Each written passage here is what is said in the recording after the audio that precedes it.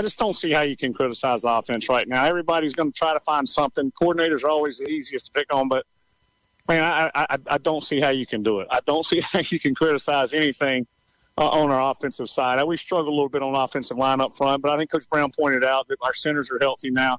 Ty Chandler's fast. I mean, there's one thing about it. He may not break as many tackles as Javonte or Carter, but man, once he gets to out in front, there's nobody that's caught him this year. So, I mean, I think that we talked about last week when Coach Longo did not panic when we went down 17 points, and we ran it 4 straight times with Ty Chandler and went on down and scored and got right back in the ball game.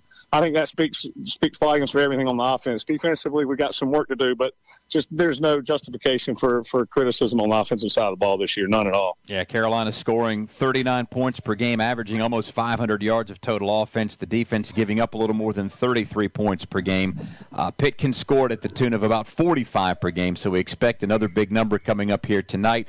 Deems, closing thought here with the short week for both of these teams. Does this just come down to simplicity and what these teams do best and putting it all together in just a couple of days' time? Yeah, you hit the nail on the head here. Who handles the short week the best? Who prepared the best? Who got into the film a little bit better? Who recovered better? Who took care of their bodies better, Saturday night and Sunday? I mean, it's tough. It's a tough turnaround for everybody. The key to the game is going to be who starts well, because it's a short week. Pitt didn't have to exert a whole lot of energy against Duke. Carolina did have to exert a whole lot of energy against Wake. Pitt doesn't have to travel, so they got one more night in their bed. So, the advantages are there, and that's how it always works when you play a team on the road on Thursday night on a short week. So how do we handle that? How does Pitt handle that? The thing you don't want to do for the Tar Heels is look up and be sleepwalking and down 14 or 17-0 in the first quarter, because that's just too tough. This defense is a lot better than Wake Forest, and if we get behind 8 ball like that, it'll be a long night. All right, that's Deems May joining us here on Countdown to kick off 15th meeting ever between Carolina and Pittsburgh. The Tar Heels have won 10 of the previous 14. So we'll take a quick timeout, come back, check in with the head coach of the Tar Heels, Mac Brown. Pat Narduzzi will also be heard. A look at the North Carolina Farm Bureau scoreboard, and we'll even chat with Bug Howard, who played a big role in this game a few seasons back. So stay tuned and make a night of it. Countdown to kickoff returns after this from Learfield. It's bow time. So it's game time, and you got a bunch of rabid fans. Dad, we're hungry. You head out to fire up burgers and dogs and go from grill master to MVP. Then you realize you're out of gas. Yup, out of gas on game day. What do? Drop a big bow box on it. Game on. Feed a family of 4 with 8 pieces of chicken, biscuits, fixins, and tea. It's bow time. Welcome back, Tar Heels. As North Carolina goes back to school, work, and play, let Janet King ensure your facility is properly clean and disinfected for your employees, students, and customers. For schools, food services, hospitals, and office buildings, call Janet King of Raleigh-Durham at 919-852-1555. That's 919-852-1555. Or go to janetkingrdu.com. Janet King, the king of clean. When the holidays really get going, I keep up with Dunkin's new Pancake Minis. 6 fluffy and delicious pancakes served with dipping syrup, packed and ready to go. During traffic, in the middle of shopping, even while making a costume for the holiday play. This season, I've got Pancake Minis to take on the holidays, wherever they take me, and a creamy white mocha hot chocolate to sweeten the season. America runs on Dunkin'. Price and participation may vary. Limited time offer. Exclusions apply. Everyone has an idea of their perfect engagement ring. You'll know it when you see it, but you have to see it. Allure Bridal from Reed's Jewelers. 8 stunning collections with over 300 styles. Yellow, rose, or white gold. Two-tone, stacks, pave, solitaires, wraps, guards. Your perfect ring exists. All you have to do is come and see it. It's your style and your choice with Allure Bridal, only at Reed's Jewelers and Reeds.com. This is the Tar Heel Sports Network from Learfield. At Smith Drugs of Forest City, we are continuing to offer the COVID-19 rapid testing and the COVID-19 vaccinations. Please call our pharmacy at 828-245-4591 with any questions or concerns that you may have. You may also visit our website at smithsdrugsfc.com and schedule your COVID rapid 19 test or your vaccination. Again, if you have any questions, please call our pharmacy at 828-245-4591. It's that time again, time to get the flu vaccines. And Smith's Drugs in 4A City has the flu vaccinations available. Walk-ins Monday through Friday and Saturdays by appointment. And Smith's Drug is asking all their Dream Station and System 1 CPAP customers to call if you need any help with registering your recall devices. Just call the Home Medical Department for any help or with questions at 828-245-4591. And Smith's Drugs has the Moderna and Pfizer initial shots and the boosters. They also have the flu vaccines, and November is Diabetes Month. Get 10% off diabetic socks for the month of November at Smith's Drugs of 4A City. Field, the Panthers and Tar Heels on the field in front of us, going through some pregame warm-ups as we get ready for the kickoff between two of the best teams in the ACC. Pittsburgh again leading the Coastal at 4-1. Carolina just 3-3, but with a win already against Virginia, sitting in the 2 spot, and a chance here tonight.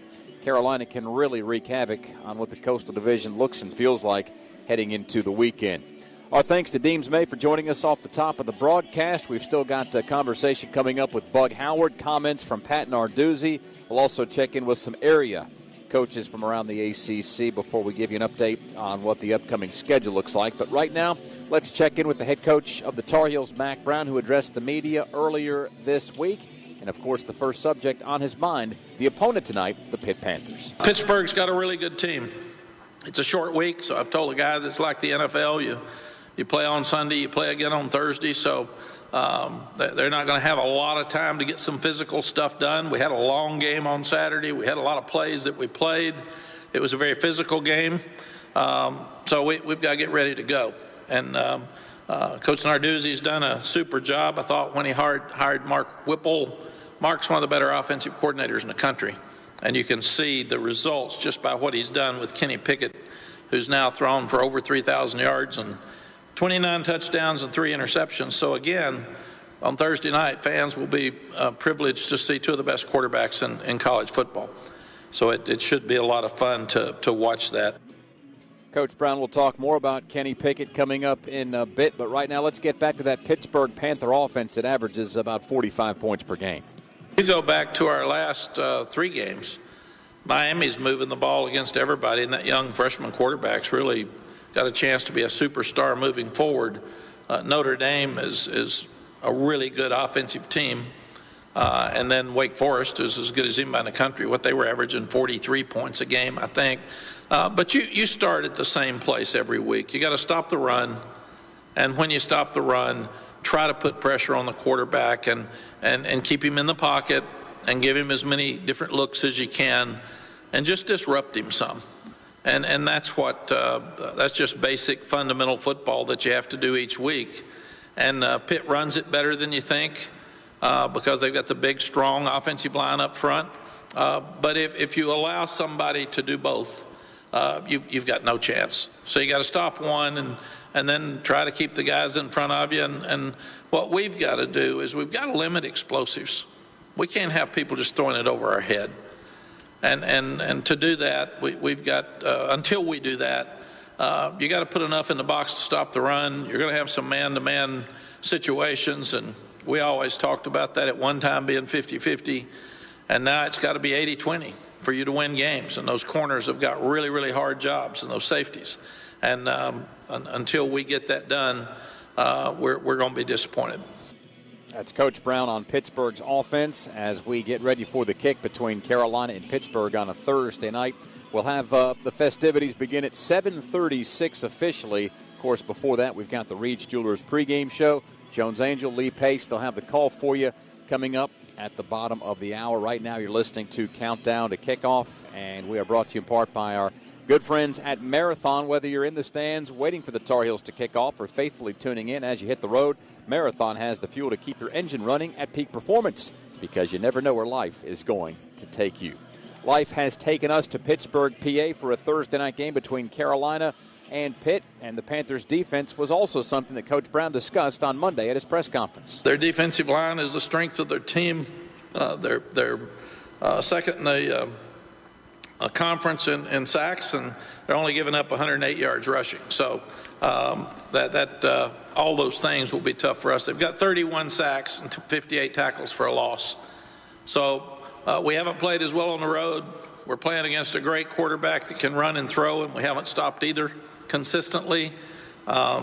We've been able to run the ball better the last few weeks, but they're one of the best in the country at stopping the run. Since we've been here, we haven't been consistent at protecting our quarterback. So we've got a lot of things that we've got to do better on Thursday night to win than we've done.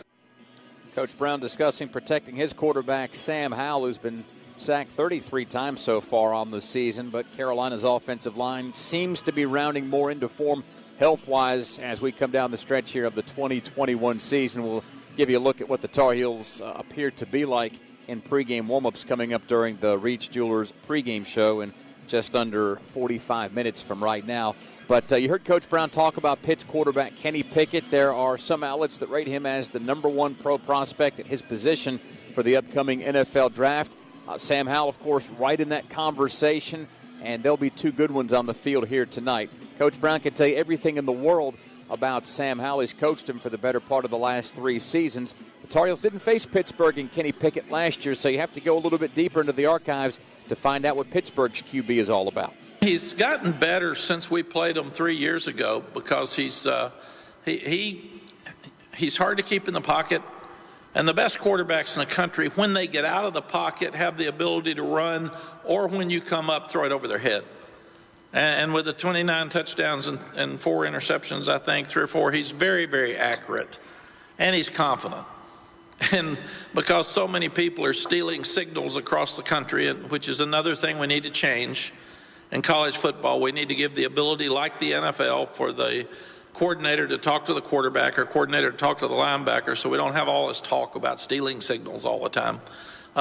Pitt actually, the quarterback goes to the sideline to talk to Mark every play. So that's unique and different, but I'm sure that's why they do it. But very confident. They've got an older team. Again, all the super seniors and the guys coming back really, really help them. They're a confident team.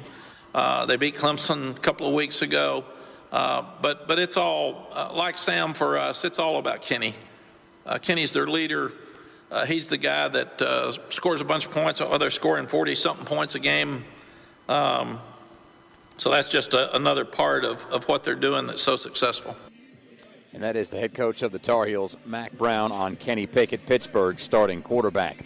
Hey, Carolina fans, this football season you can come try made-to-order burgers, barbecue, and more from Backyard Bistro. You can find them inside Kenan Stadium in the Smokehouse right next to Gate 6. It's hellaciously good. We're up in the great Northeast, Pittsburgh, PA, the site for tonight's game between the Panthers and Tar Heels, and we'll talk to a former Tar Heel who played an awful big role in one of the most hotly contested Carolina-Pittsburgh games of all time. That's former wide receiver Bug Howard, our guest, next on Countdown to Kickoff from Learfield. It's bow time. So it's game time, and you got a bunch of rabid fans. Dad, we're hungry. You head out to fire up burgers and dogs and go from grill master to MVP. Then you realize you're out of gas. Yup, out of gas on game day. What do? Drop a big bow box on it. Game on. Feed a family of 4 with 8 pieces of chicken, biscuits, fixins, and tea. It's bow time.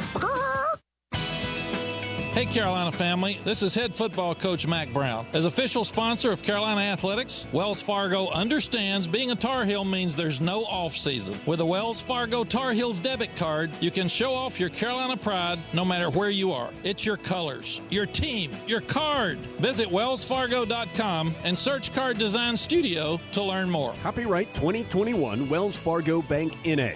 All rights reserved. Dunkin' is here with your holiday helpers. Take on the season with a holiday classic like a peppermint mocha signature latte or a rich and creamy toasted white chocolate signature latte. Bold, smooth Dunkin' espresso and holiday flavors come together. Classic notes of mocha balanced with cooling peppermint or flavors of white chocolate topped with caramel and cinnamon sugar for a touch of holiday magic that will help you seize the season. Sip through the holidays with signature lattes from Dunkin'. America runs on Dunkin'. Price and participation may vary. Limited time offer. Exclusions apply. Great teams require a mix of solid fundamentals and that little something special. You'll find that winning combination with UNC football and at Refuel Markets. You can count on Refuel for those last-minute needs like eggs and milk. And you'll also find the snacks and drinks you need to turn an ordinary gathering into something special. As an official sponsor of UNC football, we hope you'll visit any of our locations throughout the Triangle to enjoy a unique experience on your game days and your work days. This is the Tar Heel Sports Network from Learfield. You know, there is a lot of misleading information about Medicaid eligibility. The Arledge Law Firm would like for you to know the truth. For instance, if you need a nursing home, Medicaid will take your home. That's not true. Another one is, if you transfer assets, you have to wait 60 months to qualify. Again, not true. And this big one, if you're already in a nursing home, it's too late to protect your assets. Not true, not true, not true. Call attorneys Gerald N. Willis, Kent Baldwin, or Martin Gerard at the Arledge Law Firm and get free consultation and learn the truth. It's more likely than you think that you may qualify for nursing home care and not lose everything you own. It's worth a call to Arledge Law Firm at 287-3338, located on East Court Street in Rutherfordton. Nobody gets a better deal than the customers at Sisk Family Ford. They have a proven record of the best deals. Sisk Family Ford, Rutherford County's only locally owned new car dealer, has recently been recognized as the #1 Ford dealer in customer satisfaction in the Southeast. That speaks well of their commitment to serve their customers well. Look for all the new design 2021 F-150 at Rutherford County's only locally owned new car dealership. That's Sisk Family Ford, Oak Street, Forest City. Football season, and it's time to tailgate, and that means it's bow time. And if you're looking for a little Thursday night dinner, you can stop by our nearest Bojangles, home of the original tailgate special. That's Bojangles, your official Tar Heel tailgate headquarters. Our thanks to Deems May and Coach Brown for joining us off the top of the broadcast. We've still got comments from Pittsburgh head coach Pat Narduzzi, as well as a look at the North Carolina Farm Bureau scoreboard coming up during the second half of our broadcast. But right now, let's turn back the clock and check in with former Tar Heel who had a pretty big say in the outcome of one of these games just a few years back. That's Bug Howard. Bug, 18 touchdown catches during your Carolina career, put you 6th all time, but if I asked you to pin down a couple of your best, what would you say? A couple of my best, definitely my freshman year when I scored 2 times against Boston College. I joined a list of guys that's done it as a true freshman to have 2 touchdowns a game, so that was 2 of my best. And probably the biggest is to keep us in the hand of the coach, the big catch against Pittsburgh, the last second catch, to take the win. So those 3 are the big, memorable catches. Well, that last second catch you had against Pittsburgh capped a 17-play drive. You converted 3 fourth downs as a team en route to that 1-point win. Take me back through that drive and what was going through your mind as Mitch Trubisky was at the helm bringing you guys back. Well, at that drive, we were just trying to stay poised. And as being an older team, as you can see now, most of the guys have left.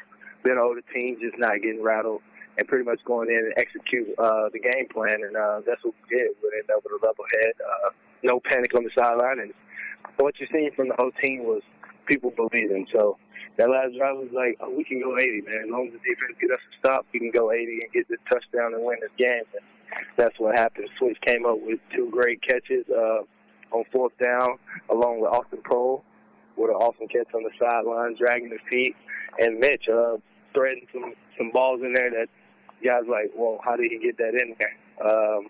And then I capped it off with a big touchdown grab, just throwing it up and letting me work.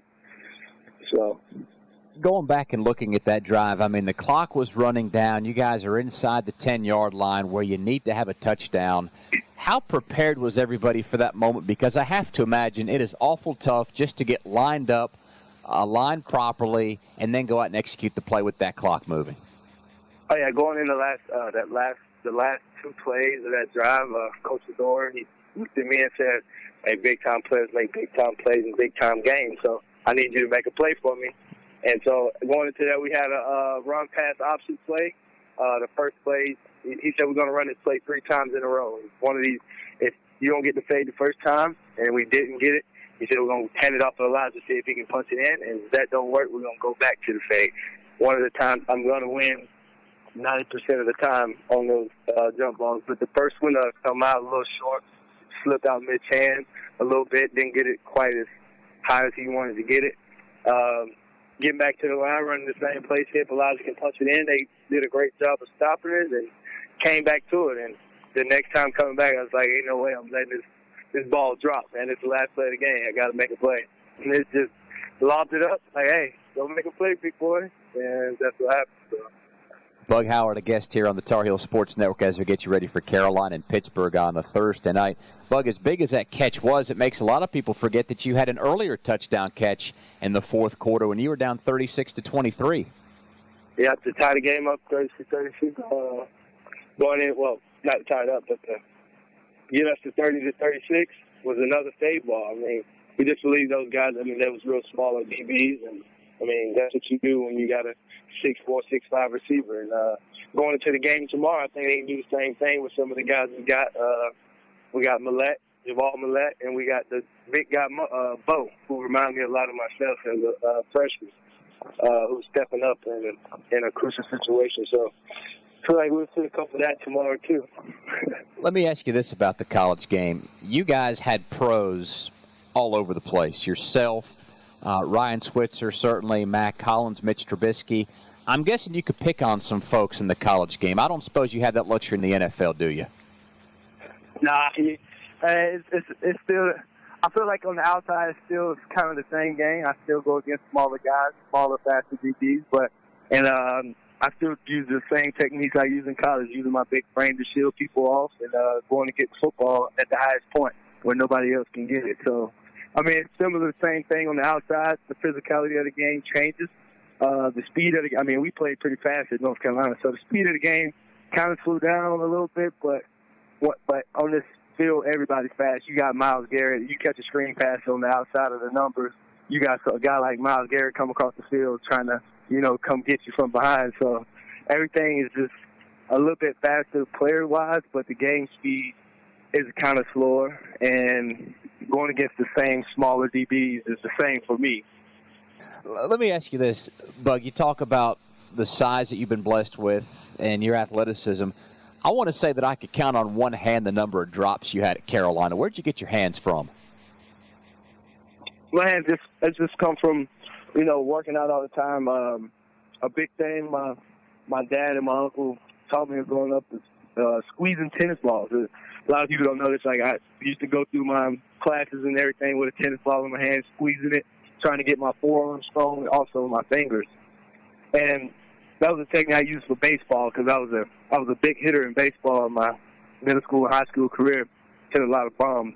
So in order to do that, strong forearms, strong hands, and when it came to football, snatching the ball in the air, if you got strong hands, strong forearms, you're going to take the ball away from a lot of defenders, and also having soft hands. So I did a lot of juggling and soft toss, where you got to have soft hands when you're catching and juggling and, hand-eye coordination stuff.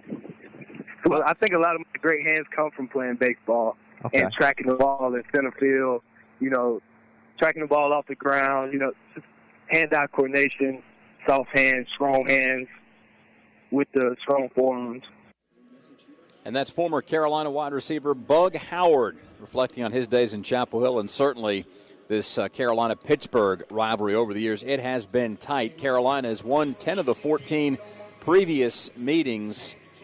But to go back and look at what these teams have done as ACC foes, all 7 previous ACC games have been decided by 7 points or fewer, and 12 of the 14 all-time meetings have been decided by 10 points or less. So historically speaking, we expect a good one here tonight between Carolina and Pitt, and we'll see if there are the same late-game theatrics that Bug Howard was discussing, or if this one might be decided a little bit sooner.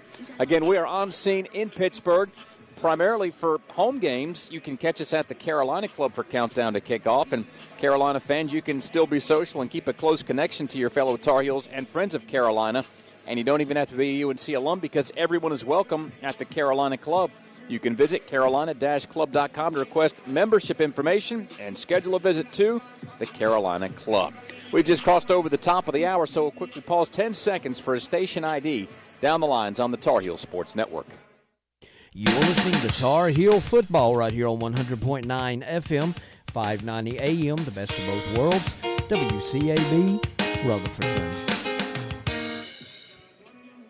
Countdown to kickoff has reached the midway point, but we've got a big second half of the broadcast for you with comments from Pat Narduzzi, a look at the North Carolina Farm Bureau scoreboard, and more from other area ACC coaches who are getting ready for a big Saturday of conference football. This is Countdown to Kickoff, and we're back after this from Learfield. It's bow time. So it's game time, and you got a bunch of rabid fans. Dad, we're hungry. You head out to fire up burgers and dogs and go from grill master to MVP. Then you realize you're out of GAS. Yup, out of gas on game day. What do? Drop a big bow box on it. Game on. Feed a family of 4 with 8 pieces of chicken, biscuits, fixins, and tea. It's bow time. When the holidays really get going, I keep up with Dunkin's new Pancake Minis. 6 fluffy and delicious pancakes served with dipping syrup, packed and ready to go. During traffic. In the middle of shopping. Even while making a costume for the holiday play. This season, I've got Pancake Minis to take on the holidays, wherever they take me. And a creamy white mocha hot chocolate to sweeten the season. America runs on Dunkin'. Price and participation may vary. Limited time offer. Exclusions apply. Everyone has an idea of their perfect engagement ring. You'll know it when you see it, but you have to see it. Allure Bridal from Reed's Jewelers. 8 stunning collections with over 300 styles. Yellow, rose, or white gold. Two-tone, stacks, pave, solitaires, wraps, guards. Your perfect ring exists. All you have to do is come and see it. It's your style and your choice with Allure Bridal, only at Reed's Jewelers and Reeds.com. Whether it's 12 miles to the Pee Wee football comeback of a lifetime, 80 miles to your first hole-in-one, or more like 8 shots to the first hole. Whether it's 240 back road miles to sleeping under the stars, or just a few blocks to the grocery store, Marathon has the fuel to keep your engine running at peak performance. Because you never know where life is going to take you. For quality fuel through every mile, fill up at Marathon. This is the Tar Heel Sports Network from Learfield. There are so many insurance agencies here and there, but to find a dependable agency that you can trust, that would be Maxwell B. Hamrick Insurance Agency.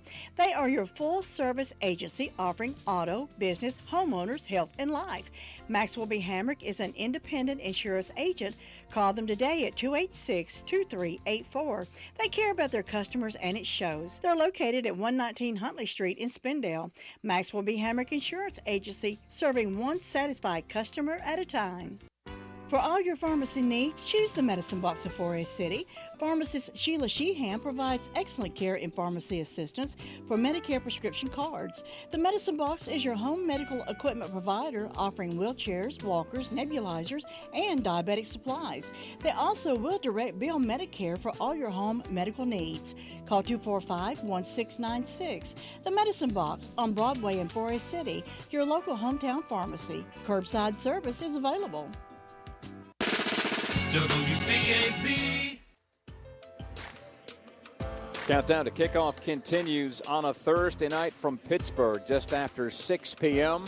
The Panthers and Tar Heels kick shortly after 7:30. We've got the Reed's Jewelers pregame show coming your way at the bottom of the hour. Jones Angel and Lee Pace will be on the call of tonight's game. Brian Simmons will also chime in pregame. If you're looking to hang on all of their words, they're coming up for you here in just less than a half hour.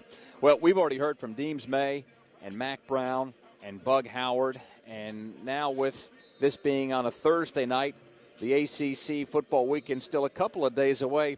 Let's kind of flash forward here and get the pulse of some other programs through the words of their head coaches who have some big weekends ahead, and there might not be a bigger game inside the state of North Carolina with ACC championship game obviously on the line here between Wake Forest and North Carolina State. We'll check in first with NC State head football coach Dave Dorn talking about the Demon Deacons.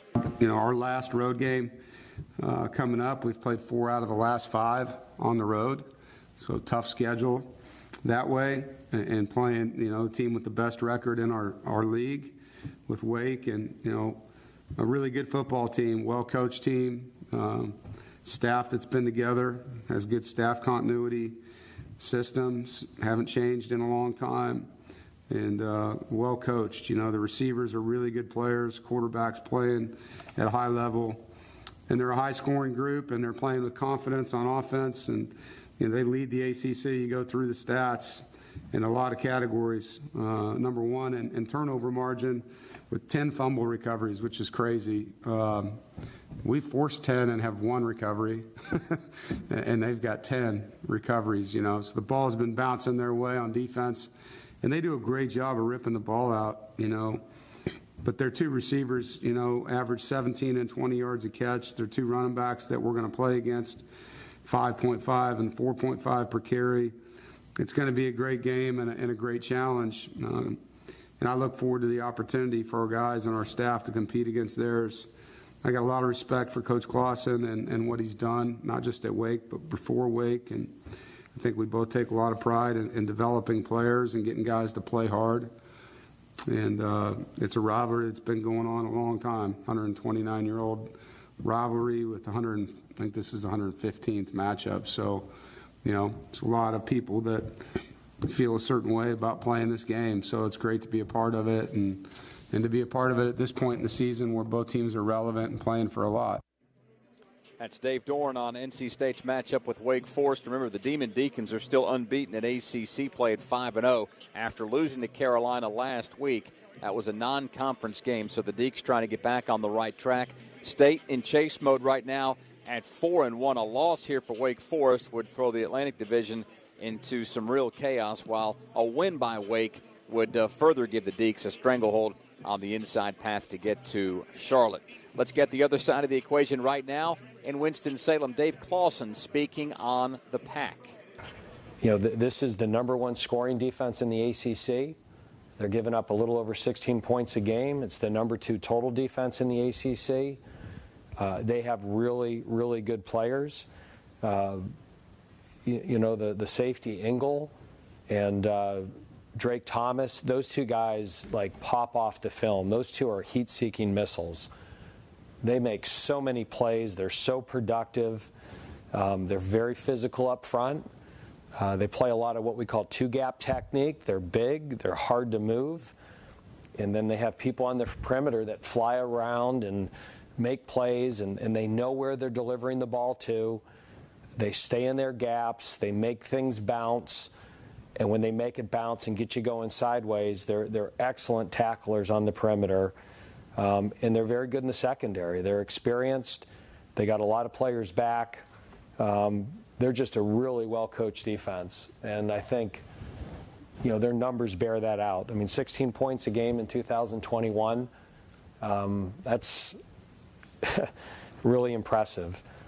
And then on the flip side, offensively, they're averaging over 31 points a game. I would say this is the most balanced football team that we've played all season. That when you look at teams, you know, Virginia, hey, they're going to throw the ball for 500 yards and score all these points, and, you know, they weren't as strong on the defensive side of the ball. And, you know, every team you'd say, hey, they're good on this side and this side isn't as strong. You can't say that about NC State. Again, this is their second year in Coach Beck's system.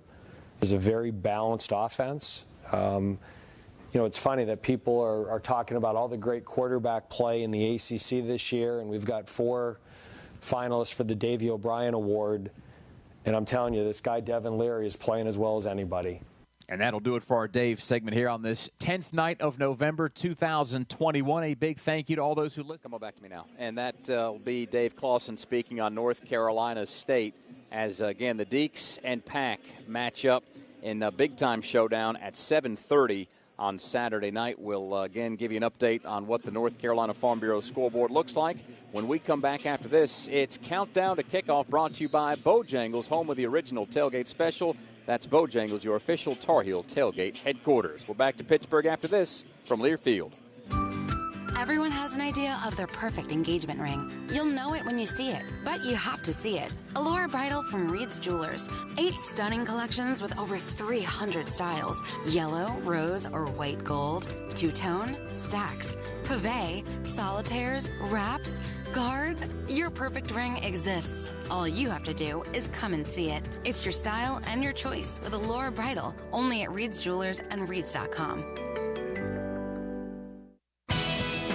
Hey Carolina family, this is head football coach Mac Brown. As official sponsor of Carolina Athletics, Wells Fargo understands being a Tar Heel means there's no off season. With a Wells Fargo Tar Heels debit card, you can show off your Carolina pride no matter where you are. It's your colors, your team, your card. Visit wellsfargo.com and search Card Design Studio to learn more. Copyright 2021 Wells Fargo Bank N.A. All rights reserved. It's bow time. So it's game time, and you got a bunch of rabid fans. Dad, we're hungry. You head out to fire up burgers and dogs and go from grill master to MVP. Then you realize you're out of gas. Yup, out of gas on game day. What do? Drop a big bow box on it. Game on. Feed a family of 4 with 8 pieces of chicken, biscuits, fixins, and tea. It's bow time. UNC Health offers the kind of care that helps keep champions on top of their game. From collegiate quarterbacks to backyard receivers and everyone in between, our team is always here for you. We're bringing our A game to provide personalized care with great expertise, the latest innovation, and the utmost compassion. See our lineup at unchealthcare.org/sports. This is the Tar Heel Sports Network from Learfield. This is Dwayne Hunt with Insurance Service Associates, wanting to let you know that we have moved. Our new office is located at 245 East Main Street in Forest City. Come see us for auto, home, or your commercial insurance needs. Also come see me, Dwayne Hunt, for your Medicare supplements, Medicare Advantage, or prescription drug plans. See us at Insurance Service Associates, now located at 245 East Main Street in Forest City, or call 828-245-5301. Attention, do you owe $10,000 or more in tax debt? Millions of Americans like you owe the IRS more than $10,000 and are facing liens, bank levies, wage garnishments, penalty abatements, and other IRS enforcement actions. Newly authorized debt forgiveness programs allow you to settle your debts for less than ever before. You may qualify to pay a fraction of what you owe. Do you owe the IRS $10,000 or more in back taxes? If so, then call now at 800-831-1020, 800-831-1020. That's 800-831-1020. Pittsburgh and Carolina matching up on a Thursday night. And we've got all your coverage for you here tonight on the Tar Heel Sports Network. The Reeds Jewelers pregame show set to start in about 15 minutes. And then the kick just after 7:30 between the 7-2 Panthers and 5-4 Tar Heels. Pittsburgh trying to get one step closer to a spot in Charlotte and the ACC championship game. Carolina at 3-3 in the ACC, a long ways off from playing for an ACC title, but really with the win last week against Wake Forest has shown that it can play with and beat anybody. And this is an interesting stretch of games coming up on the heels of that 10-point loss at Notre Dame, the 3-point win against Miami, and don't look now, the Canes are looking awful good at 3-2 in the ACC. Next week, a week from Saturday, I should say, Wofford in town, and then Carolina goes to Raleigh for a day with NC State. So there is still some pretty big-time ACC football coming up for the Tar Heels. And as we peruse your up-to-the-minute ACC standings, Pittsburgh at 4-1 atop the Coastal, ahead of Virginia at 4-2, then 3-2 Miami. Carolina sitting at 3-3, a half game up in the win column on 2-3 Virginia Tech. Georgia Tech has dropped to 2-5. Duke 0-5 in the ACC, the only team without a win. Wake Forest is the only unbeaten team at 5-0, leading the way at the Atlantic, just above North Carolina State at 4-1. As we mentioned, those two teams play each other at 7:30 on Saturday. Clemson at 5-2, not totally out of things just yet, but hanging around in third place. Syracuse at 2-3. Louisville and Florida State both 2-4, and Boston College 1-4. That's how the standings shake down entering this upcoming Saturday. As far as the game schedules go for Saturday, UConn and Clemson play at high noon. Syracuse and Louisville also a noon start. The 3:30 games feature Miami at Florida State, Boston College at Georgia Tech, and Duke at Virginia Tech. We mentioned State and Wake at 7:30, and then Notre Dame at Virginia also at 7:30. At the top of the top 25 on Saturday, it's Georgia in Knoxville to take on Tennessee at 3:30. Number 2 Alabama out of the SEC battling New Mexico State in Tuscaloosa. That's a noon kick from T-Town. At 10:30, Washington State visits number 3 Oregon. Another 3:30 tilt from the Horseshoe, 4th-ranked Ohio State hosting number 19 Purdue. The Boilermakers have knocked off 2 top 5 teams already this year. Might Ohio State be ripe for the picking and the 3rd victim of Purdue? Cincinnati and South Florida kick at 6 o'clock tomorrow night from Tampa. 6th-ranked Michigan on the road at Penn State for a noon tilt with the Nittany Lions. At 4 o'clock, number 7 Michigan State coming off its first loss at home against Maryland. Oklahoma and Baylor, a top 15 matchup from out of the Big 12. That's a noon start. Later at 8, also in the Big 12, it's TCU and number 10 Oklahoma State. At 7 in the SEC West, 11th-ranked Texas A&M at Oxford. Ole Miss hosting the Aggies. Ole Miss ranked number 15 in this week's CFP. Auburn ranked number 17 in the polls this week, hosting Mississippi State at noon. Northwestern also visiting number 18 Wisconsin at noon. Back to the Big Ten, it's Minnesota at number 20, Iowa at 3:30. Later at 10:30, out west, Nevada visiting number 22 San Diego State. At 3:30, Southern Miss goes to number 23 UT San Antonio. At 2 from the Pac-12, 24th-ranked Utah is at Arizona. And number 25, Arkansas, goes to Baton Rouge. LSU awaits at 7:30. That's what things look like on the North Carolina Farm Bureau scoreboard. Helping you is what they do best. A couple of other tidbits from the National Football League. Big news made today by the Carolina Panthers, who signed Cam Newton on. This after Sam Darnold's out with an injury. P.J. Walker also on the roster. Matt Barkley has been acquired, but Cam Newton picked up today by the Carolina Panthers. Odell Beckham Jr., meanwhile, heading to the West Coast to play for the Rams, and the Baltimore Ravens take on the Dolphins in Miami at 8:20 tonight. So you're caught up on everything taking place over the course of the next few days on the gridiron, both in the NFL, in the ACC, and around the top 25. We've still got to catch up with Pitt head coach Pat Narduzzi. He's in his 7th year. He's looking for his 50th win here tonight. And if it happens, it'll be a rare one against Carolina, which has really dominated this series since it's been an ACC matchup going back 7 years. Carolina has won 6 of the previous 7 matchups with the Panthers. We'll chat with Pat Narduzzi upon our return. This is Countdown to Kickoff from Learfield. It's bow time. So it's game time, and you got a bunch of rabid fans. Dad, we're hungry. You head out to fire up burgers and dogs and go from grill master to MVP.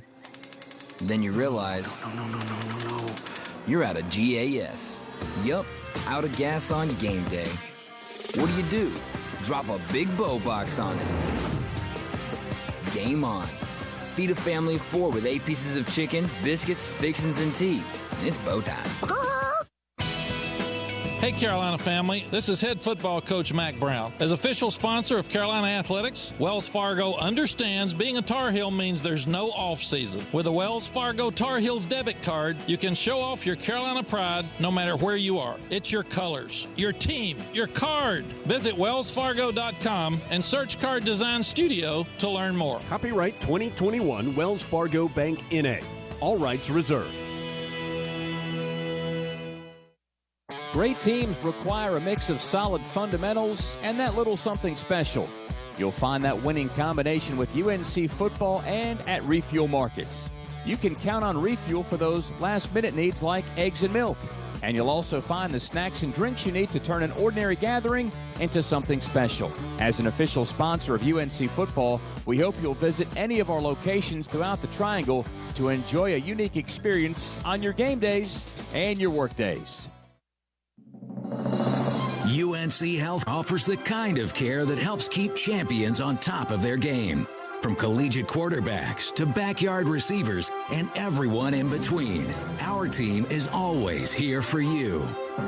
We're bringing our A game to provide personalized care with great expertise, the latest innovation, and the utmost compassion. See our lineup at unchealthcare.org/sports. This is Tar Heel football from Learfield. At Smith Drugs of Forest City, we are continuing to offer the COVID-19 rapid testing and the COVID-19 vaccinations. Please call our pharmacy at 828-245-4591 with any questions or concerns that you may have.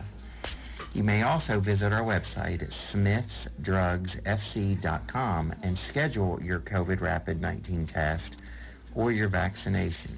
Again, if you have any questions, please call our pharmacy at 828-245-4591. It's that time again, time to get the flu vaccines. And Smith's Drugs in 4A City has the flu vaccinations available. Walk-ins Monday through Friday and Saturdays by appointment. And Smith's Drug is asking all their Dream Station and System 1 CPAP customers to call if you need any help with registering your recalled devices. Just call the Home Medical Department for any help or with questions at 828-245-4591. And Smith's Drugs has the Moderna and Pfizer initial shots and the boosters.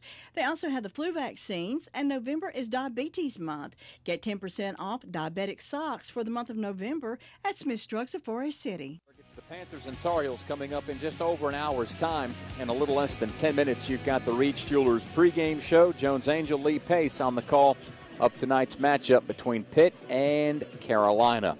Again, our thanks to Deems May, Mac Brown, Bug Howard, and you also heard from Dave Dorn and Dave Clausen on their upcoming matchup this weekend in the ACC. Let's get in touch with Pat Narduzzi, the head coach at Pittsburgh, just looking for his second career win against the Tar Heels. Coach Brown, by the way, looking for his first win against Pittsburgh. He's just 0-1 all-time against Pitt. So we'll see what unfolds here tonight between the Panthers and Tar Heels. Here's what Coach Narduzzi has to say about tonight's opponent.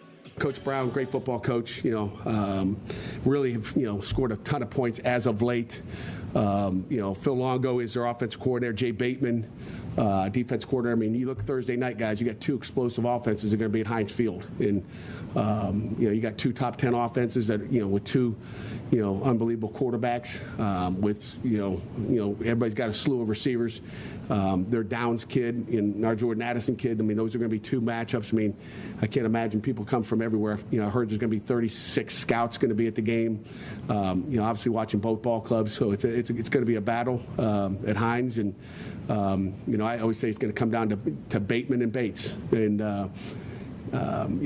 Jay Bateman is their defense coordinator, and obviously Randy Bates is ours. So it's going to come down to who's going to play better defense on that day. So we got to step up and up to that challenge, because there's going to be two explosive offenses going at it. Speaking of the offenses, Coach Brown discussed Kenny Pickett a little earlier. Here's Pat Narduzzi on Carolina's quarterback, Sam Howell. Obviously we didn't play him a year ago, and he's been great for 2 years. I tell you, the thing you notice out of him is he looks like he's 235. He runs like a tailback. I mean, he is scrambling, and they got, what you didn't see it out in the last 2 years is his ability not only to scramble, but now they've got designated quarterback runs. Okay, so we prepared real hard for all their draws. I mean, they're going to run a lot of quarterback draw against us. Not as much, counter and power with him, but who knows? We've seen enough of that this year with other, athletic quarterbacks. But the one thing I noticed about him, just the way he's dropping back and then running quarterback draws and scrambling and making plays with his feet. I mean, that's something that I did not see in the past that he has added to his game. And here's one final clip from Coach Narduzzi. Something he doesn't want to see here tonight is definitely another slow start. It's important, but we got to go out and play ball. I mean, the other guys are on scholarship. The other guys have game plans. You can watch tape all week like we have, and all day Sunday. And you can watch tape, but they have different stuff they do, and you got to adjust to it and go, okay, they're doing this. There's set plays up off the plays and formations and all that. So the stuff you practice and you take that away, and all of a sudden you take that away, they got that. So there's all those things, but you end up running out of them. How many can you put in, and how many new things can you put in a short week? I mean, there's not a whole lot we're putting in. We're going to try to keep it simple, because we can't. We don't have the time to add a ton of offense, ton of defense.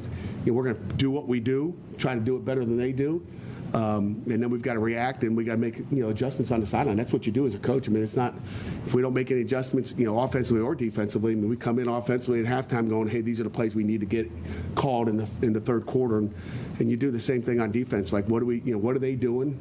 What do we need to do? But we do it every series.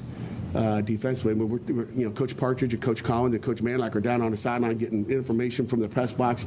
I mean, I would love to put a microphone in that huddle one day just so you can see what happens there. It's like it's impressive. and that is Coach Narduzzi hoping his team gets off to a fast start here against Carolina as the Tar Heels in town to take on Pittsburgh. Well, that'll conclude our coverage here on Countdown to Kickoff. A big thank you to our friends at Bojangles, who want to remind you that it's bow time and home of the original tailgate special. Bojangles, your official Tar Heel tailgate headquarters. We'll pass the torch over to Jones and Lee. They'll take you through the Reed's Jewelers pregame show. This is Dave Nathan signing off and saying so long and farewell. It's been Countdown to Kickoff from Learfield. Everyone has an idea of their perfect engagement ring. You'll know it when you see it, but you have to see it. Allure Bridal from Reed's Jewelers. 8 stunning collections with over 300 styles. Yellow, rose, or white gold. Two-tone, stacks, pave, solitaires, wraps, guards. Your perfect ring exists. All you have to do is come and see it. It's your style and your choice with Allure Bridal, only at Reed's Jewelers and Reeds.com. It's bow time. So it's game time, and you got a bunch of rabid fans. Dad, we're hungry. You head out to fire up burgers and dogs and go from grill master to MVP. Then you realize you're out of GAS. Yup, out of gas on game day. What do? Drop a big bow box on it. Game on. Feed a family of 4 with 8 pieces of chicken, biscuits, fixins, and tea. It's bow time. UNC Health offers the kind of care that helps keep champions on top of their game. From collegiate quarterbacks to backyard receivers and everyone in between, our team is always here for you. We're bringing our A game to provide personalized care with great expertise, the latest innovation, and the utmost compassion. See our lineup at unchealthcare.org/sports. Whether it's 12 miles to the Pee Wee football comeback of a lifetime, 80 miles to your first hole-in-one, or more like 8 shots to the first hole. Whether it's 240 back road miles to sleeping under the stars, or just a few blocks to the grocery store, Marathon has the fuel to keep your engine running at peak performance. Because you never know where life is going to take you. For quality fuel through every mile, fill up at Marathon.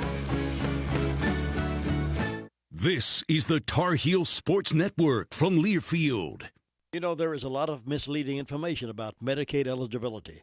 The Arledge Law Firm would like for you to know the truth. For instance, if you need a nursing home, Medicaid will take your home. That's not true. Another one is, if you transfer assets, you have to wait 60 months to qualify. Again, not true.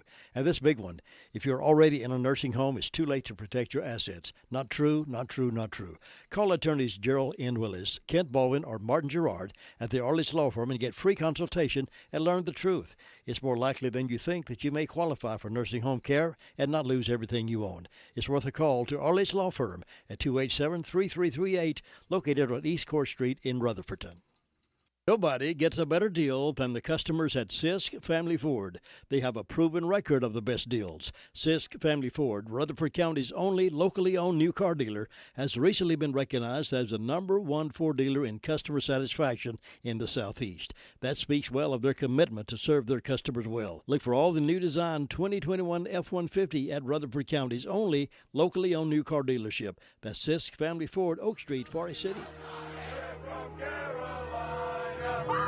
The following is a presentation of the Tar Heel Sports Network.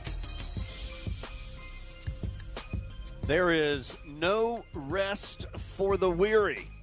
As for the third time in 13 days, Carolina is set to meet a ranked opponent, this time facing number 21 Pittsburgh on the road. The Tar Heels have split the previous 2 ranked matchups, coming up just short against now number 9 Notre Dame, and earning a dramatic come-from-behind win against then number 9 Wake Forest. We'll take a similar effort to win tonight as Pitt enters this evening atop the Coastal Division of the ACC and sporting one of the nation's top offenses.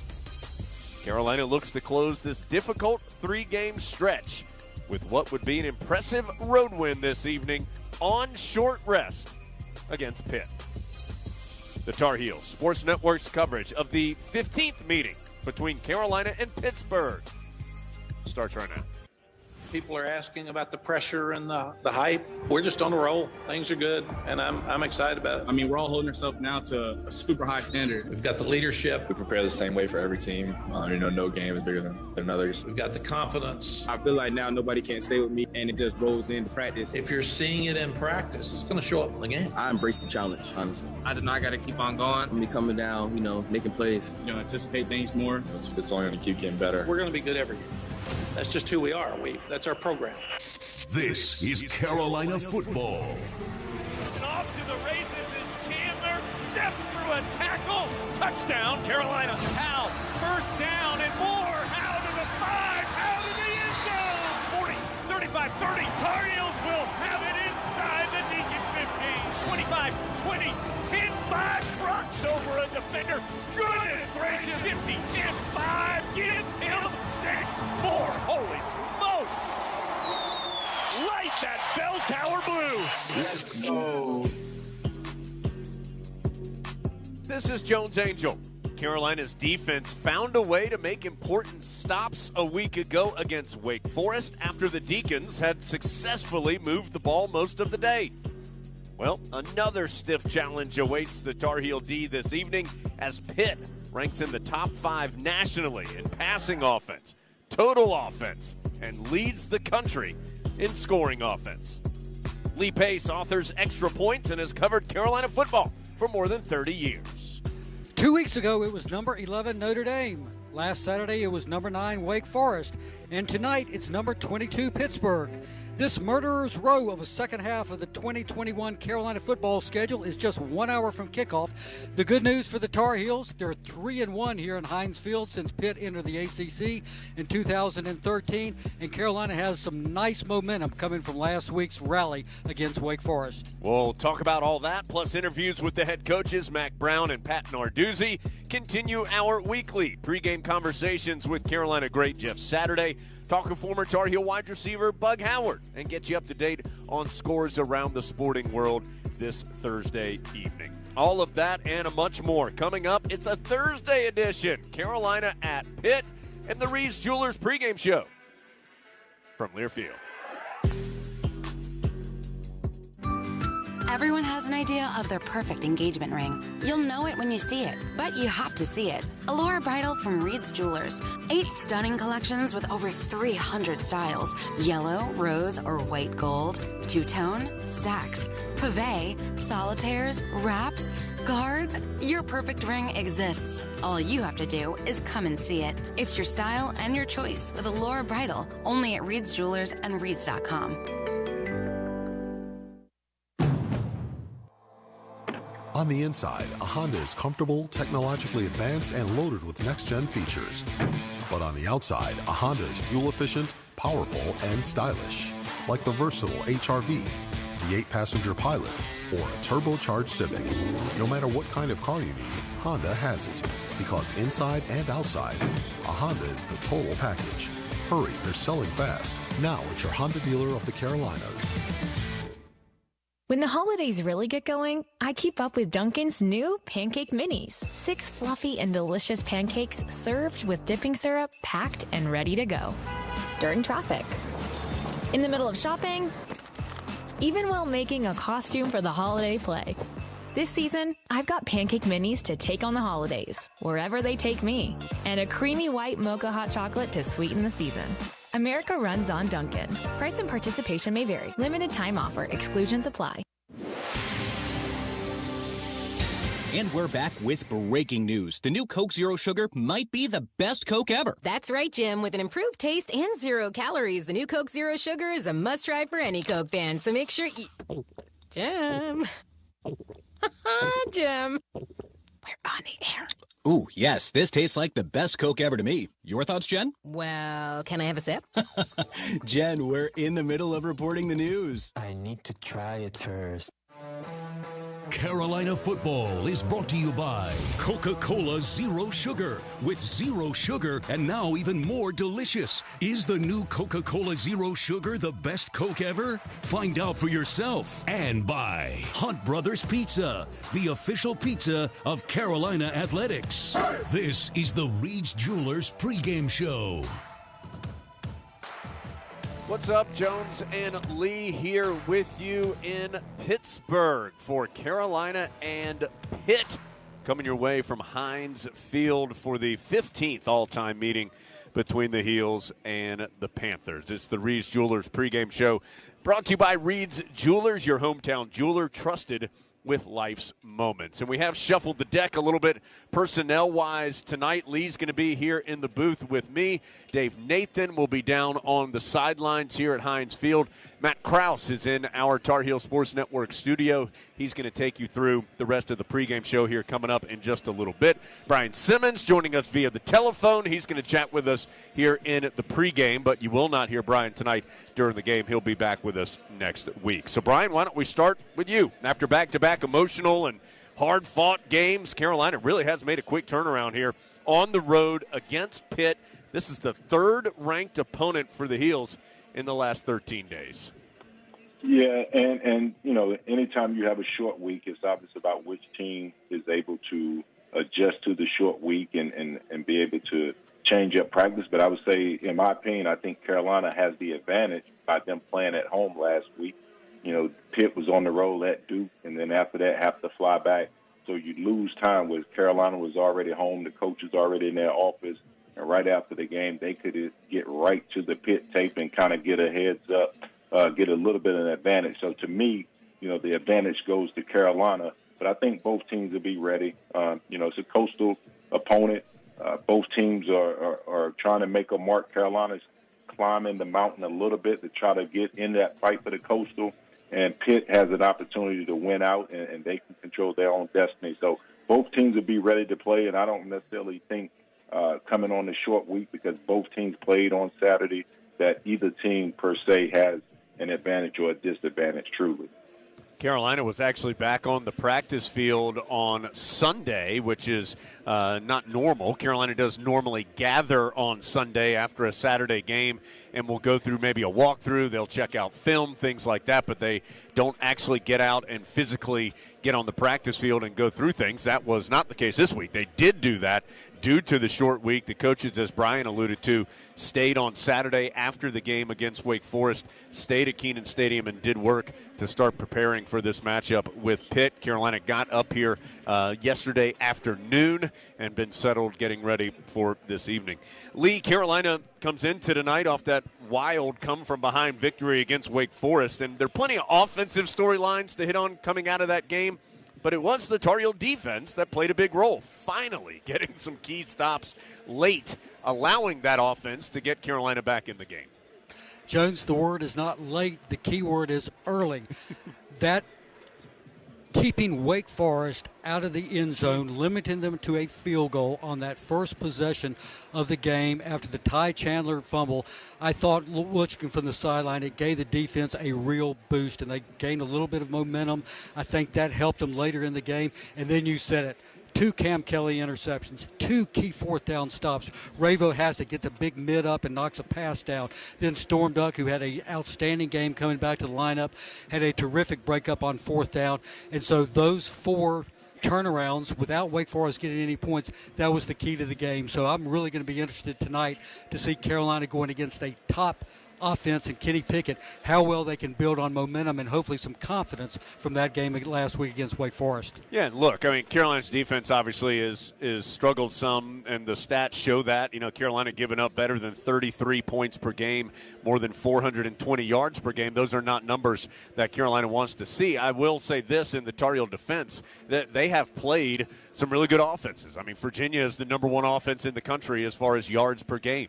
Wake Forest is a really talented and difficult offense to prepare for. Tonight will be the same. NC State has a really good quarterback in Devin Leary that the Heels will see in a couple weeks. So the ACC is loaded with some good offenses this year and good quarterbacks. Carolina has one of them. That's good news. But the Heels have also seen several of the others. And so still, Carolina would like to be better than what it has been on the defensive side of the ball. We'll see if they can build off the momentum that they were able to pick up late in that game and early in that game, as Lee said last week. Brian, on the offensive side, the Tar Heels starting to look like a much more complete version of what they want to be. And it seems like 2 things have really changed that offense and moved it to a different level.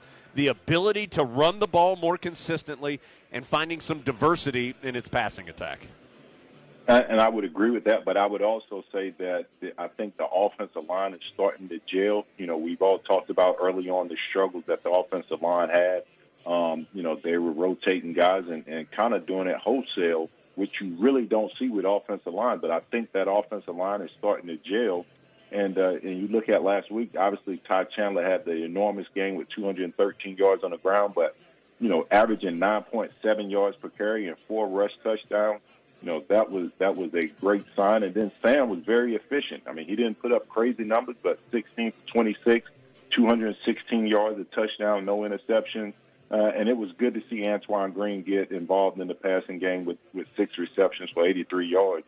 So, you know, a very good day for offense. But, you know, what I liked about the 2 things that I liked about the offense, well, 3 things really about last week. They were 50% on third down, and they were 7 for 7 in the red zone. So every time they got in the red zone, they scored. And then on top of that, it's the number that wasn't there that make you feel really good about the performance. And that was with the numbers that the offense put up. Josh Downs only had 4 receptions for 35 yards. So that's saying a lot about the versatility of that offense and the ability for Sam to get the ball around. And then if they can run the football the way they did last week, Josh Downs doesn't have to be the Superman for that offense. And Brian, just look at what Sam himself is doing. He had 74 yards after contact last week. Of course, he went over 10,000 career yards. He's now the Tar Heel career total offense leader. But, you know, Phil Longo talked during the week just about his cerebral game, his mental game, how he's really elevated that, and how he's just making great decisions. And that really is what helping this offense gather some steam as the year has gone on. Yeah, just a couple of numbers. Oh, go ahead, Brian. No, I was just going to say, listen, sometimes people get enamored with quarterbacks and talking about how strong their arms are and, you know, how accurate they are. But I'll tell you this, if the quarterback doesn't have 2 things. If he's not smart and he's not tough, I don't care how talented he is physically, he's not going to be a good quarterback. And just a couple numbers to back up what the guys were just talking about. Antoine Green, 16 targets in the last 2 games. He had 12 the previous 5 before that. He set career highs in catches. Green has 5 against Notre Dame, then bested that 6 against Wake Forest. He was the leading receiver against the Demon Deacons. First time all year somebody other than Josh Downs had been the leading receiver. And having said all that, we know the great season that Downs has had. We've been on record watch for Sam Howell so much. Just a couple notes on Josh Downs. 74 catches coming into tonight. That's tied for 3rd single season at Carolina. Only Dwight Jones and Ryan Switzer have had more catches in a single season. Downs already over 1,000 yards, 1,014 of them. That is 7th all-time at Carolina. He has a chance tonight, even if he just gets 100 yards, he'll move up to 3rd all-time just in tonight's game. And the 8 touchdowns that he has receiving, that's tied for 7th all-time in Carolina's single-season history. So Downs has had a terrific year to this point, and he will move up those lists as Carolina moves through these final couple games of the regular season. Lee, last thing before we take a break, you mentioned his name earlier. That's Storm Duck. Duck, long considered to be one of the more talented members of this Tar Heel defense, had not played meaningful snaps since the Boston College game last season. Feels like 100 years ago, but his presence was felt in the Tar Heel secondary last week. Yeah, Jones, and watching him on the sideline last week, I was reminded, and I think I made the point on the air, of just his physical stature is just different from what we've got used to at cornerbacks at Carolina, who they might be 6 feet like Storm is, but they don't have quite the presence and the girth to their bodies. He's got some power and some muscle to him that you just don't see. And, boy, he was lining up one-on-one against A.T. Perry, the great receiver for the Deacons, and he was just sticking his nose to nose and getting his hands on him. And he's a dominating force there in that bump coverage that he likes to play. And he just talked about how he had to be patient over the span of a couple years, just not being able to play. But he was really a difference, and I was stunned that Wake Forest went after him as much as it did in the 4th quarter. And one other newcomer to mention, Power Eccles. Yeah. What a game he had, number 23, coming in for Jeremiah Gemmel. Somebody asked, Power this week, if he was ready, he said, I was born ready. So he's got a confidence and a swagger to him that you'd like to see among those young players. So Storm Duck, Power Eccles, 2 key guys for the Tar Heels. That's a good point. That's with Duck available now, that gives you 3 really, really good corners in McMichael and Tony Grimes and Storm Duck. We'll see how Carolina uses them this evening and moving forward. All right. All the Tar Heel defenders are going to be stressed because Pitt can really move the football. We'll talk about the Panthers when we return to the Reed's Jewelers pregame show from Learfield. Hey Carolina fans, this is Kelsey Gomes, Director of Sports Nutrition for the Tar Heels. Did you know North Carolina egg farmers produce over 4 billion eggs each year? Eggs are a part of a healthy lifestyle that keeps you fueled all day long. And eggs are a part of our Tar Heel athletes' diets too. The high-quality protein and essential nutrients in eggs help athletes maintain healthy muscles and strong bones. Visit ncegg.org to learn more about egg nutrition, egg farmers, and to find egg-citing recipes for the holidays. Your backyard should be an oasis, not a challenge. And your Steel dealer has the tools to make it happen. By getting to know you and what you're trying to accomplish, they'll make sure you have the right tools to achieve your goals. From legendary gas to long-running battery tools, Steel dealers have powerful equipment and advice you won't find anywhere else. Real Steel. Find yours at steeldealers.com. This is the Tar Heel Sports Network from Learfield. There are so many insurance agencies here and there, but to find a dependable agency that you can trust, that would be Maxwell B. Hamrick Insurance Agency. They are your full-service agency offering auto, business, homeowners, health, and life. Maxwell B. Hamrick is an independent insurance agent. Call them today at 286-2384. They care about their customers, and it shows. They're located at 119 Huntley Street in Spindale. Maxwell B. Hamrick Insurance Agency, serving one satisfied customer at a time. For all your pharmacy needs, choose the Medicine Box of Forest City. Pharmacist Sheila Sheehan provides excellent care and pharmacy assistance for Medicare prescription cards. The Medicine Box is your home medical equipment provider, offering wheelchairs, walkers, nebulizers, and diabetic supplies. They also will direct bill Medicare for all your home medical needs. Call 245-1696. The Medicine Box on Broadway in Forest City, your local hometown pharmacy. Curbside service is available. WCAB Rutherfordton.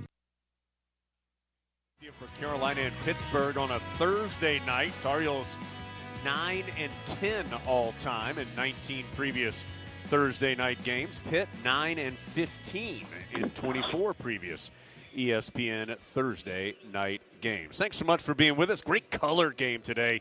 You can really tell who these two teams are. Pitt with the bright, almost like mustard yellow helmets with the script Pitt in blue on the side, the bright blue tops with the yellow numbers and letters, and then the yellow pants with some blue trim for Pitt. Remember, Pitt had gone to that gold and navy for a couple years. They're back to like electric blue and bright yellow, looking good, and so are the Tar Heels. Very traditional road look for the Heels.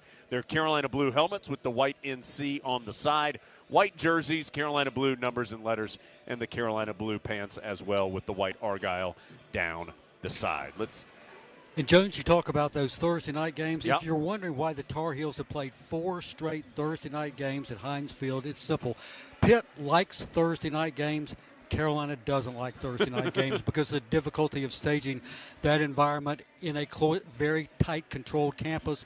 Carolina would just prefer to have a Thursday night game on fall break if they had to. So the ACC just sends them Thursday night games to where they want to go and keeps them away from where they don't want to go. Yeah, and it's an advantage playing here in Heinz Field, easier to get to than an on-campus facility, things like that for sure. Brian, Pitt has had one of the better seasons, really, for any ACC team to this point of the year. They have some quality road wins at Tennessee, at Virginia Tech. They defeated Clemson here in Pittsburgh a couple of weeks ago. The Panthers aren't perfect, but they've been pretty darn good all season long. Absolutely, and when you're scoring 45 points a game, you're going to have a very good chance to win the football games. And, they're racking up a lot of yards, over 500 at 541. And then defensively, when you look at it, they're getting an interception per game, and they're holding offenses at 31% on third down and 3 sacks a game. So they're doing a lot of good stuff. But when you look at them, to me, holistically, Lee talks about Coach Brown talking about that last 4 minutes in the second quarter and the first 4 coming out of halftime. Well, Pitt, if you look at their second and third quarters, they're winning that battle 258 points to 98 points by their opponent. So, to me, that says they're finishing the half strong, and then they're coming out of the locker room and starting the second half very strong. And that's something for me to look at tonight. Lee, another week, another big-time offense. Brian went through some of the numbers, and that big-time offense led by a high-quality veteran quarterback. This time it's Kenny Pickett and an explosive Pitt passing attack challenging the Tar Heel defense. Pickett is one of 12 super seniors the Panthers have on this roster tonight. Gracious. 12 super seniors. Seems like every week Carolina runs up against a dozen or more super seniors. Well, we know a lot about Kenny Pickett because he riddled the Tar Heels 2 years ago, led Pitt to a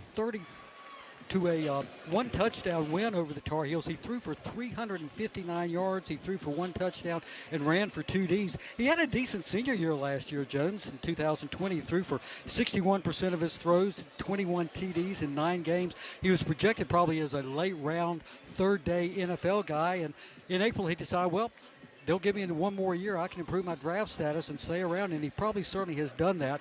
Mac Brown talked about just how nimble he is, how well he runs, and he's really scared about him running out of the pocket, making plays with his feet, and then pulling up as soon as you crash in on him and throwing it over your head. He's old. He's 23 years old. I mean, so he is just in reading some comments about him, other coaches and people around football say he's like a pro playing college, and he is. I mean, he is older than most of the guys out on the field.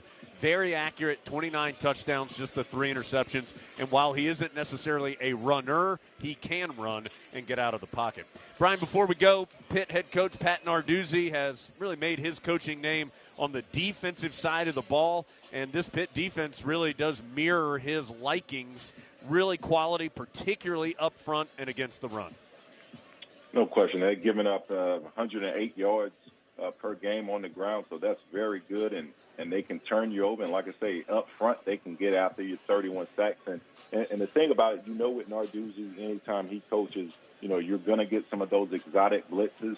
But to compound that, they can get after you with the front guys, and they don't have to blitz. So for Carolina, it's going to be important that they be able to run the ball on first down or get the easy completions on first down to get ahead of the sticks, because you don't want to have to chase yardage on third down. That's Brian Simmons. We're going to miss Brian tonight. Brian, thanks for your contributions here in the pregame. Look forward to being back with you next week in Chapel Hill. Absolutely. Go Heels. That's Brian Simmons joining us via telephone. Lee will be here in the booth with me for the ball game, but when we return, Matt Krause is going to take you the rest of the way through our Reed's Jewelers pregame show. That will continue with a conversation with Tar Heel great Jeff Saturday. That's after this break. Carolina and Pitt coming soon from Learfield. How are you the ultimate UNC fan? Because I got this air horn installed in my throat. Pretty sick, right? Yes, you look really sick. What doctor would even do this? Doctor? I did this myself.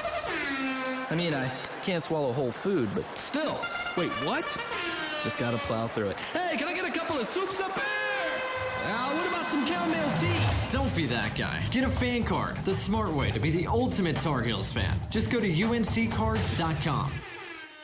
This is Jones Angel, voice of the Tar Heels. And as a parent, I know nothing is more important than the safety of our children. More than 22% of teen-involved crashes per year in North Carolina are the result of distracted driving. Help protect our teenage drivers by ensuring they practice safe driving habits and avoid distracted driving. Always encourage your teens to put down the phone while driving and lead by example. Let's have a hands-free NC. Brought to you by Trusted Choice Independent Insurance Agents of North Carolina. Learn more at trustedchoice.com/Go Heels. Heel Sports Network from Learfield. You need an insurance agent you can talk to? Call Insurance Service Associates at 828-245-5301. We want to help you get the best out of your insurance dollar. As a Trusted Choice independent agent, we shop your coverage with several companies to give you the best value. More companies, better choices, best rate. Come see us at our new office at 245 East Main Street in Forest City, or call us at 828-245-5301. Attention all authors. Page Publishing is looking for authors. Have you written a book and want to get it published? Page Publishing will get your book into bookstores and for sale online at Amazon, Apple iTunes, and other outlets. They handle all aspects of the publishing process for you. Printing, cover art, publicity, copyright, and editing. Call 800-506-3573 now for your free author submission kit. That's 800-506-3573 for your free author submission kit. Again, 800-506-3573. Tonight's pregame show is brought to you by Reed's Jewelers. The official Reed's Jewelers kickoff time is 7:36 p.m. Reed's Jewelers, your home for fine Swiss timepieces, beautiful diamonds, and the world's most luxurious jewelry brands. Reed's Jewelers, trusted with life's moments. Getting you set for Carolina and Pitt tonight from Heinz Field, and Jeff Saturday is next up with us on the Reed's Jewelers pregame show. Here's his conversation with Jones. As after that emotional victory over Wake Forest this past weekend, they are on the road to see Pitt to help us get ready for this one, as he always does. Jeff Saturday, nice enough to join us for a few minutes on the phone. And, Jeff, I guess let's start there. Carolina's had actually really 2 weeks here of some emotional games, hard-fought game against Notre Dame in which they came up short. Then you have the big comeback against Wake Forest. And now, just a couple of days later, ready to do it again against an old physical team in Pittsburgh. How do you toe that line during the week of getting yourself prepared, but also letting your body recover a bit in these quick turnarounds? Yeah, it's all about mental preparation. You know what I mean, Jones? Like when you think about physically, you really need to let your body rest. There's no way to play a game really the last 2 weeks, to your point, the physicality you played with, and then trying to get out and have a practice. So really you'll go through, glorified jog-throughs or run-throughs. You'll limit contact, make sure that everybody is staying up and staying adjusted. Just find your place and fit in and get to it. But those mental reps, they're vital. I mean, that's really what's going to make the difference in the game because both teams are going to face the same thing, right? You want to protect yourself. You want to stay healthy. You want to be fresh for the game tonight. But ultimately, you have got to get yourself mentally ready to know when I got to step up. Where was my assignment? Where's my alignment? Go through the conversation of if they do this, how are we going to respond? And so it's much more of a mental prep week. But I've found in my career, really in the NFL, that Thursday sometimes you stay sharp because you never kind of get out of that mode of playing. But then physically, when the game's over, brother, you're ready for that on weekend. That's right. Everybody get a little rest after this one. That's right. Carolina's run the ball pretty darn well here as of late, Jeff, with Ty Chandler in particular. Ty coming off that 213-yard game against Wake Forest. He has 400 yards in the last 3 games combined. The Carolina coaches have talked a lot about him building a relationship with the offensive line and vice versa as this year has gone along. Is that real? Do linemen and backs, do you have to get that kind of chemistry together to be able to be successful? Yeah, it absolutely is important. I mean, when you think about the cuts, like learning how your running back wants to enter the line. So if it's a stretch run and you're trying to get outside, for the tackle to know, hey, when do I turn this guy outside, or when do I jump, turn him, take them inside, because they know, when the actual timing of the play meets up. And I think you and I talked about it even last week or a couple of weeks ago. Like mesh points matter for quarterbacks running, and that all the time with quarterbacks and receivers and timing. No different for the offensive line. Is a guy who's going to kind of move slowly to the line of scrimmage, or is he an explosion guy? Like the minute he gets it, he's getting behind his pads. You'll hear people talk about one-cut backs. So every running back has a little bit different way they do it, and getting familiar with what they want and how they want and the timing they want for an offensive lineman. They can make 2 and 3 yard gains turn into 20-yard gains. But he's trying to figure out how do you get him past the line of scrimmage where he's best suited to make the big plays, and they've really done an exceptional job these last couple weeks. And we're back with breaking news. The new Coke Zero Sugar might be the best Coke ever. That's right, Jim. With an improved taste and 0 calories, the new Coke Zero Sugar is a must-try for any Coke fan. So make sure you... Jim. Jim. We're on the air. Ooh, yes, this tastes like the best Coke ever to me. Your thoughts, Jen? Well, can I have a sip? Jen, we're in the middle of reporting the news. I need to try it first. North Carolina's 26 electric cooperatives recognize the best classroom projects and the teachers who create them through the Bright Ideas Education Grant Program. These grants provide funding for creative projects in grades K through 12. Congratulations to Bright Ideas grant winner Shonda Edwards of Stocks Elementary in Tarboro. Her project, No More Chores Engineer Challenge, is sponsored by Edgecombe Martin County EMC, based in Tarboro. If you're a teacher with a bright idea, visit ncbrightideas.com. This is the Tar Heel Sports Network from Learfield.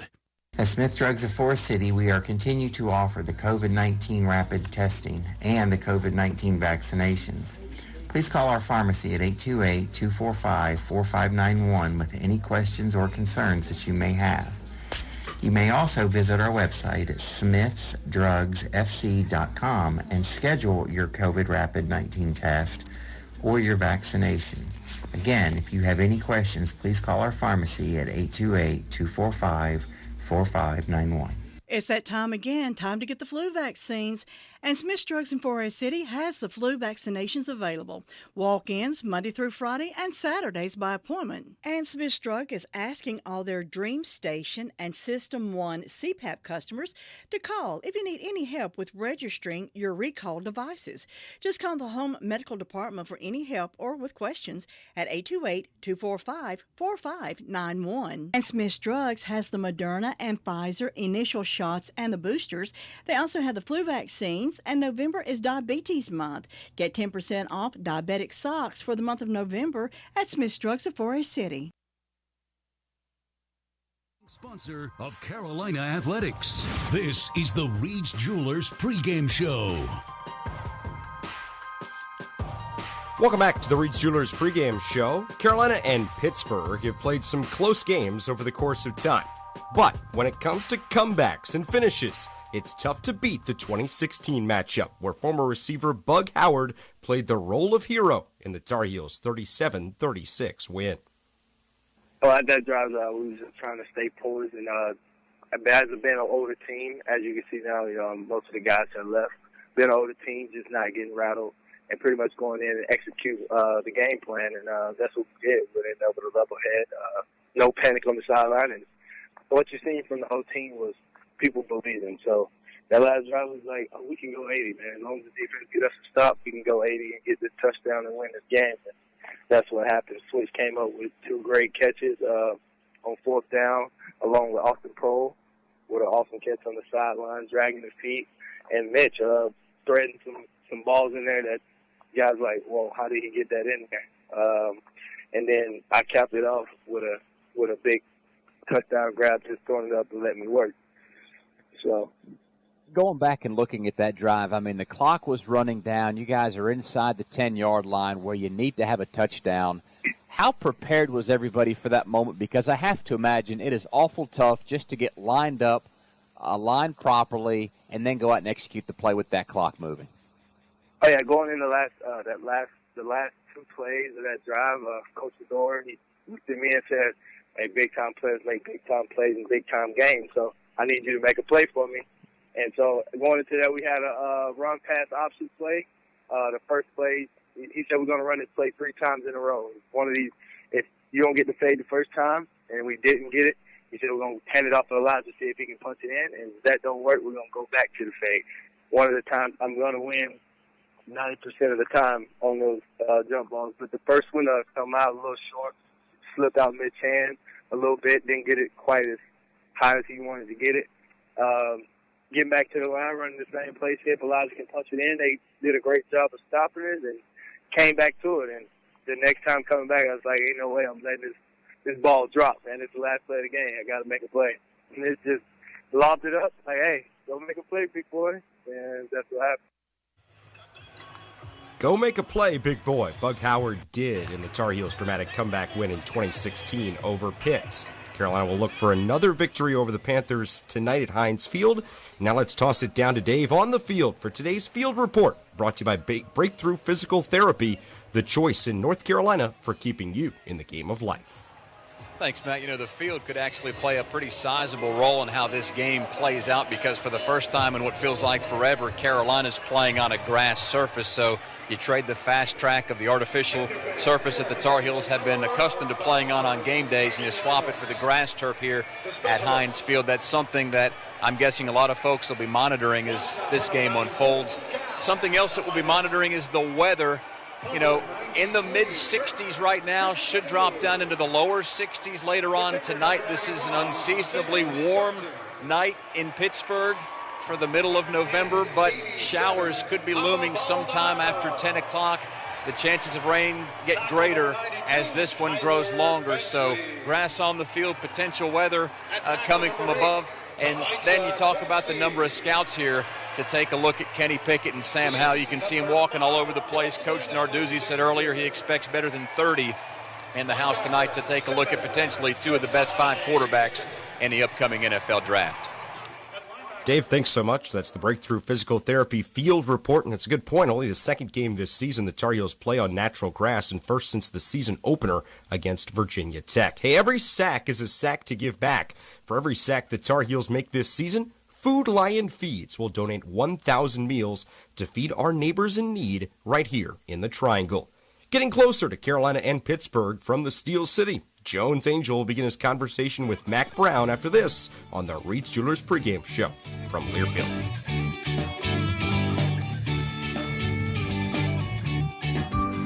Everyone has an idea of their perfect engagement ring. You'll know it when you see it, but you have to see it. Allure Bridal from Reed's Jewelers. 8 stunning collections with over 300 styles. Yellow, rose, or white gold. Two-tone, stacks, pave, solitaires, wraps, guards. Your perfect ring exists. All you have to do is come and see it. It's your style and your choice with Allure Bridal, only at Reed's Jewelers and Reed's.com. On the inside, a Honda is comfortable, technologically advanced, and loaded with next-gen features.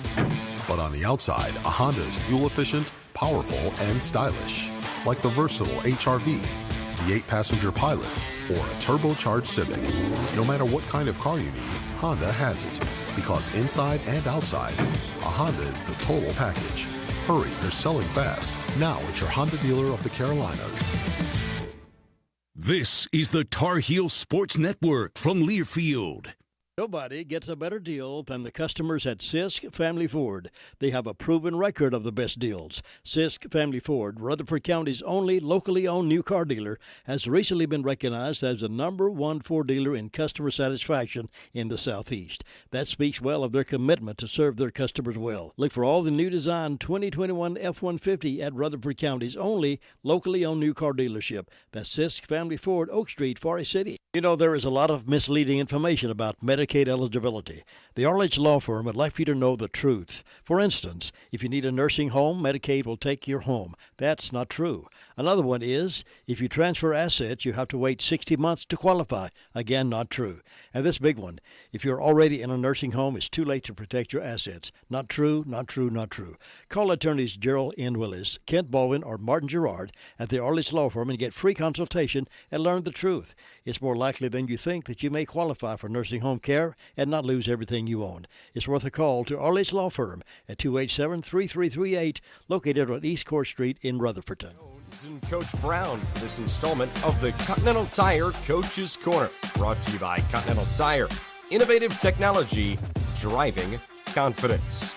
For a dealer near you, go to ContinentalTire.com. Here's Jones. Inside the Continental Tire Coach's Corner with the head coach of the Tar Heels, Mac Brown, as Carolina on the road for the second time in 3 weeks, this time to face Pittsburgh. And Coach, Carolina enters today off 2 really hard-fought, emotional games against Notre Dame and then Wake Forest. How have you tried to adequately prepare in this short week while also giving your team a little bit time to recover? Well, Jones, you're exactly right. We go to Notre Dame a couple of weeks ago, and then we have the dogfight with Wake Forest last weekend. And here we are. It seems like we haven't even been able to enjoy that one because we went right back to work. But another ranked team. And Pittsburgh's really good. They're very talented. They're physical. They've got one of the best quarterbacks in the country, and Kenny Pickett. They're playing at an all-time high. They have a great chance to still win the Coastal. So they're high stakes for them tonight in the ball game. So we're going to have to play well. And what we've told our guys is this is part of growing up. This is big guy ball now. So you want to play in the NFL, you may play on Sunday and Thursday. So that's just the way this is. They didn't ask us. They told us. So get yourself ready to go. It's going to be hard fought. It's going to be really physical, and we'll know more about our team in about 3.5 hours. Coach, it feels like one of the big stories for your offense has been the run game. More than 200 yards now in 4 consecutive games. That includes the big 330 against Wake Forest last week. Where has that run game taken some steps forward? I think the confidence that number one, our offensive line's healthy. That's the most important thing, especially our centers. And number two, just the continuous work with Ty Chandler in the offensive line, and they're both gaining a lot of confidence in each other. And Pitt's second in the ACC in rush defense, giving up 108 yards a game. So it'll be more difficult tonight than it was last weekend or even against Notre Dame. But this will be a great test for us because we've gotten much better running the ball, and we'll see tonight if it's real.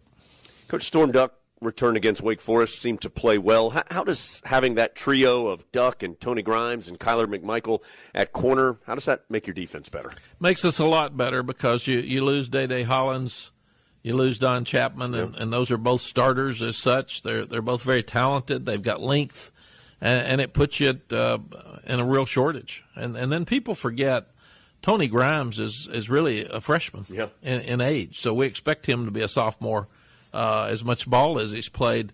So it really, really helps us to keep a fresh guy on the field when you've got those three. But they're all three very talented, and Pitt's got some great wide receivers, and with Pickett's ability to throw the ball, we'll have to have a great job of covering them outside because you're going to have to play some man coverage against those really good players tonight.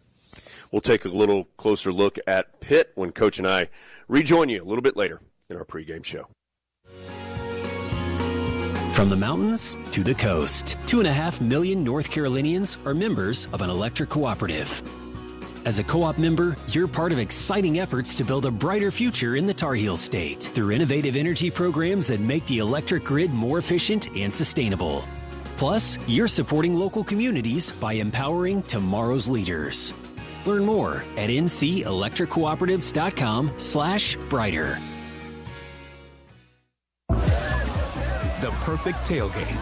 All you need are your friends and the 2021 Ford F-150 with the available Pro Power onboard. It's like a mobile generator to power your tailgate all game long. It's this tradition of toughness and innovation that's made Ford F-Series America's best-selling truck 44 years straight and counting. Make your game day traditions bigger and better season after season. Check out the 2021 Ford F-150 at your Carolina Ford dealer. Based on 1977 through 2020 calendar year total sales. This is the Tar Heel Sports Network from Learfield. For all your pharmacy needs, choose the Medicine Box of Forest City. Pharmacist Sheila Sheehan provides excellent care and pharmacy assistance for Medicare prescription cards. The Medicine Box is your home medical equipment provider offering wheelchairs, walkers, nebulizers, and diabetic supplies. They also will direct bill Medicare for all your home medical needs. Call 245-1696. The Medicine Box on Broadway in Forest City, your local hometown pharmacy. Curbside service is available. There are so many insurance agencies here and there, but to find a dependable agency that you can trust, that would be Maxwell B. Hamrick Insurance Agency.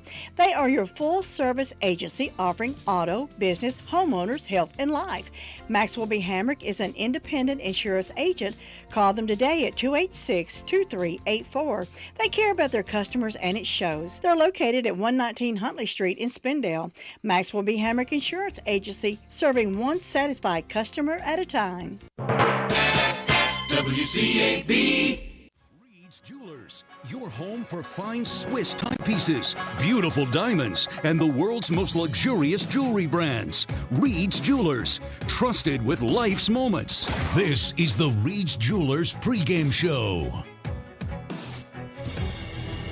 Magic Moments from Lee Pace, author of Football in a Forest, presented by the Campaign for Carolina.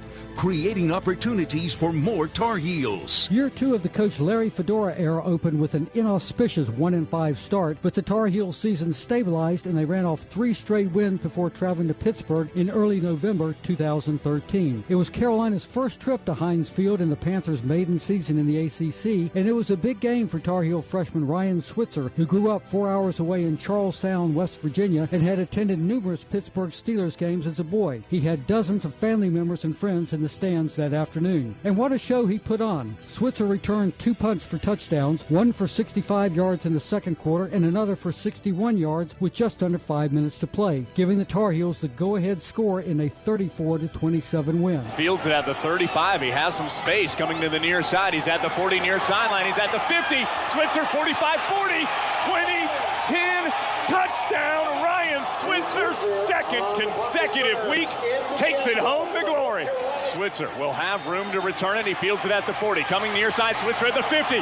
Switzer, 45, cuts back at the 40, 35, breaks a tackle at the 30, still on his feet. Ryan Switzer for 6. Ryan Switzer again. Switzer would go on to earn first-team All-America honors and tie the NCAA record for 5 punt returns for touchdowns in one season. It's 15 minutes to kick off, presented by Geico. 15 minutes could save you 15% or more on your car insurance. At 7-2 overall and 4-1 in the ACC, Pat Narduzzi has Pitt positioned well to make an appearance in Charlotte next month. However, the Panthers head coach knows that getting a win against Carolina tonight will be anything but easy. Coach Brown, great football coach, really, scored a ton of points as of late.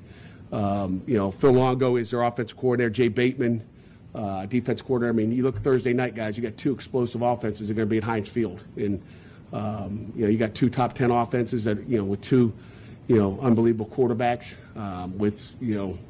everybody's got a slew of receivers. Their Downs kid and our Jordan Addison kid, I mean, those are going to be 2 matchups. I mean, I can't imagine people come from everywhere. I heard there's going to be 36 scouts going to be at the game.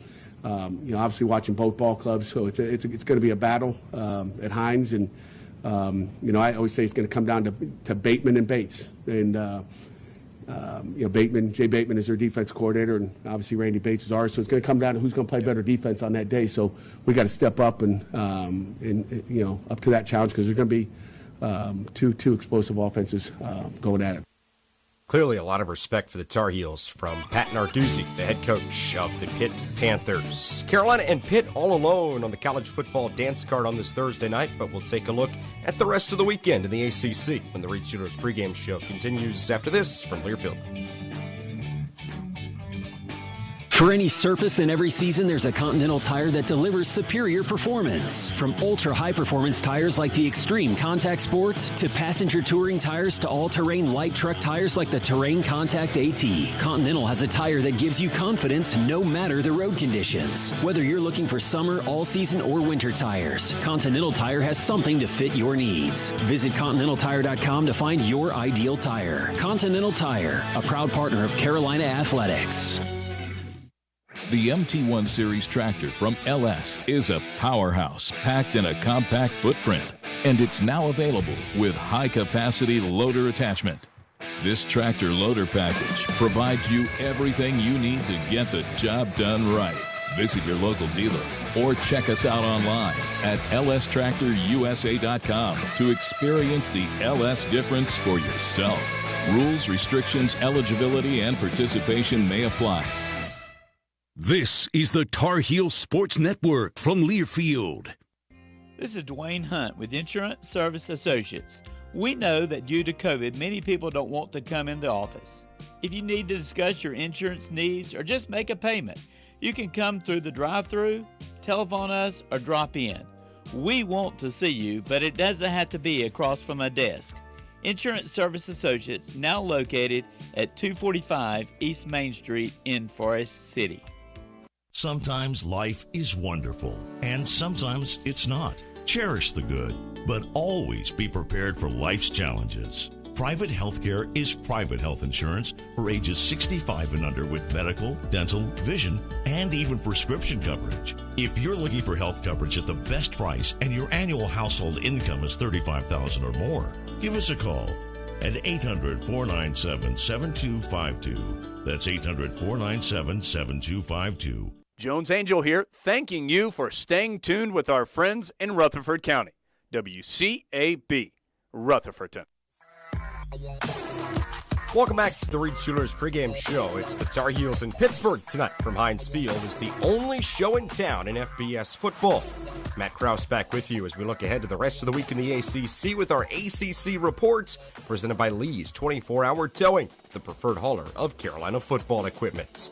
A peek around the week in the league shows action beginning at noon on Saturday with a pair of games in Atlantic Division play. 5-4 Syracuse can secure bowl eligibility for the first time since 2018 with a road win over 4-5 Louisville. For the Cards' own bowl hopes, defending their home field will be critical. Also at noon, a non-conference clash in Death Valley as 6-3 Clemson welcomes struggling 1-8 Connecticut. UConn is yet to beat an FBS opponent this season and has not done so in over 2 calendar years, though they did hire Jim Mora as their new head coach today. Coach Mora will take over in 2022 in stores. A game Carolina fans should keep an eye on, especially if the Heels win tonight, is the Sunshine State showdown between Miami and Florida State. The 5-4 Hurricanes have won 3 in a row and are 3-2 in the ACC. But if FSU pulls the upset in Tallahassee, then Carolina jumps Miami in the Coastal Division standings by virtue of the head-to-head tiebreaker. Canes and Knowles at 3:30 Saturday from Doak Campbell. 2 other 3:30 games, 5-4 Boston College can secure bowl eligibility with a road win at 3-6 Georgia Tech. And in Blacksburg, 3-6 Duke and 4-5 Virginia Tech get together. Duke in search of a first ACC win, while the Hokies really need this one for bowl purposes. And at 7:30, 2 big ones in Winston-Salem. Number 12 Wake Forest hosts number 16 NC State. The Deacs still at 5-0 in the ACC due to last week's game in Kenan Stadium being a non-conference game, while NC State is 4-1, so this game is for first place in the Atlantic Division. And in Charlottesville, 6-3 Virginia can shake up the national picture with a home win over number 9 Notre Dame at Scott Stadium. A couple notes on the national docket this week. 5th-ranked Cincinnati tangles with South Florida tomorrow night at 6 o'clock, while the rest of the games are all on the traditional Saturday. 2nd-ranked Alabama home to New Mexico State at noon. Number 6 Michigan visits Penn State at the same time, while the headline at that noon hour is in Waco. Number 8 Oklahoma visits number 13 Baylor in a key Big 12 battle. At 3:30, number 1 Georgia is at Tennessee, and a ranked-on-ranked game at the Horseshoe pits number 19 Purdue and number 4 Ohio State. Under the lights, keep an eye on number 11 Texas A&M visiting number 15 Ole Miss at 7 o'clock. No other action on the gridiron tonight, and it's a light night on the basketball side, too. No ACC games and just one game in the top 25 on the Farm Bureau Insurance scoreboard. Farm Bureau Insurance, helping you is what we do best. It's number 21 Maryland, home to George Washington. And George Washington on top of the Terps at the break, 30-29 in basketball action. But our game tonight is Carolina and Pitt from Heinz Field. It's the only game on the FBS schedule for this Thursday evening. Stay tuned. Jones Angell continues his conversation with the head coach of the Tar Heels, Mack Brown. That's next on the Reed's Jewelers pregame show from Learfield. For the last 4 years, BMW has helped provide 9.3 million meals to Feeding America. With this year's program alone, we hope to continue to grow and further build connections with the local food banks in your community. So right now, during BMW's Drive to End Hunger Test Drive event from November 18th through the 22nd, your test drive will help provide 200 meals to Feeding America, and you'll receive $1,000 towards a new BMW. Visit your local BMW center for details.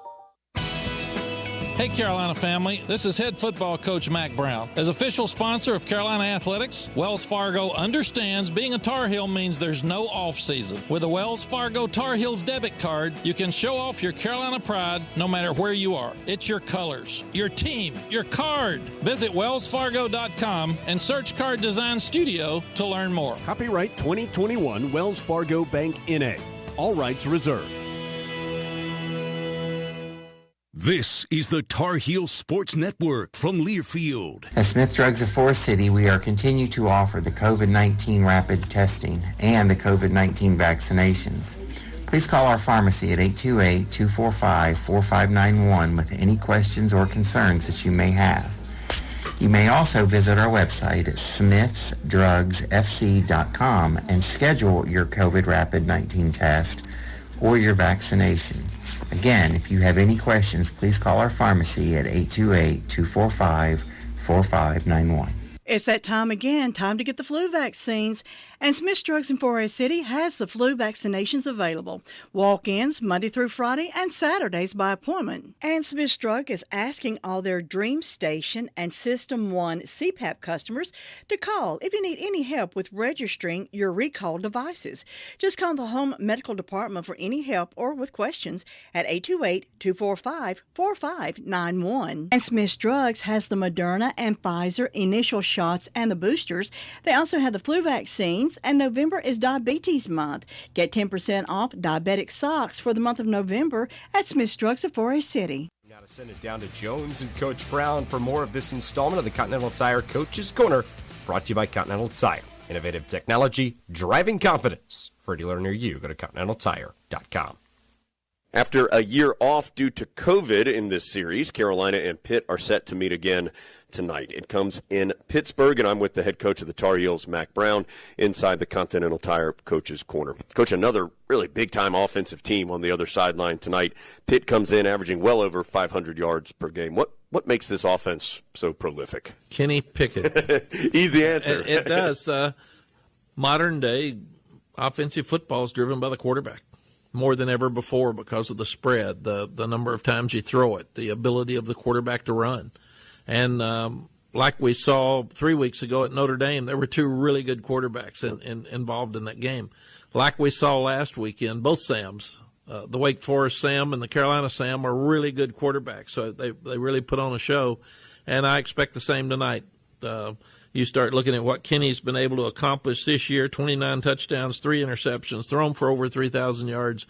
You see what Sam Howell's been able to do with his feet, much less gaining over 10,000 yards. That's why this should be such a special game tonight, because everybody's going to have a show again with two of the best quarterbacks in college football. Pat Narduzzi in his 7th year now with Pitt. Of course, he was an accomplished defensive coordinator before that. Any hallmarks of a defense, in your opinion, that Pat Narduzzi is involved with? The biggest thing that he did is they play tough. They had a tough attitude at Michigan State, and he was one of the great leaders there when they were winning all the games and beating Michigan so much. And he's taken that same attitude to Pittsburgh. And then he brings a new offensive coordinator in from the NFL. And Coach Whipple is smart. He has really handled things well with Kenny Pickett. He has helped him and developed him to a point that he's one of the best in the country. So they've got a great team now. They used to be known just for defense and running the ball, and now he can throw the ball all over the lot. And I'm not sure Pat likes it all the time, but he likes it when they're winning. But he's really done a special job with this team. And the other thing he's got, like Wake Forest, a lot of these guys came back for an extra year with the extra year last year. So he's got a really old team that knows what they want and knows where they want to go, and they still have a lot of goals ahead of them. So we'll have a fun challenge tonight. Another big challenge for the Tar Heels. Third, as Coach mentioned earlier, third-ranked team in 13 days that the Tar Heels will play. Big one tonight in Pittsburgh. Coach, as always, thank you for your time and best of luck. Thanks, Jones. She gets her soccer skills from her mom, her sense of humor from her dad, and her drugs from her home medicine cabinet. Over half of misused medication comes from family and friends. Talk to your children about the dangers of prescription drug misuse. Secure your medication, take regular inventory to ensure nothing is missing, and properly dispose of expired or unused medication. Be aware. Don't share. Lock your meds. The perfect tailgate. All you need are your friends and the 2021 Ford F-150 with the available Pro Power onboard. It's like a mobile generator to power your tailgate all game long. It's this tradition of toughness and innovation that's made Ford F-Series America's best-selling truck 44 years straight and counting. Make your game day traditions bigger and better season after season. Check out the 2021 Ford F-150 at your Carolina Ford dealer. Based on 1977 through 2020 calendar year total sales. This is the Tar Heel Sports Network from Learfield. Nobody gets a better deal than the customers at Sisk Family Ford. They have a proven record of the best deals. Sisk Family Ford, Rutherford County's only locally owned new car dealer, has recently been recognized as the #1 Ford dealer in customer satisfaction in the Southeast. That speaks well of their commitment to serve their customers well. Look for all the new design 2021 F-150 at Rutherford County's only locally owned new car dealership. That's Sisk Family Ford, Oak Street, Forest City. You know, there is a lot of misleading information about Medicaid eligibility. The Arledge Law Firm would like for you to know the truth. For instance, if you need a nursing home, Medicaid will take your home. That's not true. Another one is, if you transfer assets, you have to wait 60 months to qualify. Again, not true. And this big one, if you're already in a nursing home, it's too late to protect your assets. Not true, not true, not true. Call attorneys Gerald N. Willis, Kent Baldwin, or Martin Gerard at the Arledge Law Firm and get free consultation and learn the truth. It's more likely than you think that you may qualify for nursing home care and not lose everything you own. It's worth a call to Arledge Law Firm at 287-3338, located on East Court Street in Rutherford. Consecutive meeting in Pittsburgh between these two teams to be played on a Thursday. This Keys to the Game segment is brought to you by Honda Dealers of the Carolinas. Score big with huge savings on your favorite Honda model. See your Honda dealer of the Carolinas today. Guys, my key is capitalizing on momentum to avoid an early hole. Coming back from 18 down at home in front of the Kenan Stadium crowd is one feat, but having to replicate that effort on the road on a short turnaround, that would be significantly more difficult, Jones. Yeah, I'm going to go get a running tack going, Matt. Carolina's offense has flourished in recent weeks, and a dynamic run game's been a big part of that. Lee Pitt is better against the run than Miami or Notre Dame or Wake Forest, so it's going to be a challenge, but Carolina would like to get that ground game going today to help the offense in total. Interesting figure here, Jones. And all 7 games against Pitt since they entered the ACC have been by 7 points or less. The last 4 have been 136-136 between the Tar Heels and Panthers. The key to turning it toward the Tar Heels tonight, that defense. They got to build on what they accomplished last week at Wake Forest, the 2 picks, the 2 fourth-down stops. Build on that momentum. The Tar Heels may go home with a win tonight. Let's check in on the sideline. Dave Nathan going to be our Pinehurst Resort sideline reporter tonight. Dave, how about you? Yeah, Jones, I just saw Ryan Switzer down here on the field. He made a bunch of big plays during his career in special teams against Pitt. What better way to honor Switzer than to make some plays on special teams here tonight? And see if Ryan can suit up. That would help things for the Tar Heels tonight and moving forward. So those are keys to the game. Thanks so much for being with us, and happy Veterans Day. Thank you so much for all the veterans out there for what you do and have done to help keep us safe on a daily basis, allow us to do fun things like this, bring Carolina and Pittsburgh football coming your way. 15th all-time meeting, Lee, between these two teams. In that regard, for Veterans Day, Jones, the Tar Heel equipment managers, training staff, all outfitted in cargo outfits tonight. In fact, the entire team yesterday traveled in their cargo outfits with cargo jerseys, cargo sweatpants with UNC logo on it, so a nice tribute to the veterans among the Carolina faithful. Yeah, you don't see that camo look very often with the NC logo on there, so a good look. These two teams now meeting at midfield. Jerry Magallanes is the official tonight. See if we can listen in on Mr. Magallanes as he meets with the two captains to get this coin toss started. Not sure Mr. Magallanes is going to turn on his microphone. We may not be able to hear him. Carolina has down there Ty Chandler, Tamon Fox, Ray Vohasek, and British Brooks as the captains on the field. And Mr. Magallanes is not going to turn on that microphone, so we'll have to just tell you what goes on. Looks like Carolina has won the toss, and the Tar Heels, let's see, likely have elected to defer. North Carolina has won the toss and deferred to the second half. Okay, so Pitt's going to have the football first. Let's give you these starting lineups. We've talked a lot about Kenny Pickett, 23-year-old, likely All-America at that quarterback position. He's right in the mix as the best quarterback in the country. Even some Heisman buzz for the senior out of Oakhurst, New Jersey. Israel Abanikanda, 5'11 sophomore from Brooklyn, New York, is the running back. Shaki Jacques Louis, who had 104 yards receiving against Carolina last time these two teams played. He is one of the 3 receivers along with Jared Wayne and Jordan Addison. Addison, 54 catches and 11 touchdowns this year. The 11 touchdowns tied for the most in the nation. Kasier Mack is normally one of the starters at receiver. We don't expect to see the fifth-year senior from Brooklyn, New York tonight, Jared Wayne, getting the start in his place. Lucas Krull, a transfer from Florida, the starting tight end. Left to right on the O-line, Carter Warren, Marcus Minor, Owen Drexel, Jake Cradle, and Matt Gonzalez. Gabe Hoy is the normal starter at right tackle. He was injured last week and is dressed out, but we expect to see Gonzalez as the starter at that right tackle spot. The Tar Heels defensively, we'll give you who we think will start, and then if there are any changes, we'll tell you. Kamen Rucker, Ray Vahasek, Miles Murphy up front, Jeremiah Gimmel and Cedric Gray on the inside backers, Tamon Fox, the outside backer, Jaquarius Conley, the nickelback if Carolina goes that direction. We'll see who the two corners are. He'll still list McMichael and Grimes. We'll see if Duck is a starter or not. Cameron Kelly, Trey Morrison. Also, you'll see a lot of Geo Biggers at that safety position. Pitt will be returning this from left to right. Jonathan Kim ready to kick it away for the Tar Heels. Kim, 84% of his kickoffs this year have been touchbacks. Looks like we're ready to go. Thanks so much for being with us here on a Thursday night in Pittsburgh. Kim boots it away, and we are underway. It will be a touchback. No surprise there.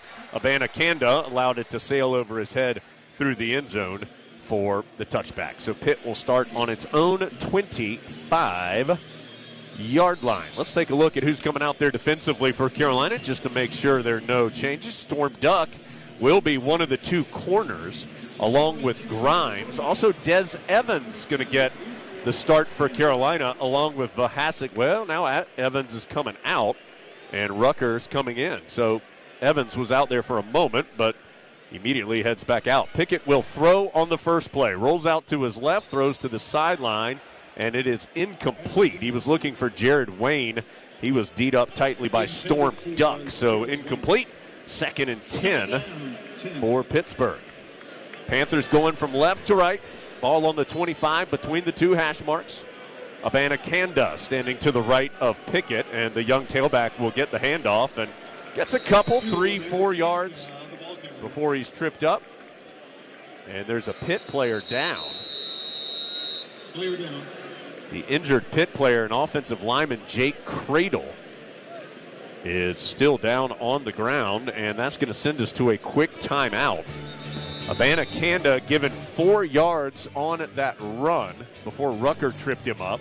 So it'll be 3rd and 6, but a starting O-lineman for Pittsburgh on the ground will send us to a break. Just getting going. First possession of the ballgame. No score from Learfield.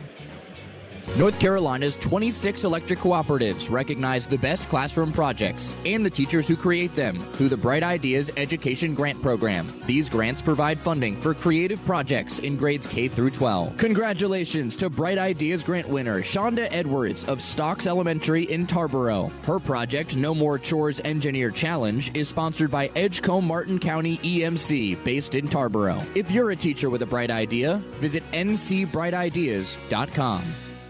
This is Tar Heel football from Learfield. There are so many insurance agencies here and there, but to find a dependable agency that you can trust, that would be Maxwell B. Hamrick Insurance Agency.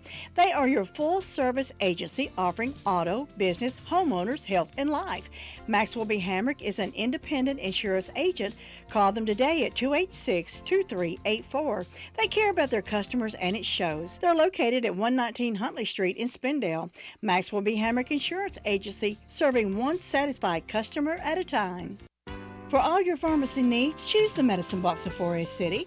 Pharmacist Sheila Sheehan provides excellent care and pharmacy assistance for Medicare prescription cards. The Medicine Box is your home medical equipment provider, offering wheelchairs, walkers, nebulizers, and diabetic supplies. They also will direct bill Medicare for all your home medical needs. Call 245-1696. The Medicine Box on Broadway in Forest City, your local hometown pharmacy. Curbside service is available. WCAB. First possession of the ball game. Pitt looking at a 3rd and 6 when action resumes. Just 17 seconds have elapsed thus far. There was an injury. Jake Cradle helped off the field with some assistance. Dave Nathan, our Pinehurst Resort sideline reporter tonight. Dave, you had a good look. What happened to Mr. Cradle down there? Yeah, it looked like Cradle just got rolled up from behind. Nothing untoward or anything like that, but you certainly have to credit the effort by Rucker to get around the left side of the Pitt offensive line to make first contact. We're talking about something a lot worse than 3rd and 6 right now. Yeah, it'll be interesting, too, Dave, with Cradle. We'll see if he comes back in. Mentioned their normal starter at right tackle, Gabe Hoy, did not start this game. And so 2 starters on the right side of that line, not in the mix right now for Pitt. Trying to get a look at who potentially has come in on the offensive line. It looks like Blake Zubovic, a redshirt junior from Belle Vernon, Pennsylvania, will come in and replace Cradle at least for this play. So 3rd and 6. 14:43 to play in the first quarter. It's the first possession, first set of downs of the game. Quick reminder about StubHub, easiest way to experience every Tar Heel game. Check the virtual view, score your seats, get your tickets delivered instantly. StubHub, official fan-to-fan ticket marketplace of the Tar Heels. StubHub, be there. 3rd and 6. Pickett's going to throw, has a clean pocket to do so, but incomplete. And here comes some late flags. Storm Duck was guarding Addison out in the secondary, and after the ball fell incomplete, some flags came in, so Duck and Addison must have been tangled up. Defense number 29. Spot foul, first down. That's a tough one there, Jones. Duck did not think he'd do it. He signaled incomplete, and then the flag came from well out in the back from the back judge. So they're going to mark it at the 34. It is a gain of just 4 on the penalty, as it is a spot foul, as now Abanikanda pops it out to the far side. He's going to get out to near midfield before Cedric Gray can spin him down. So Pitt moving with a little pace there. Gets the quick handoff to Abanikanda. And a good gain for him out to midfield, gain of 16. It will be a fresh set of downs for the Panthers. After getting that 3rd down on the penalty, Pitt now with some offensive momentum. Heels rush just 4 all day to throw for Pickett. And an incompletion, nearly a juggling grab by the tight end Kroll between the numbers and the sideline on the far side. And there's a Tar Heel down. Kamen Rucker is shaken up in the Pitt backfield. Kroll, the big 6'6" senior tight end, almost was able to bring that thing in for what would have been an impressive catch, but incomplete, and now the focus goes to the injured Tar Heel Rucker. So we'll take another full timeout. We've only played more than 1 minute, 1 minute and 8 seconds here in Pittsburgh, but we're going to take another full break. No score, still the first drive of the game for the Panthers from Learfield. For any surface in every season, there's a Continental tire that delivers superior performance. From ultra-high performance tires like the Extreme Contact Sport, to passenger touring tires, to all-terrain light truck tires like the Terrain Contact AT. Continental has a tire that gives you confidence no matter the road conditions. Whether you're looking for summer, all-season, or winter tires, Continental Tire has something to fit your needs. Visit ContinentalTire.com to find your ideal tire. Continental Tire, a proud partner of Carolina Athletics. UNC Health offers the kind of care that helps keep champions on top of their game. From collegiate quarterbacks to backyard receivers and everyone in between, our team is always here for you. We're bringing our A game to provide personalized care with great expertise, the latest innovation, and the utmost compassion. See our lineup at unchealthcare.org/sports. This is Jones Angel, voice of the Tar Heels. And as a parent, I know nothing is more important than the safety of our children. More than 22% of teen-involved crashes per year in North Carolina are the result of distracted driving. Help protect our teenage drivers by ensuring they practice safe driving habits and avoid distracted driving. Always encourage your teens to put down the phone while driving and lead by example. Let's have a hands-free NC. Brought to you by Trusted Choice Independent Insurance Agents of North Carolina. Learn more at trustedchoice.com/Go Heels. Kamen Rucker stayed on the field on his back for a little bit, had multiple medical personnel. Mac Brown came out, his teammates did as well. Tamari Fox, Tamon Fox, Javari Ritzy were all out concerned. Rucker did eventually get up and walk to the sideline under his own power. We'll see if we see the sophomore from Hartwell, Georgia again here in the near future. 2nd and 10 for Pitt at midfield. First drive of the game. We've had 2 injuries, one on Pitt's offensive lineman Jake Cradle, and then that one on Rutgers. So we've already taken 2 full breaks here, even though we've only played 68 seconds of football. Dave Nathan, our Pinehurst Resort sideline reporter. Dave, that last play, Krull darn near brought it in for a big catch for the Florida transfer, but good coverage by Gimmel on the play. Well, you're right about that. For Kenny Pickett, looked upon maybe as the number 1 pro prospect at quarterback, that was a pro throw. And for Gimmel to have missed the second half last week against Wake, coaching staff said he coached his rear end off. You know he's got to be happy to be back out there and able to play tonight. Yeah, Lee, that's something Mac Brown talked a lot about, was how impressed they all were with Jeremiah Gimmel, even though he was out due to the targeting call. We could have sat there and pouted. Coach Brown said he was extraordinarily active on the sideline, helping Power Eccles and the rest of the defense. Yeah, and I made that point from the sideline because it was impressive. He went in the locker room, got out of his uniform, came out in sweats, and was coaching the whole way. Was in Power Eccles' ear on every play. Pickett with the play action and dump off in the flat. Good tackle by Conley as he chopped down the big tight end Krull after a short gain in the flat right side. Now Conley comes out of that collision a little shaken up. He is looking to the sideline, but looks like he's going to stay on the field. It was a gain of 3 to the Tar Heel 47, so another third down. Pitt converted a third down due to penalty earlier in this drive. Pickett with time to throw. Lets it go. Krull at the 35. First down, runs over a couple of Tar Heels, including Duck, and eventually gets down close to the 25-yard line. Krull is a big dude, 6'6", 260, a senior, one of those super seniors, so he's had plenty of experience, and that's his second catch. Third straight play that he's been targeted, and that one gained 21 yards. Pitt picks up the first down. Pickett and the Panthers moving quickly. Whip it across the middle and caught at the 15. Jared Wayne made the grab, and so that's a gain of 11 and another first down. Tar Heels had an opportunity there to get off the field on third down, couldn't do it, and now Pitt is in the red zone. Just a lot of quick throws, nice pockets from the Pitt offensive line. He's just really enveloping Pickett, and he's getting the time. He's a tall guy, he's smart, and he knows where he's going every play. Yeah, if he has time, he's going to pick you apart, and he dumps it off in the flat right side, but that one out of reach for Addison. Guarded by a linebacker, Gray, on the play. That's a tough cover, but Gray's an athletic guy and was step for step with the talented receiver Addison. So incomplete. It'll be 2nd and 10. Still the first drive of the ball game. Pitt whipped the football. Jones will keep an eye on Jaquarius Conley. He came out of the game, his lower legs shaken up last week against Wake Forest and just got bummed a little bit. He's still out there, but we're going to keep an eye on him. Yeah, he's manning up Addison in the slot left right now as a flag comes in before the second down snap.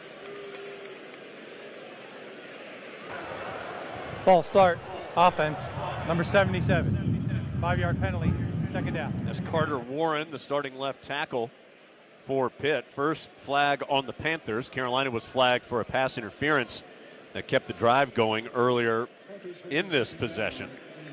12:32 to go in the first quarter. First drive of the game. Pitt has moved off its own 25 to now the Tar Heel 20.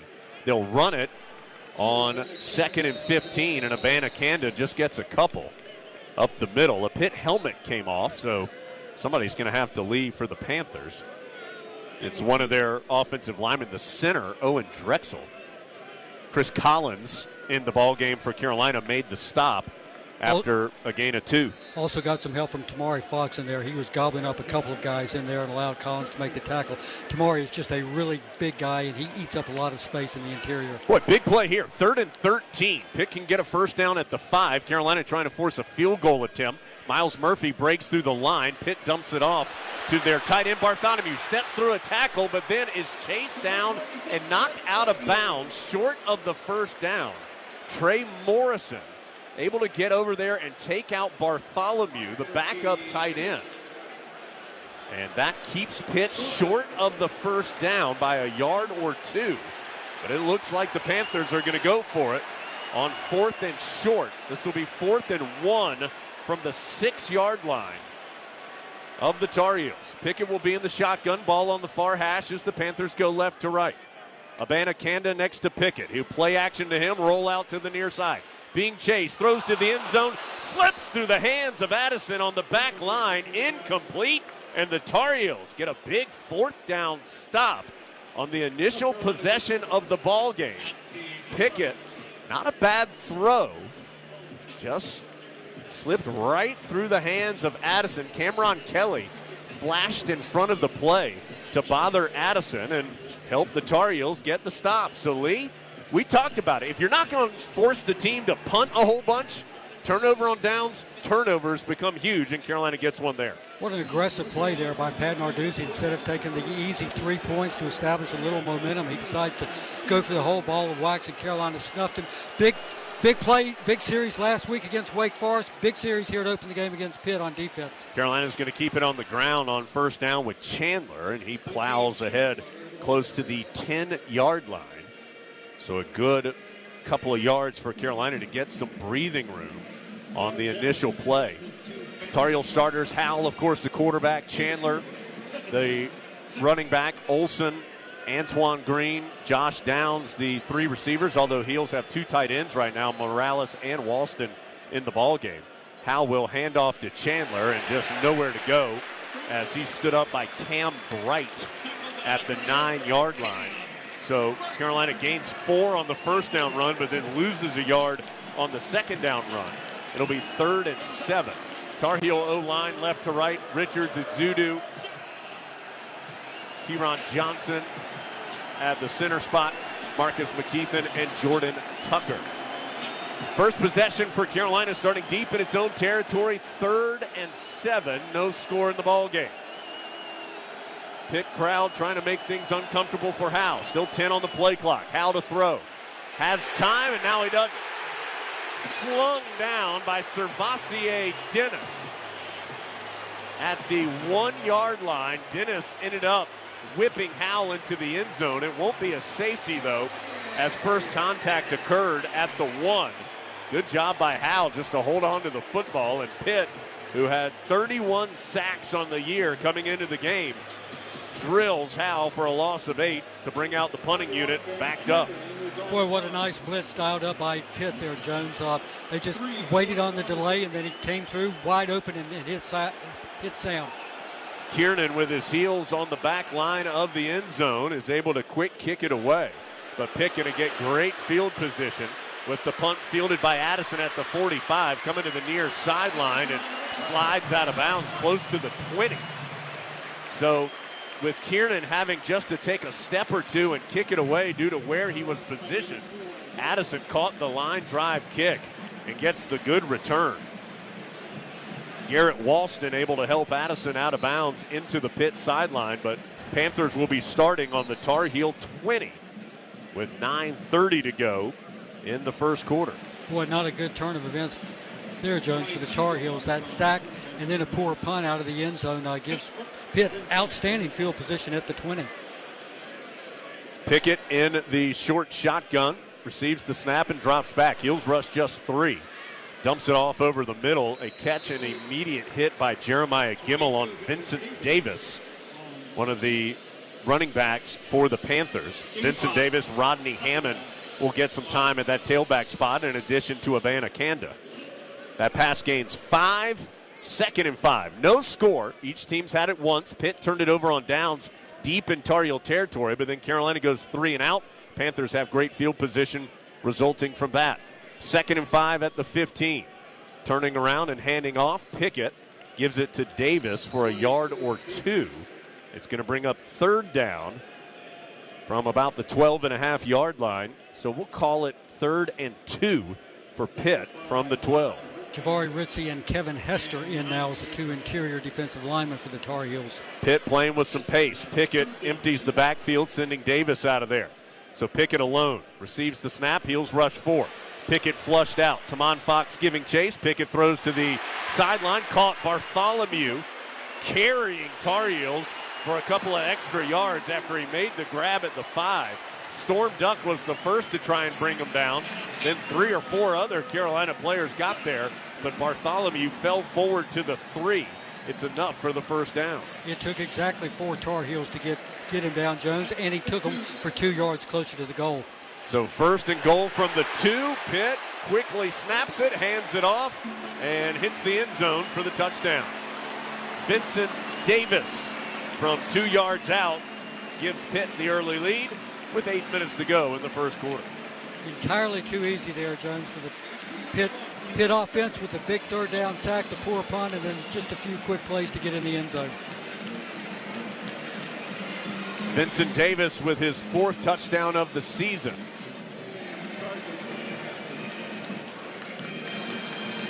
The officials, every score is reviewed. Looked like he pretty clearly got in, and eventually that is confirmed.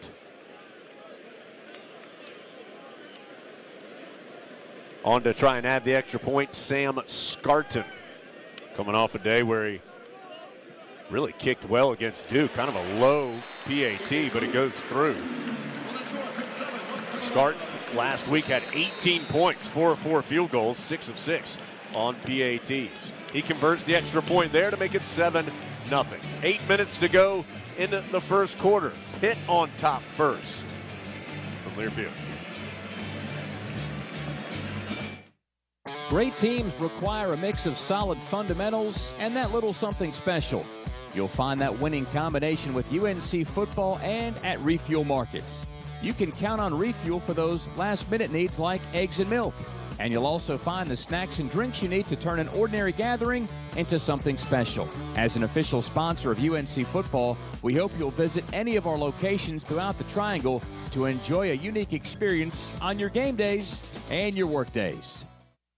It's never lost on Window World that your home is your largest physical investment. Window World's integrity will be noticed from your very first moment of contact. The clean, professional installation of premium windows, siding, doors, and more are designed to last while leaving your home looking amazing. Window World and their lifetime warranty will always be there when it really matters. They're America's most trusted remodeler and a proud partner of Carolina Athletics because the difference is integrity and always in the details. Think about the last time you moved. Remember how you said you'd never do it alone again? We know moving is tough, but at 2 Men and a Truck, we make it easy. We're the movers who care, and we'll prove it with our 96% referral rate and courteous background-checked movers. We're local and affordable. When you're ready, give us a call or find us online for a free estimate at 2menandatruck.com. For home and business moving, call the movers who care. 2 Men and a Truck. Tar Heel supporters serving the Triangle for 15 years.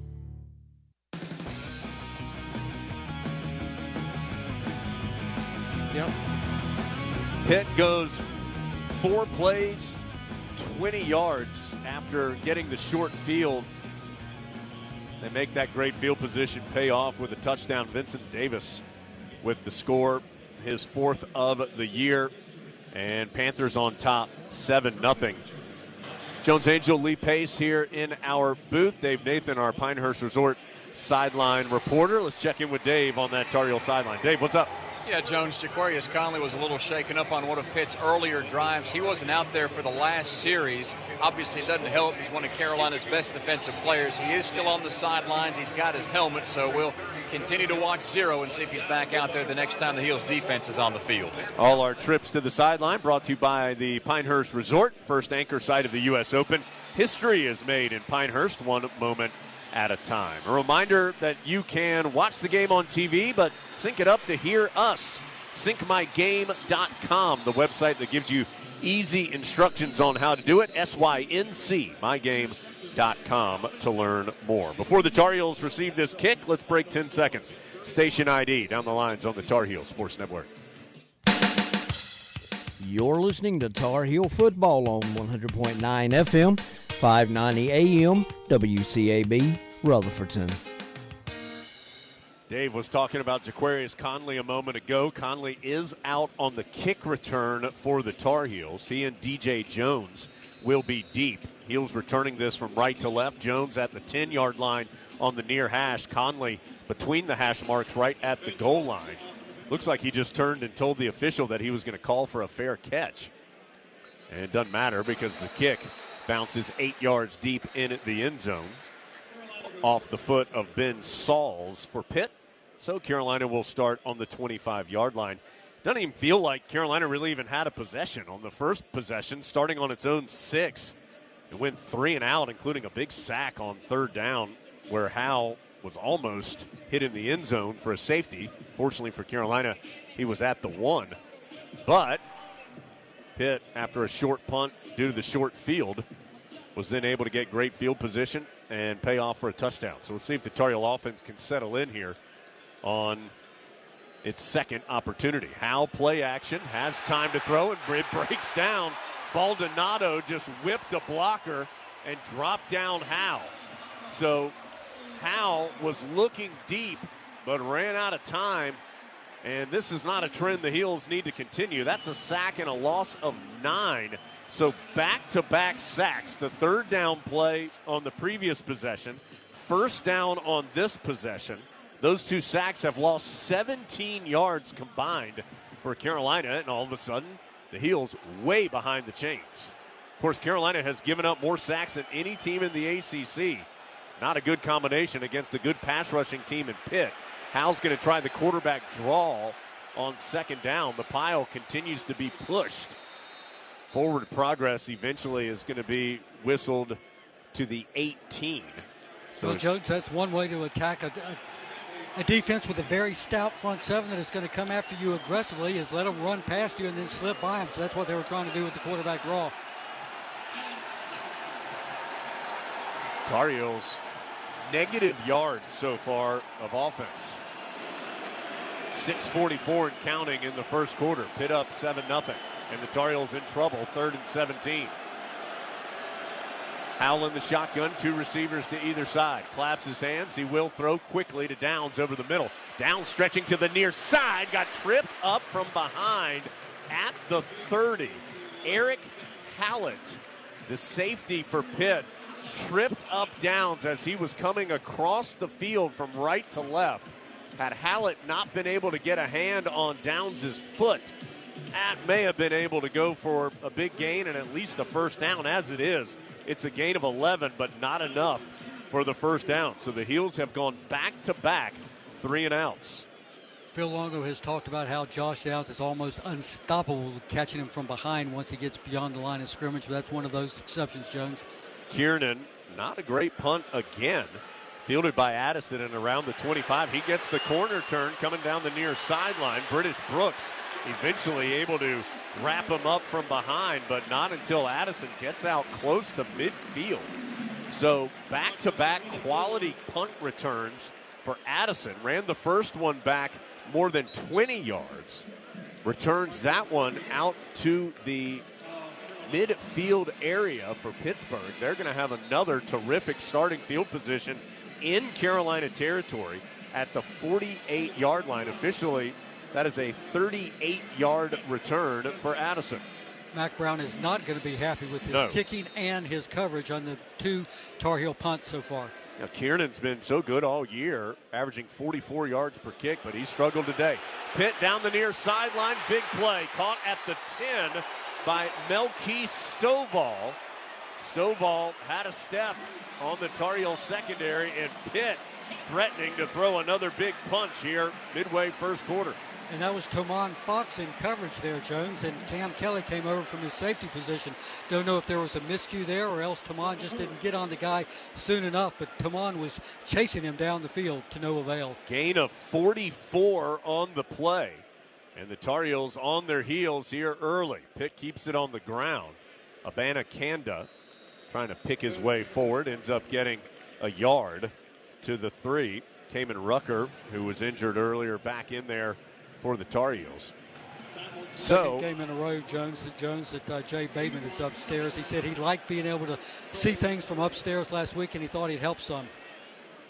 Pickett keeps it himself, faked the handoff, rolled around the right side, stuffed at the 1. Gimmel and others there for the tackle for Carolina.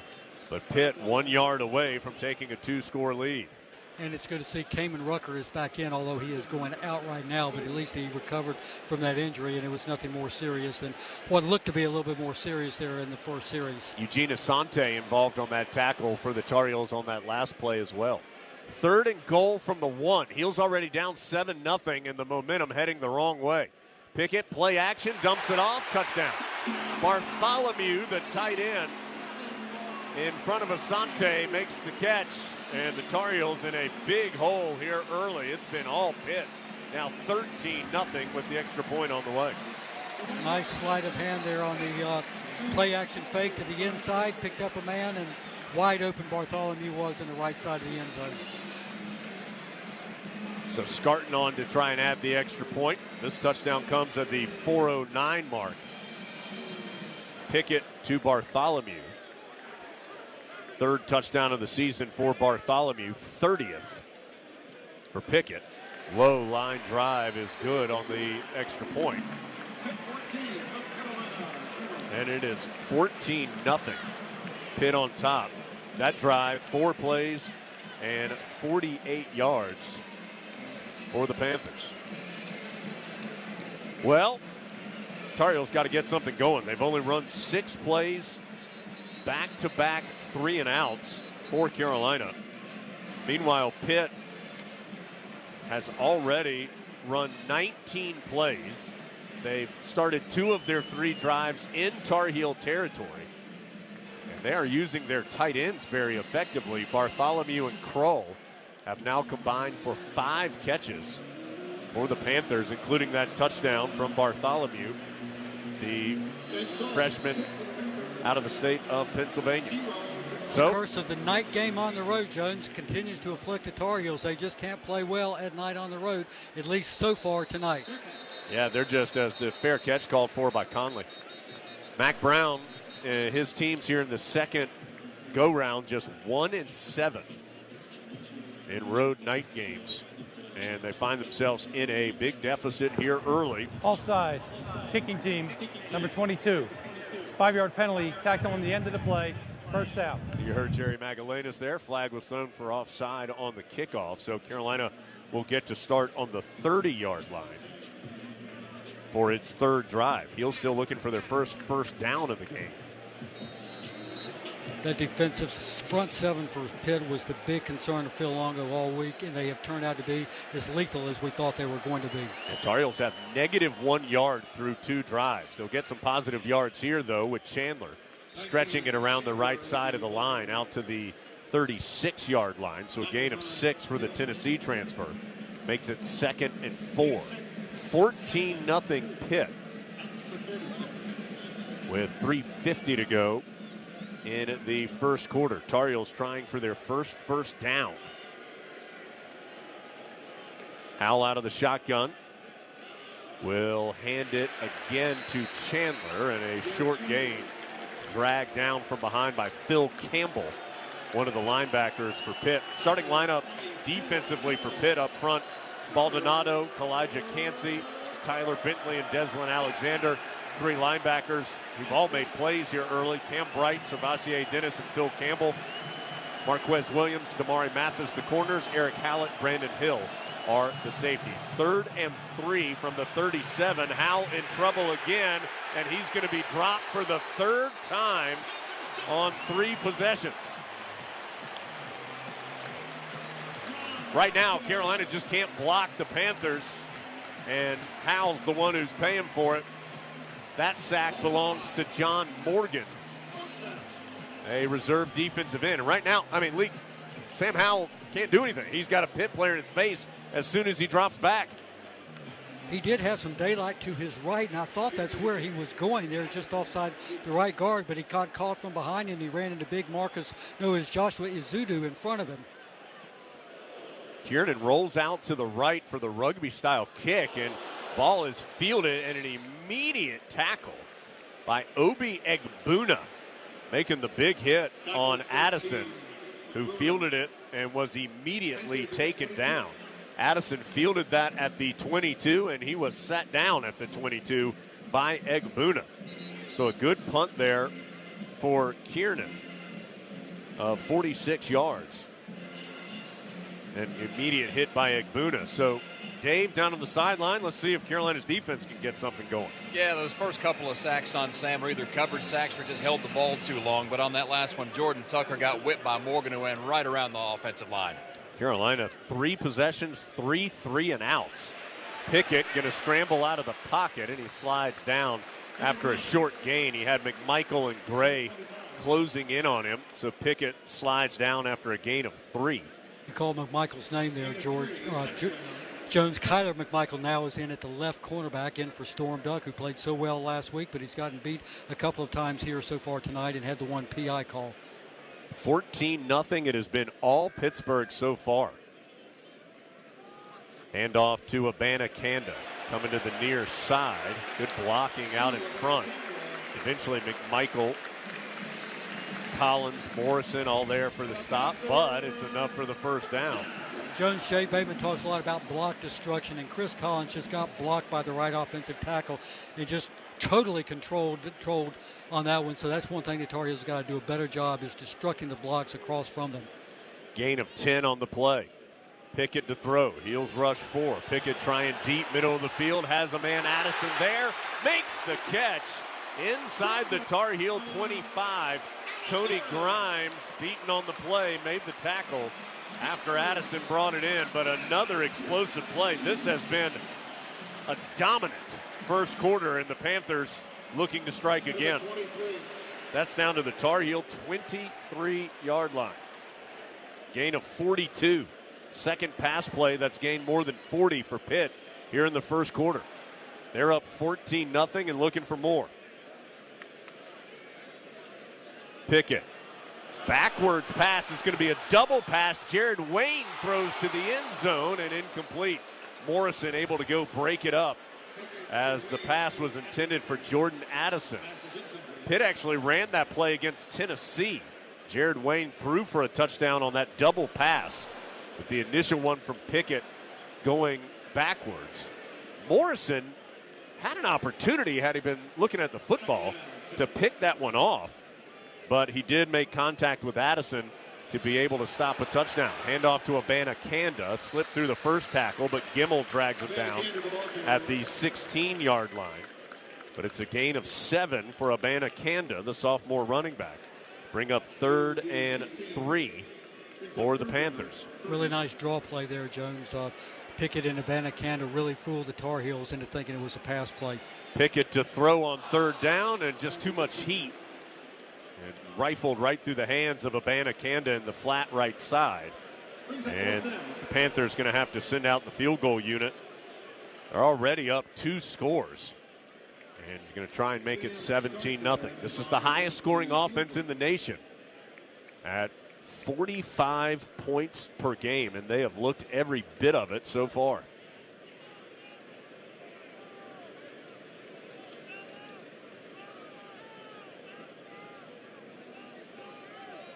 Off the right hash, 34-yard field goal is up and good with 10 seconds remaining in the first quarter.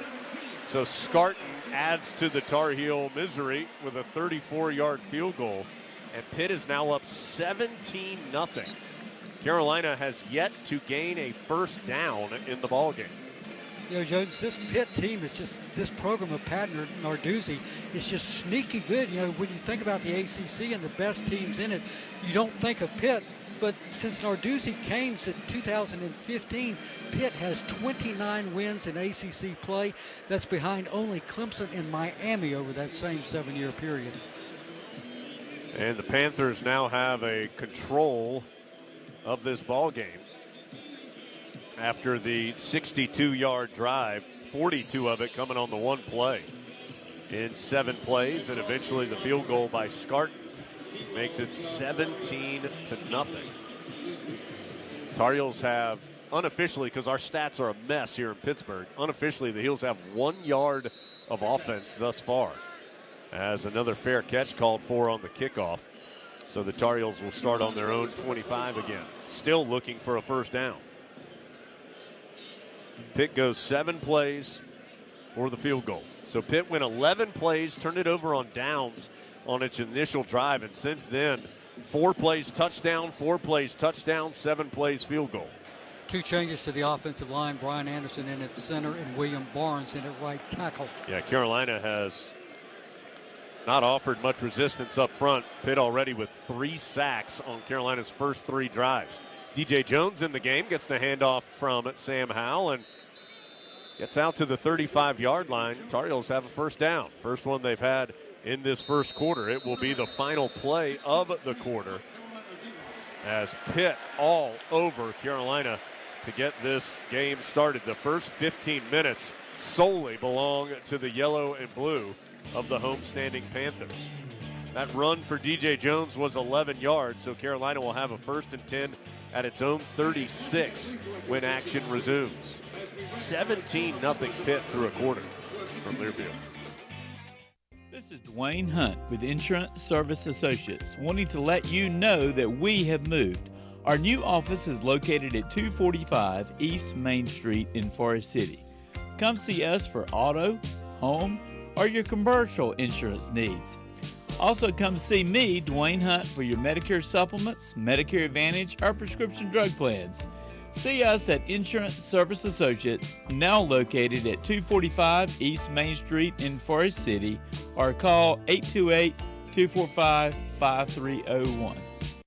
For all your pharmacy needs, choose the Medicine Box of Forest City. Pharmacist Sheila Sheehan provides excellent care and pharmacy assistance for Medicare prescription cards. The Medicine Box is your home medical equipment provider, offering wheelchairs, walkers, nebulizers, and diabetic supplies. They also will direct bill Medicare for all your home medical needs. Call 245-1696. The Medicine Box on Broadway in Forest City, your local hometown pharmacy. Curbside service is available. There are so many insurance agencies here and there, but to find a dependable agency that you can trust, that would be Maxwell B. Hamrick Insurance Agency. They are your full-service agency offering auto, business, homeowners, health, and life. Maxwell B. Hamrick is an independent insurance agent. Call them today at 286-2384. They care about their customers, and it shows. They're located at 119 Huntley Street in Spindale. Maxwell B. Hamrick Insurance Agency, serving one satisfied customer at a time.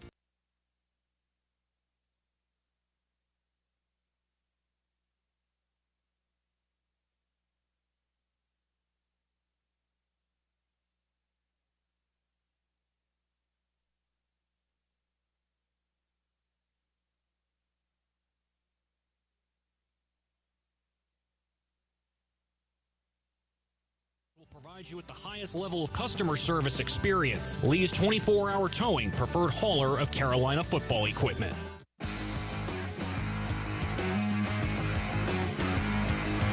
Well, I think we can all agree that first 15 minutes did not go the way that the Tar Heels wanted. Pittsburgh 17, Carolina nothing here in Heinz Field in Pittsburgh. That's on the North Carolina Farm Bureau scoreboard.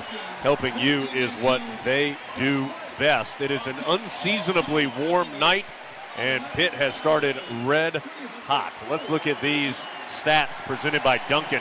Football runs on Duncan. America runs on Duncan. Tar Heels run on Duncan. 199 yards for Pitt in the first quarter, including 149 in the air. That has made Kenny Pickett the all-time leader in Pitt's history in passing yardage. He just needed 113 yards coming into the game to set the new record. He has done that. So Pitt 149 in the air, 50 on the ground for 199 in total. Carolina had 12 yards of offense, 11 of which came on the last play when DJ Jones ran for 11 to give Carolina its first and only first down of the quarter. So, two things have caused trouble. Pitt's defensive line is whipping Carolina's offensive line right now, and the Tar Heels having trouble covering in the secondary. Pickett 9 of 13 for 149 yards and the touchdown. Heels trying to get things moving a little better here in quarter number 2. They do have a first down, and they're going to run it on first down without much success. Chase Pine and Servassier Dennis swallow up DJ Jones for a short gain. It'll be second, in fact, no gain. It's going to be 2nd and 10 from the 36.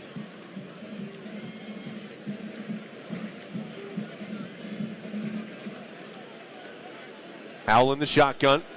Justin Olson wide left.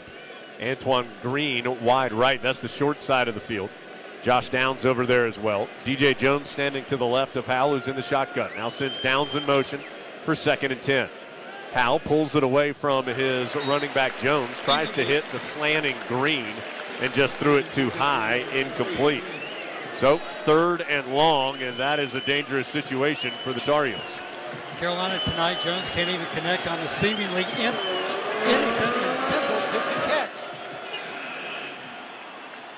Carolina 0 for 3 on third down.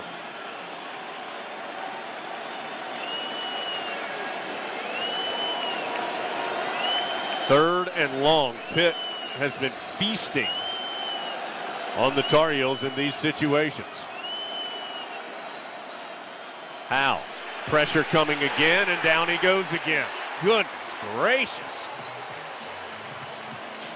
The fourth sack of the game for Pitt. The Panthers had 6 guys at the line of scrimmage. And Howe just no chance. Elijah Cansey this time picks up the sack.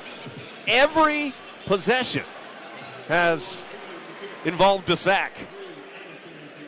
Changing the O-line there, Jones, a couple of new players in, did not make any difference for the Tar Heels. Kiernan punts it away. Addison calls for the fair catch. He'll make it inside the 30 at the 28-yard line. And that's where Pitt will start with this 3-score lead, all the momentum, and now the football. Let's check in with Dave on the sideline. Dave. Well, offensively, Carolina really hasn't gotten away from the run. They tried to set things up with that play-action pass on second down, flipping things over. I don't know how many dropbacks Kenny Pickett has this game, but Carolina hasn't so much as laid a hand on Pittsburgh's starting quarterback. Yeah, the pressure has been the big difference. There's no doubt. Pitt has had plenty of time to throw, and when you give Pickett that much time, he'll be successful. Howell on the other side has just had no chance. End around to Addison going to the far side. Collins misses a tackle, but there's Kyler McMichael to drag down the talented receiver for Pitt, but 12 yards on the end around and a first down for the Panthers. So just like that, they're out near midfield again to their own 40-yard line. Tar Heels actually lost yards on that last drive. They're down to 7 yards of offense, 2-11 for the Panthers. Pitt runs it on first down for a gain of about 3. Flag is down on the backside of the play. Rodney Hammond, the ball carrier. That's going to be Carolina, I think, for substituting. Illegal substitution. 12 players on defense. 5-yard penalty. First down. So Tar Heels had made a nice stop on first down for just a couple of yards. But the penalty will move it ahead 5 yards and make it first and 5 now from the 45-yard line. Substitution issue there for the Tar Heels, Jones. They tried to make a substitution too late and couldn't get their guys out there in time. Pickett's going to throw on first and 5. Again, has lots of time to do so. Flushed out of the pocket by Des Evans and eventually has to just throw it into the Tar Heel sideline. First time today that Carolina has made Pickett a little uncomfortable, and even that had happened after a couple of seconds with the veteran QB in the pocket. Second and 5, because remember that was a first and 5 for Pitt. Panthers 17-0. They'll run it. Hammond, as a flag comes in, Hammond runs out to the 50. This is going to be a hold, I believe, on Pittsburgh. One of their offensive linemen took down Jalil Taylor. Holding, offense, number 68. 10-yard penalty, second down. Blake Zubovic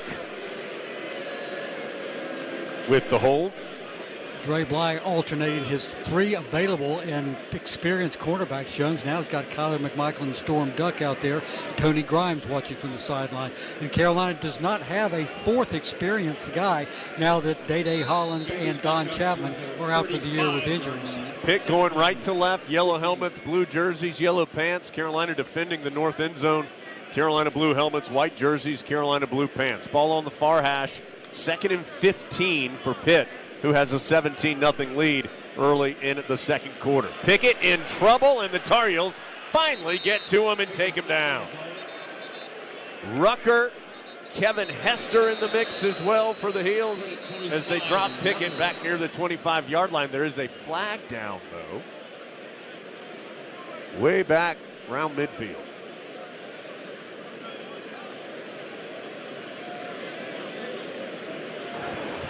There is no foul for defensive holding on the play. Third down. Well, some good news for Carolina, as that sack will be back to the 26-yard line. It's a Food Lion sack to give back, and it gives Pitt a third and very long, 3rd and 24. Food Line Feeds just donated another 1,000 meals to feed our neighbors in need right here in the Triangle. Rucker and Hester each given half a sack on that play. Pitt on the 3rd and long is just going to run it, stay safe with the big lead. Hammond able to get out near the 30. Hester again involved on the tackle, and the Tar Heels get the stop, and Pitt will punt it away with the 17-0 advantage.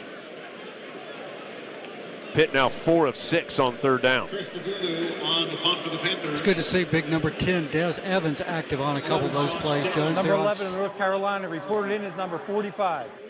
On 2nd down, he helped flush the quarterback, Kenny Pickett, into the pocket so the other guys could make the sack.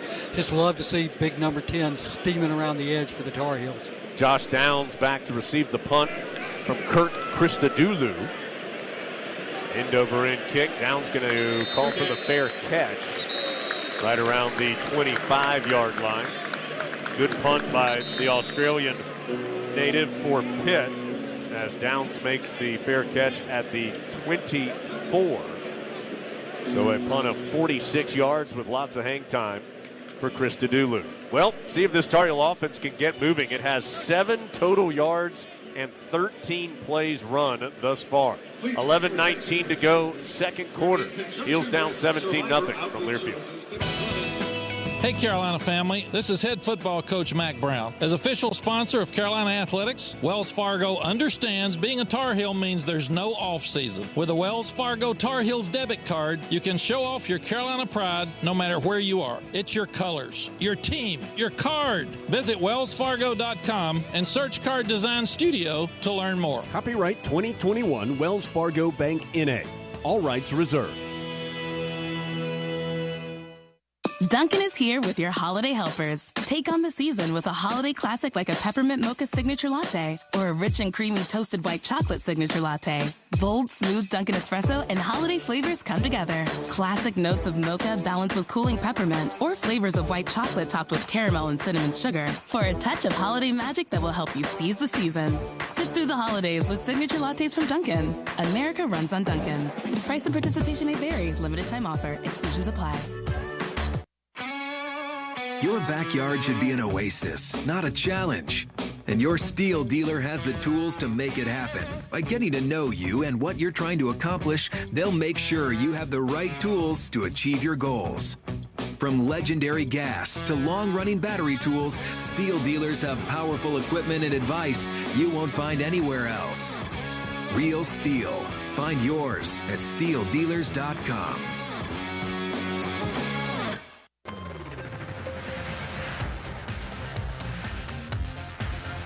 Tar Heels got to get something going. Down 17-0, 11:19 to go, 2nd quarter. Reminder, LS Tractor, proud to sponsor the Tar Heel rushing attack this season. And that rushing attack has really been humming here lately, but it has had a hard time getting started, primarily due to sacks tonight. Carolina with -4 yards rushing, but that does include -25 yards on sacks. LS Tractor commends the powerhouses and workhorses that clear the path and fight for every hard-earned rushing yard. Just like Carolina football's rushing attack, LS Tractor proud to get your ground game going by offering landowners unparalleled strength, horsepower, and traction with their quality-built and reliable tractors. You can experience the LS difference and do more for less by visiting lstractorusa.com. Find a dealer near you. Jones Angel, Lee Pace with you here in the booth. Dave Nathan, our Pinehurst Resort sideline reporter. Matt Krause back in our Tar Heel Sports Network studios. You'll hear from Matt again at halftime. Ben Alexander, our chief network engineer. Also John Essick in our studio helping us out there as well. Tar Heels, 7 yards of offense on 4 possessions. Got to get moving here against a stout Pitt defensive line that has dominated the game thus far. Powell going to throw a quick hitter to Downs far side. Downs can't step away from Eric Hallett. Downs may actually lose a couple on the play. This drive starting on the 24. And looks like Downs going to be marked at about the 22, so a loss of 2 on the swing pass. Carolina just can't get moving forward at all, and it's hard to do so when you have to rely on the quick game because you can't protect your quarterback. Another quick throw to Downs, this time to the near side. has some blockers in front, but Antoine Green couldn't quite hang on to the block against Mathis. Mathis able to trip up downs after a gain out close to the 30, to the 32. So it is a gain of 10. Brings up 3rd and 2.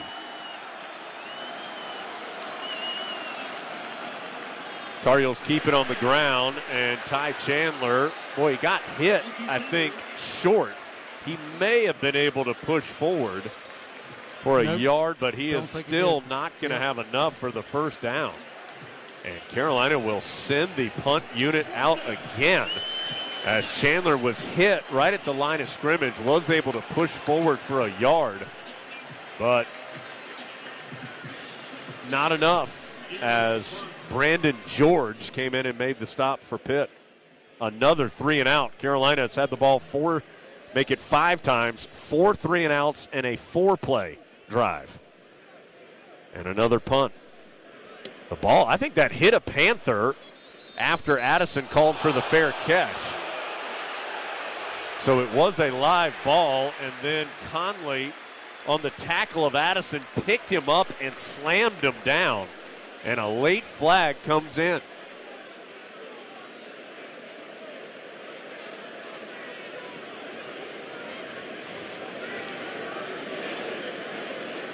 There was another Panther in the area after Addison had called for the fair catch. It looked like it hit that player's leg.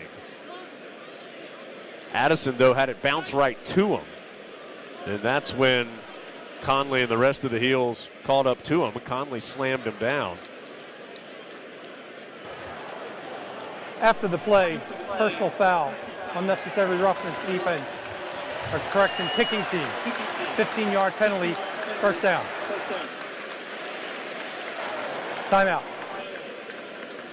9:36 to go, second quarter. All Pitt, 17-0 from Learfield. UNC Tar Heels football is on Bally Sports South. And he will not be tackled. Touchdown. Buckle up and get ready for some spectacular ACC football action. He's there. Touchdown. Every Saturday. What anticipation. The battle continues.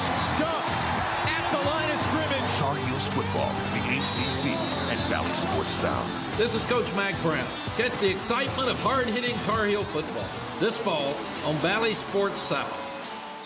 This is Carolina football from Learfield. At Smith Drugs of Forest City, we are continuing to offer the COVID-19 rapid testing and the COVID-19 vaccinations. Please call our pharmacy at 828-245-4591 with any questions or concerns that you may have. You may also visit our website at smithsdrugsfc.com and schedule your COVID rapid 19 test or your vaccination. Again, if you have any questions, please call our pharmacy at 828-245-4591. It's that time again, time to get the flu vaccines. And Smith's Drugs in Forest City has the flu vaccinations available. Walk-ins Monday through Friday and Saturdays by appointment. And Smith's Drug is asking all their Dream Station and System 1 CPAP customers to call if you need any help with registering your recalled devices. Just call the Home Medical Department for any help or with questions at 828-245-4591. And Smith's Drugs has the Moderna and Pfizer initial shots and the boosters. They also have the flu vaccines, and November is Diabetes Month. Get 10% off diabetic socks for the month of November at Smith's Drugs of Forest City. And the score alone is discouraging, but the way it's happened. Personal foul on the kicking team is on number 3. The officials just saying that personal foul. So I thought it was Jaquarius Conley, but they have said it's Cameron Roseman Sinclair who picks up the personal foul on the punt. So Roseman Sinclair, the redshirt freshman from Charlotte, picks up the foul. That moves the ball out to the 36-yard line. So what I was going to say was the score enough is discouraging, but the way it's happened. Pitt with 206 yards of offense. Carolina has 16. Panthers already have 4 sacks on the game. Tar Heels only have 1 first down. They've had the ball 5 times and gone 3 and out 4 times. Lee, this has been as one-sided as possible here to this point. It's hard to believe the figures here in front of us on the stat monitor. 3 plays for the Tar Heels first drive, -5. 3 plays, 4 yards. 3 plays, 2 yards. 4 plays, 6 yards. And 3 plays, 9 yards. Phil Longo's got to be pulling what he doesn't have any hair to pull out, but he's certainly got to be pulling something out. He and Mac Brown as well, trying to figure out something for this Tar Heel offense. Yeah, I mean, the Tar Heels had 564 yards against Notre Dame, 546 against Wake. They have been moving the ball better, but again, as we've documented, that D-line of Pitt has absolutely controlled the game. Let's see if Carolina's defense can maybe get a big play, get them the ball with some good field position. Pitt going to run it on first down, and Abanikanda wrapped up by Jahvari Ritzie. Rucker in the mix as well at the end of the play. Let's check in with Dave on the sideline. Yeah, Des Evans is back out there at right defensive end, and he did a good job of keeping containment, forcing that run back into the middle where Carolina can make a play. Pickett's going to, thought he was going to roll out. Instead, just drops deep into the pocket. Looking deep, nothing there. Pickett still holding it, bouncing it around. Now he's going to take off. He's at the 40, cuts back and tripped up by Cameron Kelly. Nice job by Kelly to avoid an enormous play. Pickett had 10 seconds, sit out there and bounce around.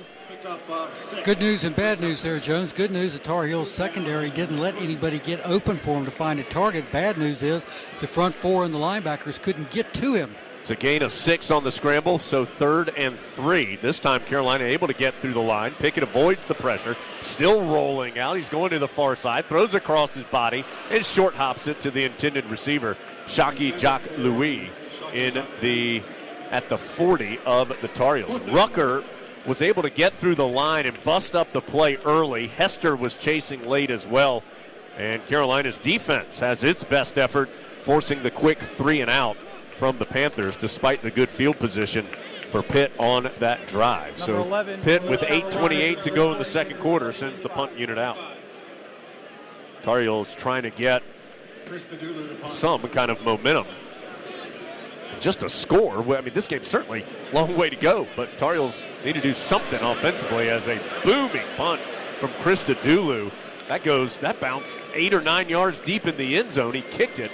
He was standing on the 28 of Pitt when he punted that, and it ended up deep in the end zone on the other side for a touchback.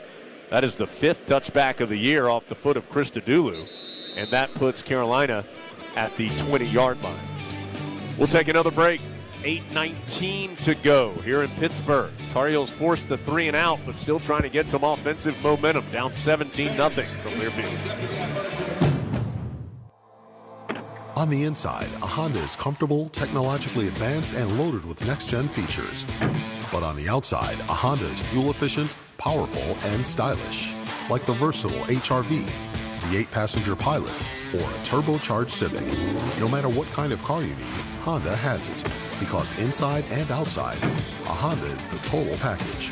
Hurry, they're selling fast. Now at your Honda dealer of the Carolinas.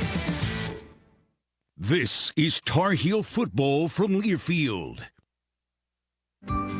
Everyone has an idea. At Smith Drugs of Forest City, we are continuing to offer the COVID-19 rapid testing and the COVID-19 vaccinations. Please call our pharmacy at 828-245-4591 with any questions or concerns that you may have. You may also visit our website at smithsdrugsfc.com and schedule your COVID rapid 19 test or your vaccination. Again, if you have any questions, please call our pharmacy at 828-245-4591. It's that time again, time to get the flu vaccines. And Smith's Drugs in Forest City has the flu vaccinations available. Walk-ins Monday through Friday and Saturdays by appointment. And Smith's Drug is asking all their Dream Station and System 1 CPAP customers to call if you need any help with registering your recalled devices. Just call the Home Medical Department for any help or with questions at 828-245-4591. And Smith's Drugs has the Moderna and Pfizer initial shots and the boosters. They also have the flu vaccines, and November is Diabetes Month. Get 10% off diabetic socks for the month of November at Smith's Drugs of Forest City. As it has really struggled, just 16 total yards with 8:19 to go in the second quarter. Tar Heels down 17-0. They'll be starting on their own 20-yard line after the touchback on the punt. Taking a look at the offensive line, Izudu is going to be at left tackle. Ed Montelis at left guard. Q Johnson at center. Right guard, Marcus McKeithen. And William Barnes will be out at right tackle. Carolina's tried a couple of different combinations up front, but without much success, Lee. And assuming there's nothing wrong with Jordan Tucker, this will be the third series in a row that William Barnes has been out in his position at the right tackle. Howell, the quarterback, with Chandler. Antoine Green, Justin Olson, the two outside receivers. Green to the right, Olson to the left. Downs will be the slot man in the right, or on the right for Carolina. Downs has 3 catches for 19 yards. He's been the only Tar Heel that has caught a pass thus far. Howell's thrown it 4 times, 3 completions. It's been the sacks that have been the issue. Stretch play to Chandler going to the far side. Really takes it all the way to the sideline and gets a good gain, more than 10 yards on the play. Marquez Williams able to sling him out of bounds at the end. Thought a couple of times during the course of that run that Chandler might cut it up the field, but he kept stretching and stretching and eventually advanced it out to the 33-yard line for a gain of 13. Some good blocks. Marcus McKeithen pulling from his right guard helped lead the way on that run. Shotgun snap to Howell. Keeps it on the ground with Chandler. Steps through 1 tackle, steps through 2. Flag comes in as Chandler crosses the 40 and nears the 45 on the far hash. That's in the area of holding. And the Tar Heels are turning around and walking back to the north. Illegal block below the waist. Offense, number 88. 15-yard penalty. First down. So not a hold. Instead, it's an illegal block below the waist on the tight end Morales, as he came in and chopped down a Pitt defender, Deslin Alexander. That hurts because Chandler had gotten a nice run. It wasn't going to be enough for the first down, but it was going to be second and short, and instead it'll be 1st and 25 from the 18-yard line. Just a killer penalty on Carolina. The 4th of the night on the Heels. They've lost 40 yards due to those penalties. Howell in the shotgun. Will swing it out to Downs near side. Downs, some traffic in front of him, dancing through it. Eventually multiple Panthers able to chase him down. The final tackle made by John Patrician, a reserve linebacker. Downs able to get out close to the 25. He'll be down at the 24. A gain of 6 on the play as whistles blow.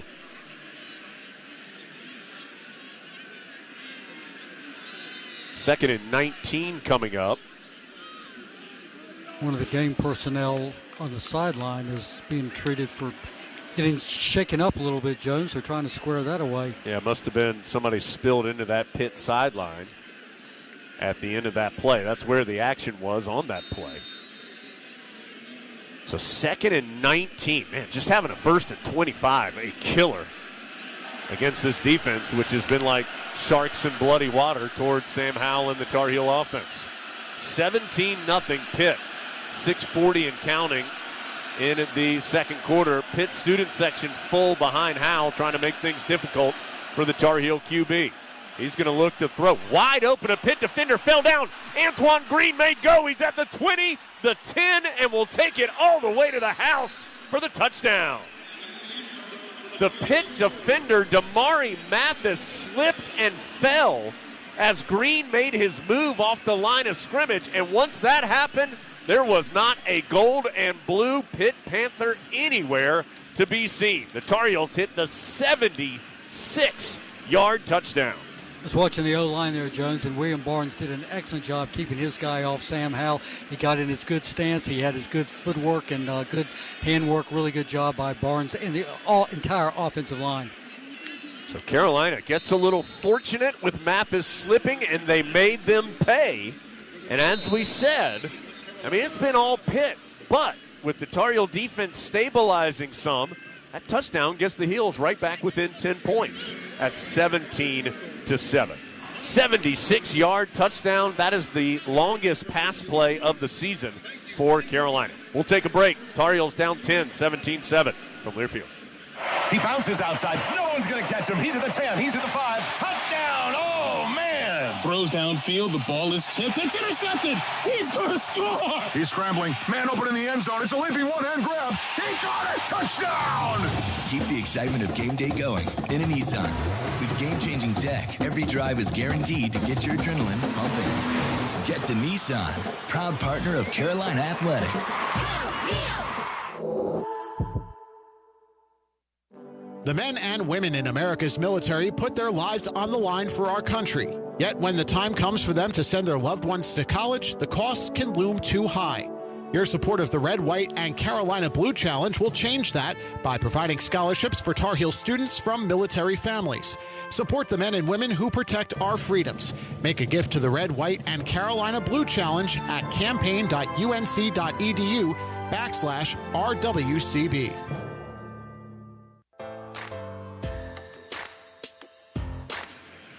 So with the longest pass play of the season, the Tar Heels get on the scoreboard. 17-7 now the score. Pitt on top with 6:24 to go in the third quarter. A 76-yard touchdown pass. Sam Howell to Antoine Green for Green. His fourth touchdown of the season. Third consecutive game that Green has a touchdown catch. For Howell, his 21st of the year and his 35th consecutive game. That's every game he's played that he has thrown at least one touchdown. Dave Nathan, our Pinehurst Resort sideline reporter. Dave, the emergence of Antoine Green has been a big boost for the Tar Heel offense here in recent weeks, and got a little fortunate. Mathis slipped and fell, but Howell and Green able to connect for the big touchdown. Good fortune certainly doesn't hurt. The attention that Josh Downs has been getting these last couple of weeks has helped Antoine Green. There's been a lot of attrition in the Carolina receiving corps over the course of this season, but I think you have to say, once we've gotten into November, Antoine Green has been the big winner with the way that everything is kind of shaken down. And Lee, just to get something good to happen. I mean, it felt like everything about this game had been all Pitt to this point. Get something good to happen for Carolina, maybe get a little momentum here. And Green, even though he did benefit from the Pitt defender slipping, he did a nice job of getting off coverage, and that's one thing he's done and catch better. The ball. So, I mean, absolutely, you got to finish the play. Absolutely, and he's getting off press coverage. He's separating better, and Mac Brown told him after a big play earlier in the year, you have now officially grown up, because they've been trying to force him to work through an injury issue and some lack of confidence and some holding backs and being tentative on that injury, and he's starting to come together for him. Yeah, and that's understandable. I mean, Antoine Green's injury was a gnarly one that he suffered early in his career at Syracuse. That's one that would make sense, that mentally it would be difficult to overcome and get back to feeling confident and trusting your body after a severe leg injury that Green suffered. So great to see him blossom here in the second half of this season, and he's given Carolina some juice here with the long touchdown return. It's going to be a short kick, fielded at the 4-yard line by Abana Kanda. He crosses the 20 and is tripped down around the 22-yard line. So a rare short kick by Jonathan Kim. But Carolina covers it well. And Pitt will start this drive. Looks like at the 23 is where this will be officially marked. See if the Tar Heel defense can stand up again after wobbling early. The Tar Heel D has forced back-to-back punts on a 4-play drive and then a 3-and-out. The last 2 times the Panthers have had the ball. Pickett going to throw. Drops back. Goes over the middle. Boy, Wayne able to come out of a group of players. There were players from both teams just kind of mixed up around the 40. All of a sudden, Wayne popped out of there, made the catch, and advances close to midfield. That'll be a gain out to the 50 for the Panthers of 27 yards. They have already snapped it, going with the jet sweep to the near side. Addison caught from behind by Chris Collins. A gain of 5, maybe 6 on the jet sweep. It will be 5 to the Tar Heel 49. We've seen Pitt do that a couple of times, particularly after big plays, where they have tried to really quickly get up to the line and snap it again, try and catch the Tar Heels out of position. 17-7 as Pitt hands off on second down. Good stiff arm by Vincent Davis as he threw down Des Evans. But then Storm Duck able to come and make the stop short of the first down at the 42-yard line. It'll be 3rd and 2 for Pitt. Panthers have been good on third down, 4 of 7, though Carolina has stopped the last 2 opportunities. Boy, this would be a big one here with 5:08 and counting. Pickett looking to throw. A blitzing Tar Heel. Kelly is upended. Now Des Evans giving chase and pushes Pickett. Well, I thought he pushed him out of bounds. Pickett tight-roped the sideline. Flags are down. Pickett stops short of the first down on the scramble. And whistles blowing furiously as well. Cam Kelly's slow to get up after being upended. It looks like his knee's giving him some problems, but he is up and walking right now. So Pickett's scramble did not gain the first down, but there is a flag down. Back in the secondary. Holding, defense, number 29. 10-yard penalty, first down. So Duck going to be flagged for defensive holding. Man, that is 2 big penalties on Storm Duck on third down. Got called for a pass interference early in the game, and now this one when Carolina had stopped Pickett short of the first down on the scramble. But the 10 yards will move it to the Carolina 32 and give Pitt a fresh set of downs. I still don't know how Pickett stayed in bounds. Thought Des Evans had thrown him out. Pickett to throw, goes to the end zone, touchdown. Over the top of Storm Duck, Jared Wayne brings it in, and Pitt answers right back. Back up now 23-7. That was a dagger to the heart there, Jones. Carolina was starting to get a little bit of momentum. 2 good defensive series. The big bomb to Antoine Green, and then they just got taken to the woodshed on that drive. 4:40 to go. Pickett with his second touchdown pass of the day. This one to Wayne from 32 yards out. For Wayne, it is his 4th touchdown of the season. Pitt goes 77 yards in just 4 plays in a minute 37 to get right back up by 17, assuming this extra point goes in, which it doesn't. Teach me to assume, right? That one was popped up short and right by Sam Scarton. That is the 3rd extra point that he has missed this season, as that one just squirted sideways almost off his foot. So 23-7 the score after the failed extra point. And you may say, not that big a deal, but it is a 2-score game now. Carolina would need 2 touchdowns and 2 two-point conversions in this particular deficit. Of course, there's a long way to go before any of that comes into play. And it happened in a minute 37. Yeah, I mean, Pitt, quick strike to say the least. And again, Panther offense been great all year, averaging 45 points, 541 yards per game. They now have 280 yards and 23 points with still 4 minutes and 40 seconds to play in the first half. Kickoff going to be a touchback. Now it'll be interesting to see how the Tar Heels play this. Now, assuming that they can pick up some first downs. Carolina would love to have this ball last because they get it first in the second half.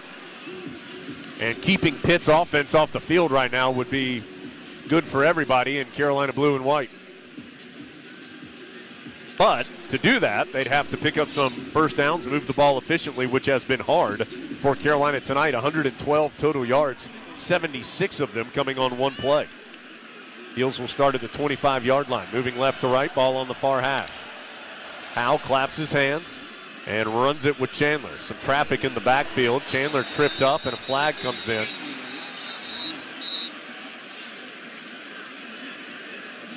Again in the area of holding.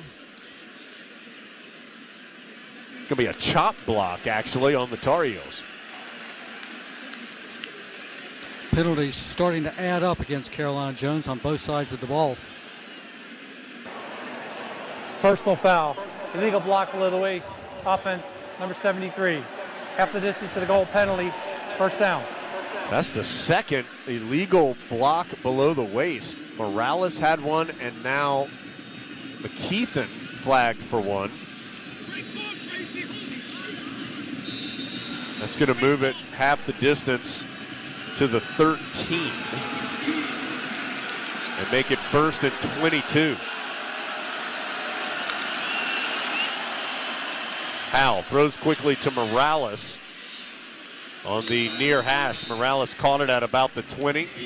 Ducks forward to the 24, a gain of 11 on the play. We'll get some of that yardage back make it 2nd and 11. Those 1st and 25s are kind of hard to negotiate. That's 2 series in a row Carolina's had that staring in its face. The penalties that Lee mentioned, 6 for 63 already for Carolina. Tar Heels came in last in the ACC and 121st in the country as far as penalty yards. No penalty on this play, but also not much offense. The handoff to Chandler came right side, and he lost a few, I believe. They're going to mark it at the 23, so a loss of 1. And it'll be 3rd and long, and this has been the danger zone for the Heels. Pitt with 4 sacks already. And this is one where they can pin their ears back and go. 3rd and 12. Carolina sets up the screen to Chandler. Pitt with plenty of defenders in the area, though. They read it well. Chandler able to eventually move forward for a couple, but just not a lot going there as Brandon Hill, the safety, eventually makes the tackle for Pitt. Jones, this is just a very experienced and talented front 7 for Pittsburgh. Of the 7 guys, 6 of them have been in the program for at least 4 years.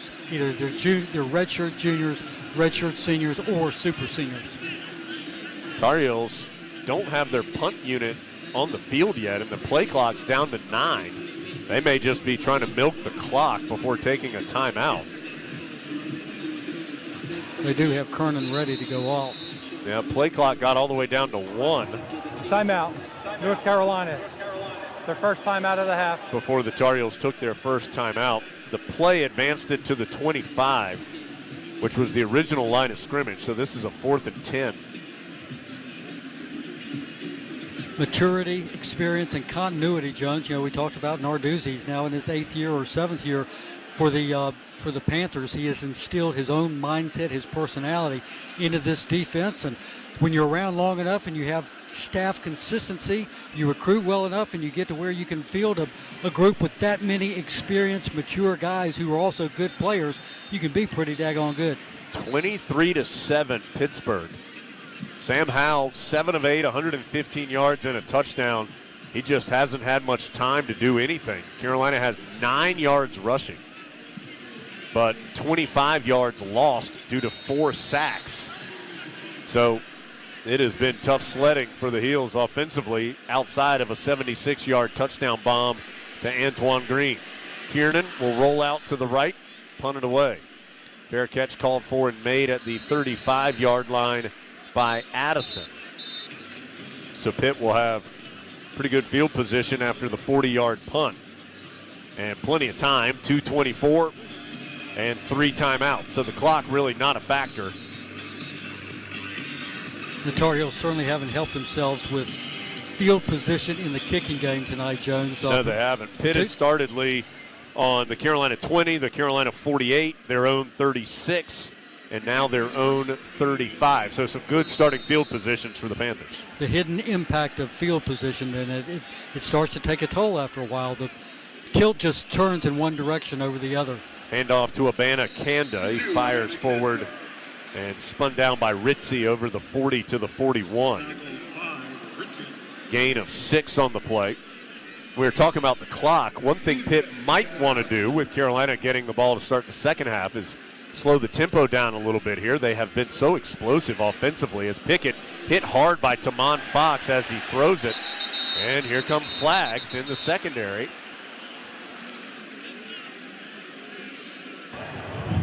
Holding, defense, number 9, 10-yard penalty, first down. Well, hey, Carolina's been whistled for a pass interference and now 2 defensive holdings in the secondary. Mix that in with some illegal blocks on the offensive side. That's now 73 yards of penalty yardage in the first half for the Tar Heels. And that gives Pitt another first down. That's within 1 yard of their per-game average of 74, Jones.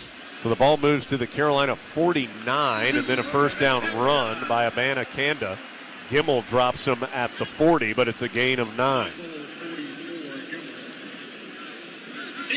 Just not much has gone the Tar Heel way here in this first half. Pitt has been the aggressor the entire time outside of the one explosive play.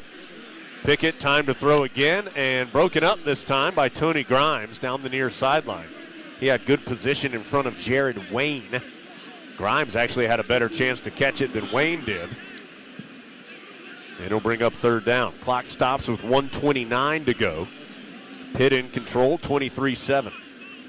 This is a third and short, 3rd and 1 for the Panthers. Pickett going to give it to Abanikanda. Hit after just a yard or two by Cedric Gray, but he falls forward for the first down to the 37-yard line, a gain of 3. Script just going according to the Panthers' plan, Jones. Absolutely. 1:22 and counting. They got plenty of time, only 36 yards to go. Pickett to throw. Carolina brings some pressure. Ritzy forcing him out, but he dumps it across his body to Kroll in the middle of the field. The lumbering tight end crosses the 25, near the 20. He'll be marked down at the 21. Des Evans a little shaken up on the play. He was one of the Tar Heels along with Gimmel involved on the tackle. As now officials stop the action as there's a Tar Heel down. It's not Evans, Grimes. It is actually Grimes who is down on the play. That'll stop the clock with 1 minute to go. That play gained 16 to the Tar Heel 21. Pitt looking for a knockout blow here late in the first half, already up 23-7. Let's check in with Dave on the sideline. Kroll's a pretty impressive-looking character. They've used him in the backfield as a blocking back a lot of the time, but to get him out in space, he's got some good hands, and at 6'6", 260, Des Evans was actually the smaller player trying to meet up with Kroll. Kroll was drafted out of high school as a pitcher by the San Francisco Giants, so a good athlete. Started at Jefferson College, then went to Florida, and now at Pitt for his super senior year. Comes from an athletic family. His dad played football at Kansas State. His mom was an All-America basketball player for the Wildcats as well. And Kroll, an impressive tight end, and being used effectively tonight. He has 3 catches for 40 yards. Pitt's 2 tight ends have 6 catches for 63 and a touchdown. Pickett to throw. Pocket breaks down. Pickett sneaks out of there to the right side. Morrison charging up at him, and Pickett just hustles out of bounds to stop the clock after crossing the 20. Stepped out at the 18. Gains just 3, but it will stop the clock. Let's break 10 seconds quickly. ID down the lines on the Tar Heel Sports Network. You're listening to Tar Heel Football on 100.9 FM, 590 AM, WCAB, Rutherfordton. Pitt trying to go into the locker room up multiple scores. They throw an incompletion, though, to Addison. And a late flag has come in. They're trying to go to Addison left side at about the 10. The flag is on Pitt. Holding, offense, number 55, 10-yard penalty. So that's Marcus Minor. Correction, personal foul, unnecessary hit, late hit, 55, 15-yard penalty. So that's an even more severe penalty. And as I was saying a moment ago, Pitt trying to go in multiple scores. They're already up multiple scores, but they're trying to make it a 3-score deficit. Right now it is ruling on the field is dead ball, personal foul, 55 offense, 15-yard penalty. The down counts, third down. So that just got worse and worse for Pitt. It started off as a hold, then a personal foul, then a dead ball personal foul. So that means the incompletion counts on the play. So it will be third down plus the penalty yardage, moves it back to the 33-yard line. So it'll be 3rd and 22 with 40 seconds left to go. Pitt needs the 11-yard line for a first down. The flag came in because Minor has now a timeout called by Pitt. Pittsburgh. Minor came in and hit Rucker in the back after the ball had been thrown down the field by Pickett. Minor came in and clubbed Rucker in the between the shoulder blades and picks up the personal foul. So with 40 seconds to go, Pitt's taking a timeout here with the 23-7 advantage. Let's check in with our Pinehurst Resort sideline reporter, Dave. Yeah, you keep mentioning Kamen Rucker's name. Since the first play from scrimmage where he got in on a run stop, he's been really the lone constant that's brought some pressure to the backfield for Pittsburgh. Pickett, for the most part, has had time to throw all day long, but Rucker, time and again, has been one Carolina player that's gummed up the works for Pitt. Pat Narduzzi using this entire timeout to complain to the referees on that penalty on Rucker, or on his player Minor against Rucker. As it brings up that 3rd and long now, 3rd and 22. North Carolina Farm Bureau School Board reads whole lot for Pitt, 23, Tar Heels 7. But with that penalty, Tar Heel defense now in a position to potentially get a stop here before the half. See how Pitt wants to play it. Pickett's going to throw. Tamon Fox coming off the edge. He's picked up. Pickett throws it and complete inside the 15-yard line. Tony Grimes makes the hit on Jaden Bradley after the catch. It is not enough for the first down, but it does make a potential field goal much more manageable should Pitt choose to go that direction. Ball marked at the 13-yard line. And Pitt's going to take a timeout. So a gain of 20 on the play. It'll be 4th and 2. Pitt can choose to kick this. That would put them up, if it goes in, 19 points. You would think that would be the direction they would go. But who knows? And it does look like now, after leaving the offense out there for a moment, Panthers are going to send out the kicking unit. Sam Scarton has been good this year, 12 of 13 coming into today. He's already made one kick, a 34-yarder, late in the first quarter. He has missed an extra point, though. And with this ball being snapped at the 13, it'll be right around a 30-yard kick. Actually look like Pitt's going to set back at the 30 or at the 21-yard line with their holder, Chris Dedulu. So this will be a 31-yard try off the right hash for Scarton and the Panthers. Snap back, spot down.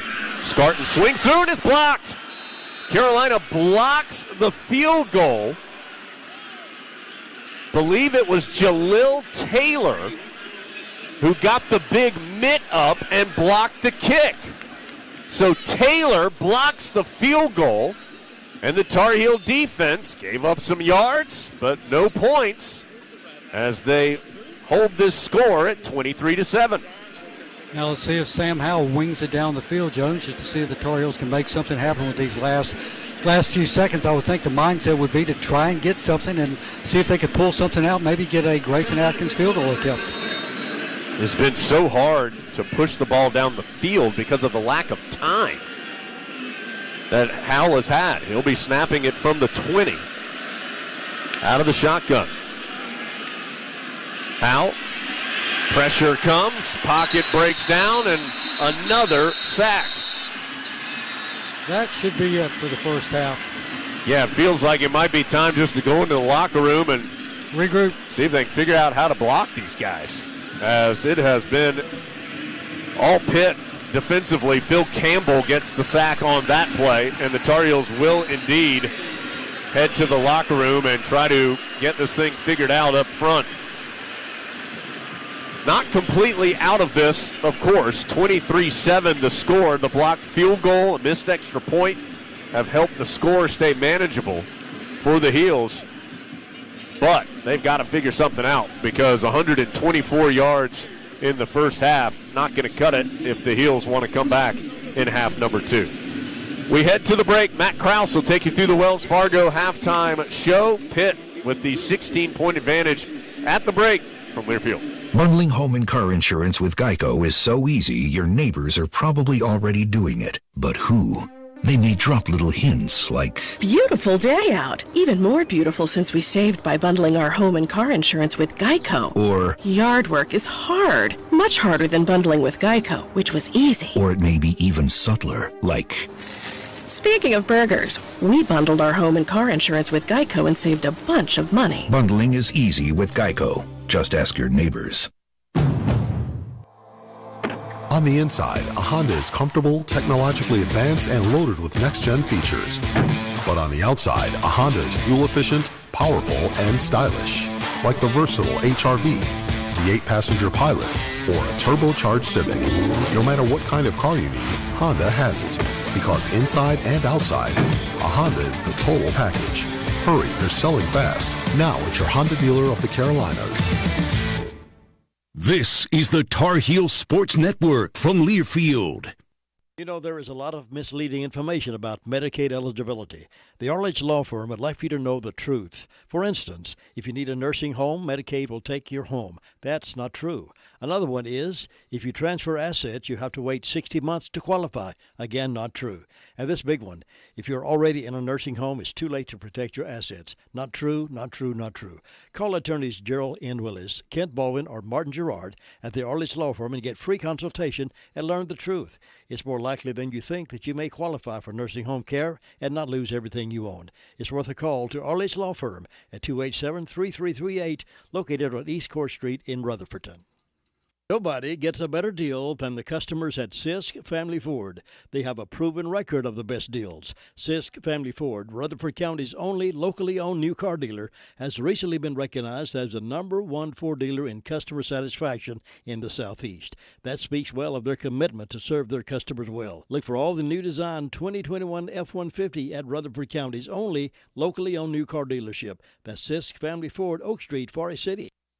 Of Learfield, under the broadcast rights granted by the University of North Carolina. Reuse of this presentation is prohibited without the expressed written consent of the University of North Carolina and Learfield.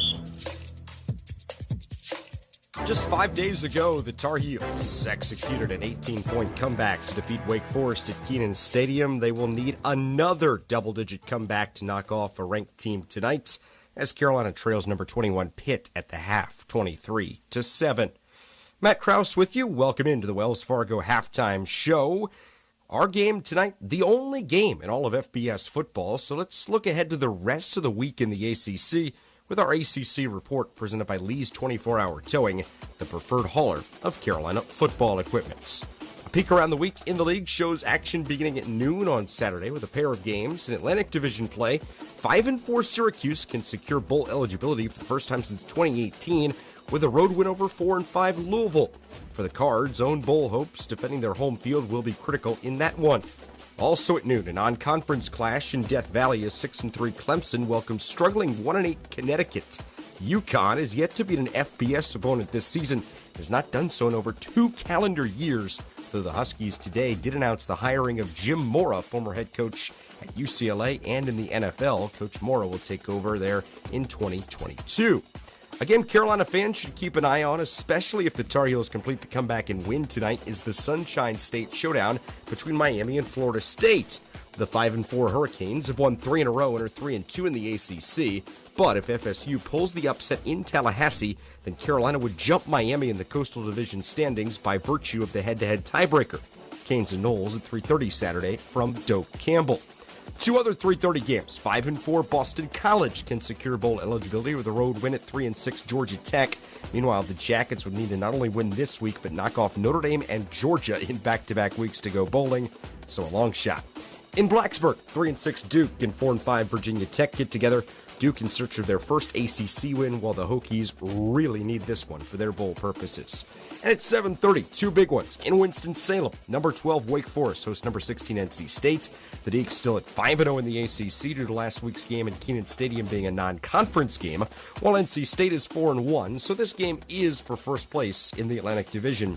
And in Charlottesville, 6-3 Virginia can shake up the national picture with a home win over number 9 Notre Dame at Scott Stadium. Couple of notes on the national docket this week. 5th-ranked Cincinnati tangles with South Florida tomorrow night at 6 o'clock, while the rest of the games are on the traditional Saturday. 2nd-ranked Alabama home to New Mexico State at noon. Number 6 Michigan visits Penn State, while the headline at that noon hour is in Waco. Number 8 Oklahoma visits number 13 Baylor in a key Big 12 battle. At 3:30, number 1 Georgia is at Tennessee, and a ranked-on-ranked game at the Horseshoe pits number 19 Purdue and number 4 Ohio State. Under the lights, keep an eye on number 11 Texas A&M visiting number 15 Ole Miss, 7 o'clock kick for that one.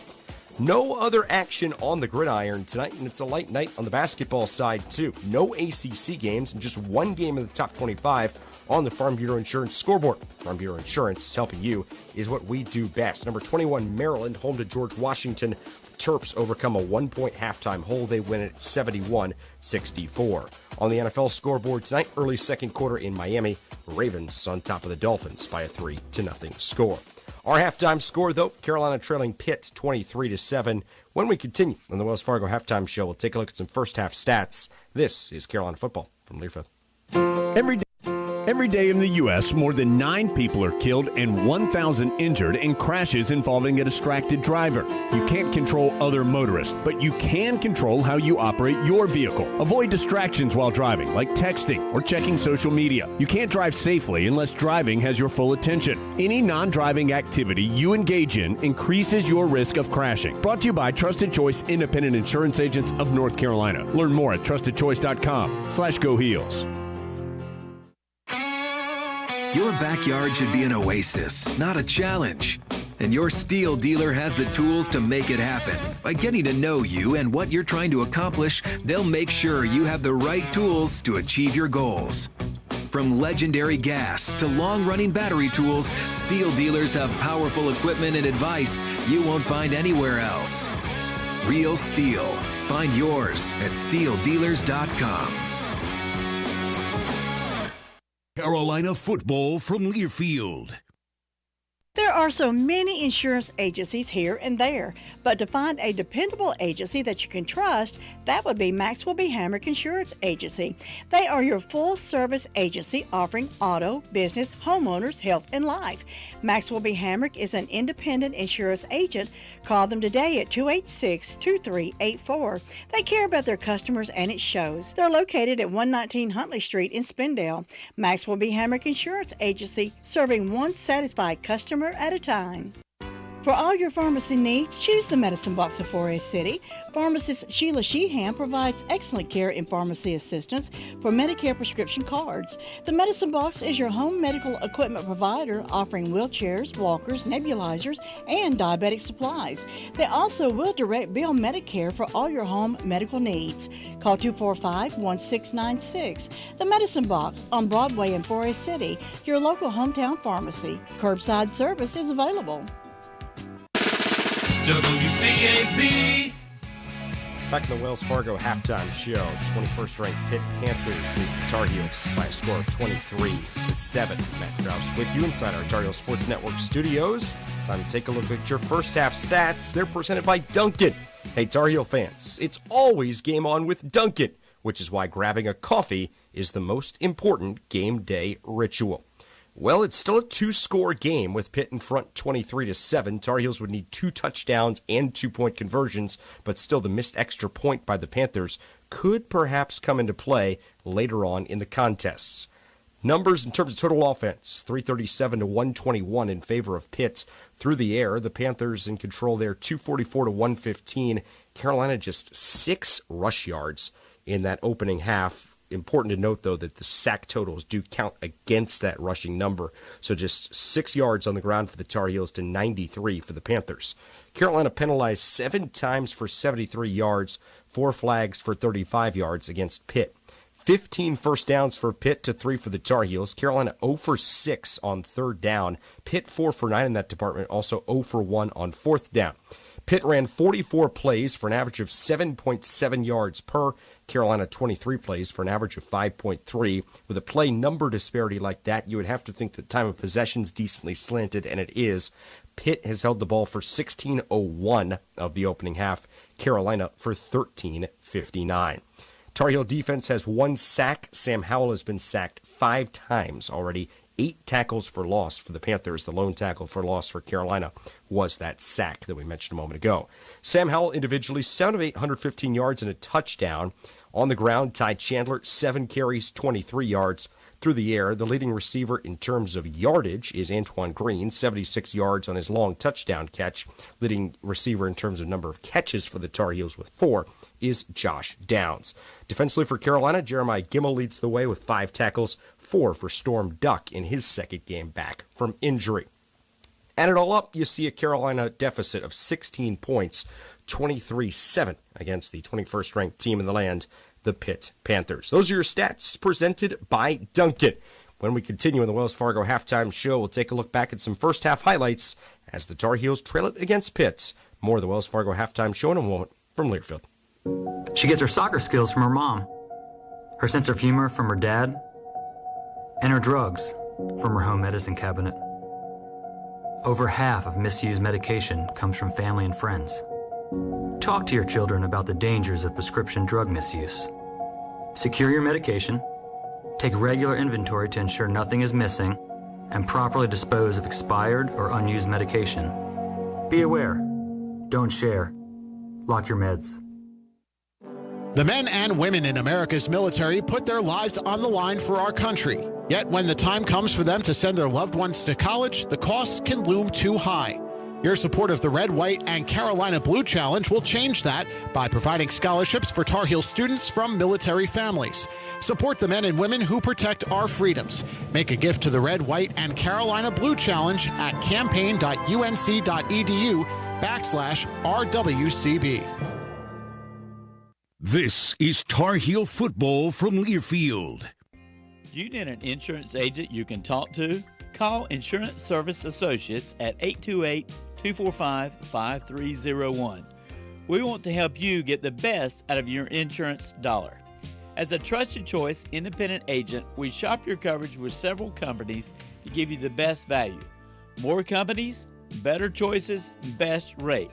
Come see us at our new office at 245 East Main Street in Forest City, or call us at 828-245-5301.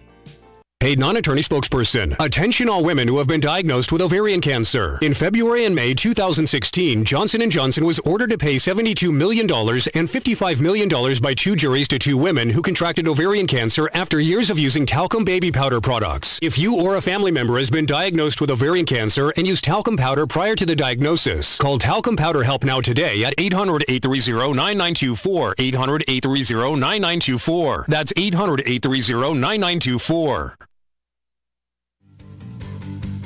We welcome you back to the Wells Fargo halftime show. Carolina trailing number 21 Pitt 23-7. Teams in their halftime locker rooms at Heinz Field. It's Matt Krause back on in our Tar Heel Sports Network studios. Time now for the BMW Ultimate First Half highlights. They are brought to you by BMW, the ultimate driving machine. Well, we told you it's a 23-7 game in favor of Pitt.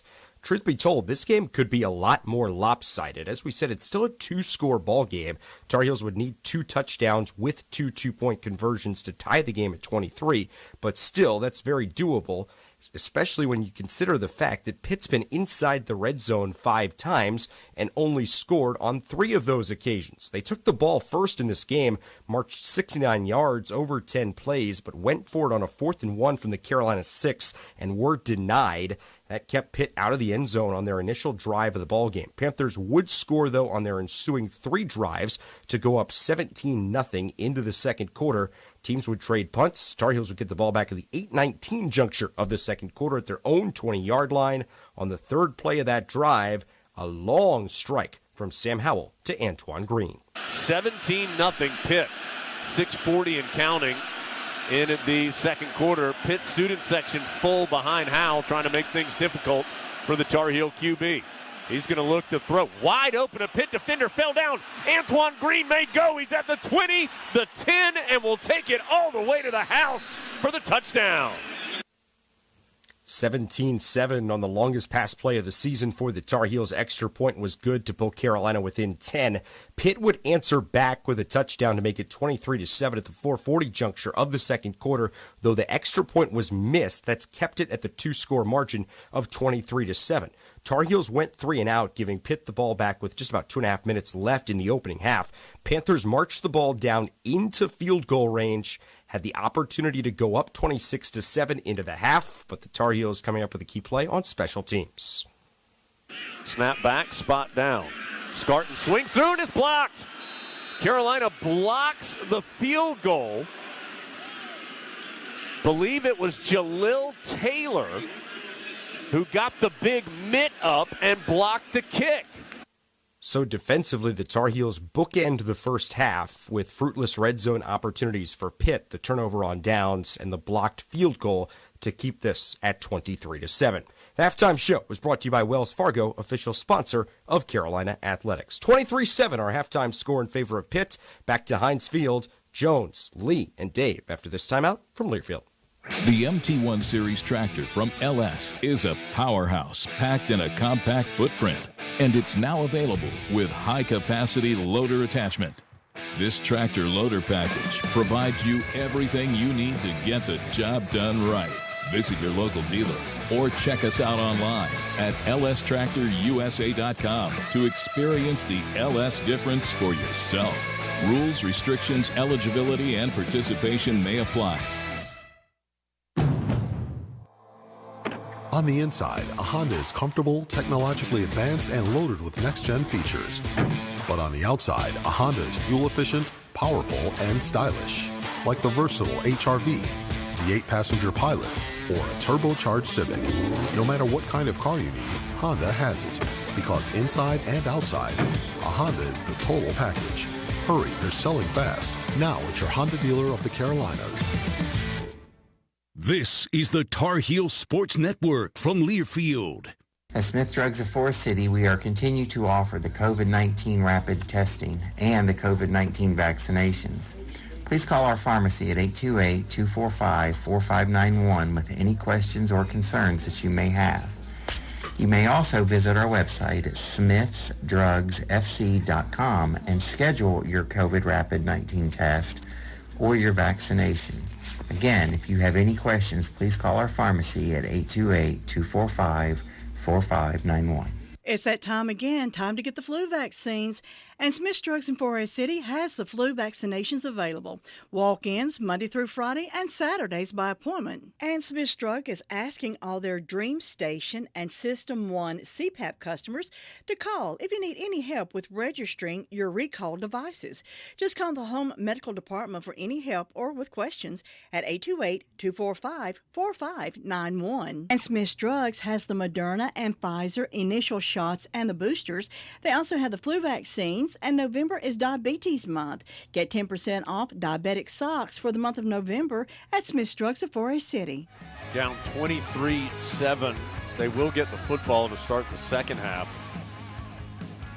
And looking desperately to find some offense against a Pitt defense that has been really, really good thus far. Panthers have 5 sacks in the game. But Pitt's good at getting sacks. We understand that. They had 51 2 years ago, 46 last year. They came in with 31 so far this season. That was second in the ACC and top 10 in the nation. But it has dominated the game. And Pat Narduzzi, by the way, when his team has picked up 5 or more sacks in his career at Pitt, he's 18-1 as a head coach. So let's get to the trusted choice of the game. Brought to you by Trusted Choice, independent insurance agents of North Carolina. I want you to stay safe behind the wheel. Put down your phone while driving. Let's have a hands-free NC. To learn more, find an agent near you. Visit trustedchoice.com/GoHeels. Lee Pace joining me, Jones Angel. Lee, obviously, there's nowhere else to go other than Carolina has to protect. They have to do something up front. Tar Heels gained 120 yards. That actually was changed at halftime, down a yard from 121 to 120. 76 of it came on one play. So that means on the other 22 plays that Carolina ran, the Heels gained 44 yards. 2 yards per play. Clearly, that needs to be better. We'll get Lee's microphone turned up. All right, Lee. There have been no answers along the offensive line so far. We did note that William Barnes has played the most of the second quarter at right tackle. They did move Ed Montelis in at left guard there at the end of the second quarter. Moved Josh Azudu out to left side. So we'll see with Carolina getting the ball what that offensive line is going to be. It's going to be a touchback for the Tar Heels to start off. By the way, just one note, Josh Downs now with 1,039 yards receiving on the year. He's already moved up into 5th place all-time single season. He's passed Daz Newsome from 2019 and De'Ami Brown from 2019 just in his production. 4 catches, 25 yards in the first half. That O-line is going to be Zudu left tackle, Montelis left guard, Hugh Johnson at center, Marcus McKeith in right guard, and William Barnes at right tackle. Howell hands off to Chandler, and he's tripped up in the backfield by Servassier Dennis. Dennis able to fly through and got to Chandler right when he was handed the football. So more negative yards for the Heels. It'll be 2nd and 14 as Chandler tripped up back at the 21. not the ideal way to get started here in the third quarter. No, they've been behind. Carolina's been behind the chains, it feels like, the entire game. Howell with Chandler to his left and Downs to his right. Play action goes over the middle to Walston, who takes a big hit but keeps his feet. Eventually, a couple of Panthers come and wrangle him down at the 33-yard line. Good catch and protection of both the ball and his body by 6'4", 245-pound Garrett Walston. Forward progress out to the 33. And Walston knew he was wide open. He raised his hands, signaled for the ball just as soon as he made the cut in the seams of the pit zone. 3rd and 2. Carolina was 0 of 6 on 3rd down in the first half. Howell is going to run it and has the first down. He faked the handoff to Chandler and then followed Chandler through the whole left side of the offensive line. So the first 3rd down conversion of the game for Carolina comes on its first opportunity here in the second half. It's a gain of 5. Sam has not made any dent running the football tonight. Jones, 7 attempts for minus 28 yards. Of course, a lot of that coming on sacks. Yeah, he's lost 30 yards due to sacks. And he's going to run on the design quarterback draw on first down. He was able to get out close to the 40. You know, it looked like Servassier Dennis, don't know if he would be classified as a spy necessarily, but he just stood in the middle of the field staring at Howell, waiting to see what he was going to do. Howell ran for 2 yards. Dennis was involved on the hit. Sam's legs certainly garnering the attention of the opposition with the terrific year he's had thus far running the football. Came in with 699 yards on the ground.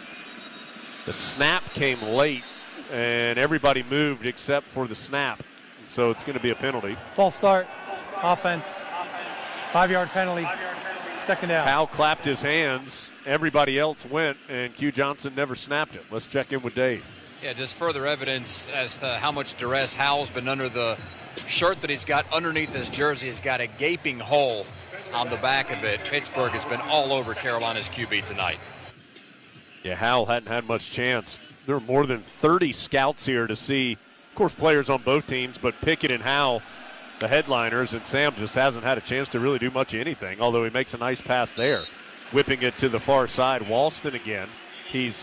Has his legs cut out by Marquez Williams at the 40, but a gain of 5 on the play. It does bring up a 3rd and long. That was 2nd and 18.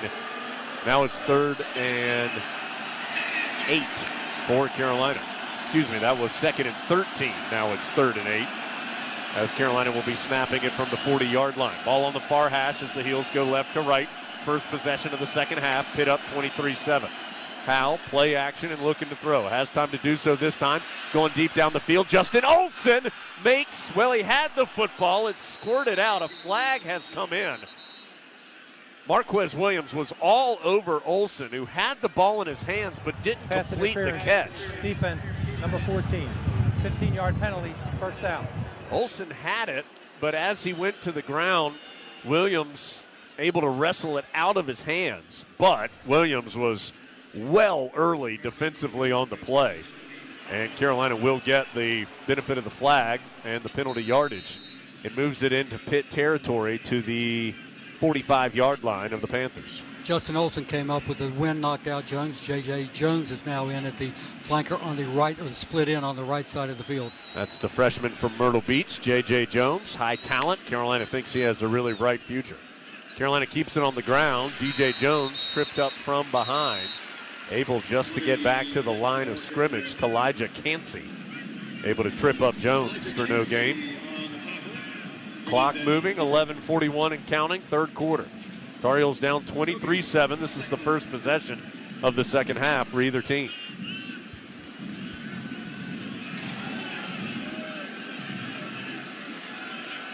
Howell in the shotgun. Will get the snap. Looks to the near side, completes it to Downs at the 35.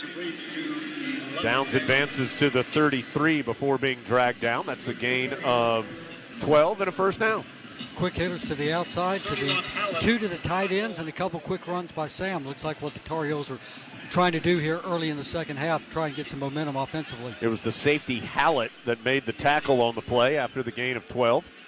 Sixth catch of the night for Downs for 37 yards. He'll go in motion from right to left through the formation for Carolina. Heels keep it on the ground with DJ Jones, keeping his legs churning, fighting for some yardage, crosses the 30, gets to the 28. That was a pretty hard-earned couple of yards there for DJ Jones. Ends up gaining 4 as that first down snap was from the 32. Turns forward there to the 28. So it'll be 2nd and 6. Carolina nearing the red zone, moving from left to right. Ball on the near hash. Heels down 23-7 with one of their best drives. Well, the best drive of the day offensively as far as sustained offense for Carolina. Howell pulls it quickly, throws it quickly. J.J. Jones can't hold on. Had it broken up by Damari Mathis at the 15-yard line. Jones had it briefly in his hands, but Mathis, playing physical with the freshman, able to poke it away.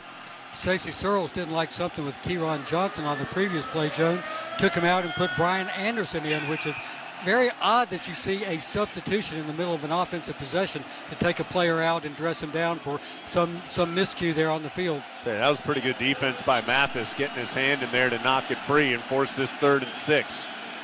Panthers moving around up front to try and confuse the Tar Heel offensive line. Now they bring it.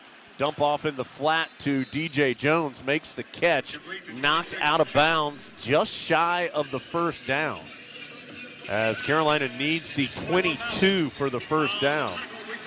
Jones taken out at the 23. So a 4th and 1 after the gain of 5. And Carolina down 16 points. Trying to decide what to do. The offense on the field right now looks like they're clearly going to go. Pitt crowd trying to work itself into a lather. There's just 10 seconds on the play clock, so Carolina's got to hurry. Play clock down to 4. Howell in the shotgun. Play clock down to 2. And Pitt took a timeout right before a Carolina player moved early. I think the Heels were in danger of a false start, but I think the timeout taken first. There is no foul on the play. Timeout was called. Pittsburgh, their first timeout of the half. So Pitt takes the timeout. That will stretch to a full with 9:32 to go in the third quarter. Carolina facing a 16-point deficit and a 4th and 1 on the Pitt 23 when we return from Learfield. The perfect tailgate. All you need are your friends and the 2021 Ford F-150 with the available Pro Power onboard. It's like a mobile generator to power your tailgate all game long. It's this tradition of toughness and innovation that's made Ford F-Series America's best-selling truck 44 years straight and counting. Make your game day traditions bigger and better season after season. Check out the 2021 Ford F-150 at your Carolina Ford dealer. Based on 1977 through 2020 calendar year total sales. This is Carolina football from Learfield. You know, there is a lot of misleading information about Medicaid eligibility. The Arledge Law Firm would like for you to know the truth. For instance, if you need a nursing home, Medicaid will take your home. That's not true. Another one is, if you transfer assets, you have to wait 60 months to qualify. Again, not true. And this big one, if you're already in a nursing home, it's too late to protect your assets. Not true, not true, not true. Call attorneys Gerald N. Willis, Kent Baldwin, or Martin Gerard at the Arledge Law Firm and get free consultation and learn the truth. It's more likely than you think that you may qualify for nursing home care and not lose everything you own. It's worth a call to Arledge Law Firm at 287-3338, located on East Court Street in Rutherfordton. Nobody gets a better deal than the customers at Sisk Family Ford. They have a proven record of the best deals. Sisk Family Ford, Rutherford County's only locally owned new car dealer, has recently been recognized as the #1 Ford dealer in customer satisfaction in the Southeast. That speaks well of their commitment to serve their customers well. Look for all the new design 2021 F-150 at Rutherford County's only locally owned new car dealership. That's Sisk Family Ford, Oak Street, Forest City. Early in the third quarter, Carolina's had a sustained drive. Its best drive of the day. Started on its own 25-yard line.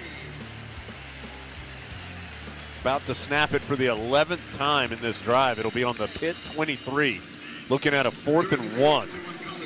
Down 23-7. Pitt jumped all over Carolina. Led this thing 17-0 after the first quarter. Tar Heels trying to get back in shouting distance here, but has to complete this drive with a touchdown. Do you own or rent your home? Sure you do, of course. Fortunately, Geico makes it easy to bundle your home and car insurance. It's a good thing, too, because having a home is hard work. Go to geico.com, get a quote, see how much you could save. Geico.com, easy. Lee mentioned the center position. Brian Anderson will be the center. Left to right on the O-line will be Izudu, Montalis, Anderson, McKeithen, and Jordan Tucker for this fourth down play. Hal, the quarterback, Chandler behind him as Hal's in the short shotgun. Morales on the right side of the line as a wing. Wide right is Antoine Green. Wide left is Justin Olson. Walston in the game as well. He comes in motion from right to left. So heavy personnel in there. Hal's going to run the speed option, takes a big hit, and I do not know. He needed the 22 as he came to the right, and it's going to be close. I don't think he got it.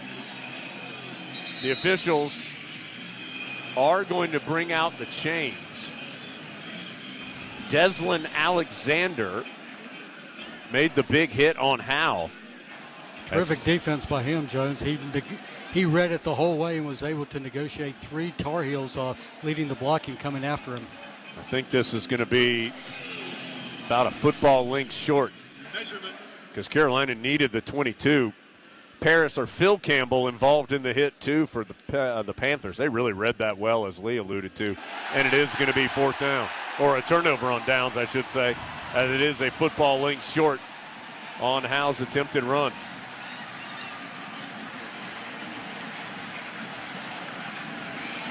So that long drive, the best sustained offense of the night, turns out to pay off 0. The ruling on the field was the runner short of the line to gain. The previous play is under further review.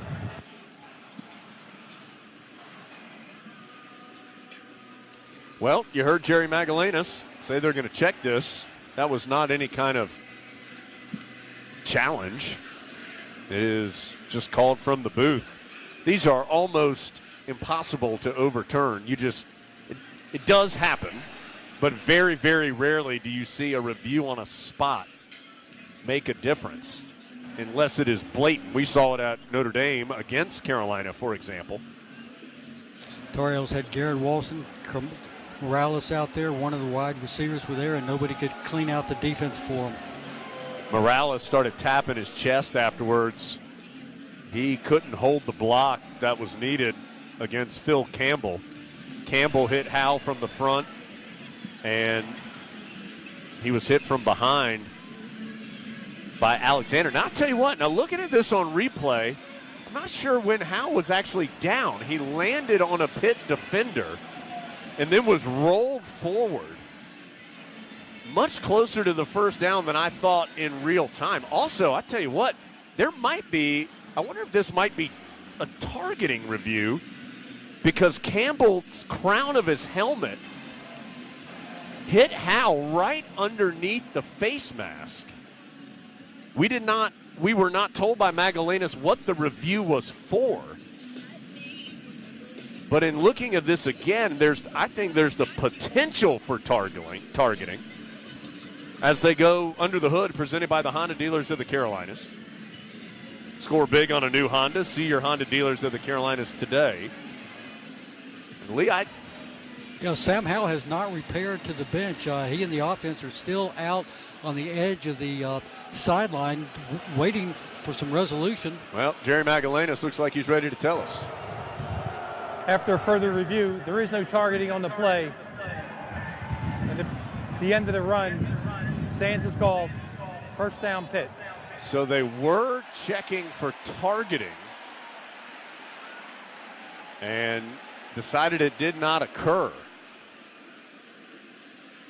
So Carolina will have to turn it over on downs after the 11-play drive stalls at the Pitt 23. Difficult pill for the Tar Heels, Jones. They really needed some momentum coming out of halftime. Needed to put some points on the board, and they were snubbed on fourth down. So now let's see what the defense can do. Pitt's defense, best in the nation on fourth down. Teams are now just 2 of 14 against the Panthers in fourth down opportunities. Pickett rolls out to throw. Pressure comes, gets it away late and knocked away. Nice job by Cedric Gray. He was trying to catch up with Jared Wayne at about midfield. Never turned to the football, but got his arms up as he was hustling back to catch up with Wayne. And when he timed his arms going up, he knocked the ball away. Good defense there. Second down. Pickett in the shotgun. Abanikanda to his left. He'll hand it to the young back. Abanikanda kind of pirouetted for no reason after he gained a yard or two, and on that pirouette fell forward to the 27. It's a gain of 4 in total. It'll bring up 3rd and 6. Kimmel on the previous pass, Jones, put some really good pressure on Pickett, but he just couldn't get there. Carolina just 1 sack today. Pitt has 5. Pitt 5 of 9 on 3rd down. Gimmel chases Pickett and drops him in the backfield. Jeremiah Gimmel with the sack, and the Tar Heel defense gets the quick 3 and out. That was pretty to see. That's what the defense needed to do, a good response to the offense being unable to put points on the board. So, now, right, this is going to be, other than that, how was the play, Mrs. Lincoln? But after that first quarter, this game has really settled down a little North bit. Carolina is reported in as number 45. As the Tar Heels have played much better since then, but they just found themselves in such a deep hole. Very similar to Virginia Tech. Yeah, down 17-0 after that first quarter. The Tar Heels just haven't been able to get back in it close enough, though they've played better. Boy, they had some good pressure on Chris Dudulu as British Brooks almost had the block. It's a line drive punt fielded by Downs at the 40. Downs takes a hit, stays on his feet, and gets close to midfield on the return. So Carolina's going to have good field position. The Tar Heels, again, had the long, sustained drive, a good defensive effort there, but still down 16. 23-7 the score, with 7:59 to play in the third quarter. Carolina will take over at around the 47-yard line when we return. Carolina down 16, trying to get on the scoreboard. Down 23-7 from Learfield. And we're back with breaking news. The new Coke Zero Sugar might be the best Coke ever. That's right, Jim. With an improved taste and 0 calories, the new Coke Zero Sugar is a must-try for any Coke fan. So make sure you... Jim. Jim. We're on the air. Ooh, yes, this tastes like the best Coke ever to me. Your thoughts, Jen? Well, can I have a sip? Jen, we're in the middle of reporting the news. I need to try it first. UNC Health offers the kind of care that helps keep champions on top of their game. From collegiate quarterbacks to backyard receivers and everyone in between, our team is always here for you. We're bringing our A game to provide personalized care with great expertise, the latest innovation, and the utmost compassion. See our lineup at unchealthcare.org/sports. This is Jones Angel, voice of the Tar Heels. And as a parent, I know nothing is more important than the safety of our children. More than 22% of teen-involved crashes per year in North Carolina are the result of distracted driving. Help protect our teenage drivers by ensuring they practice safe driving habits and avoid distracted driving. Always encourage your teens to put down the phone while driving and lead by example. Let's have a hands-free NC. Brought to you by Trusted Choice Independent Insurance Agents of North Carolina. Learn more at trustedchoice.com/GoHeels.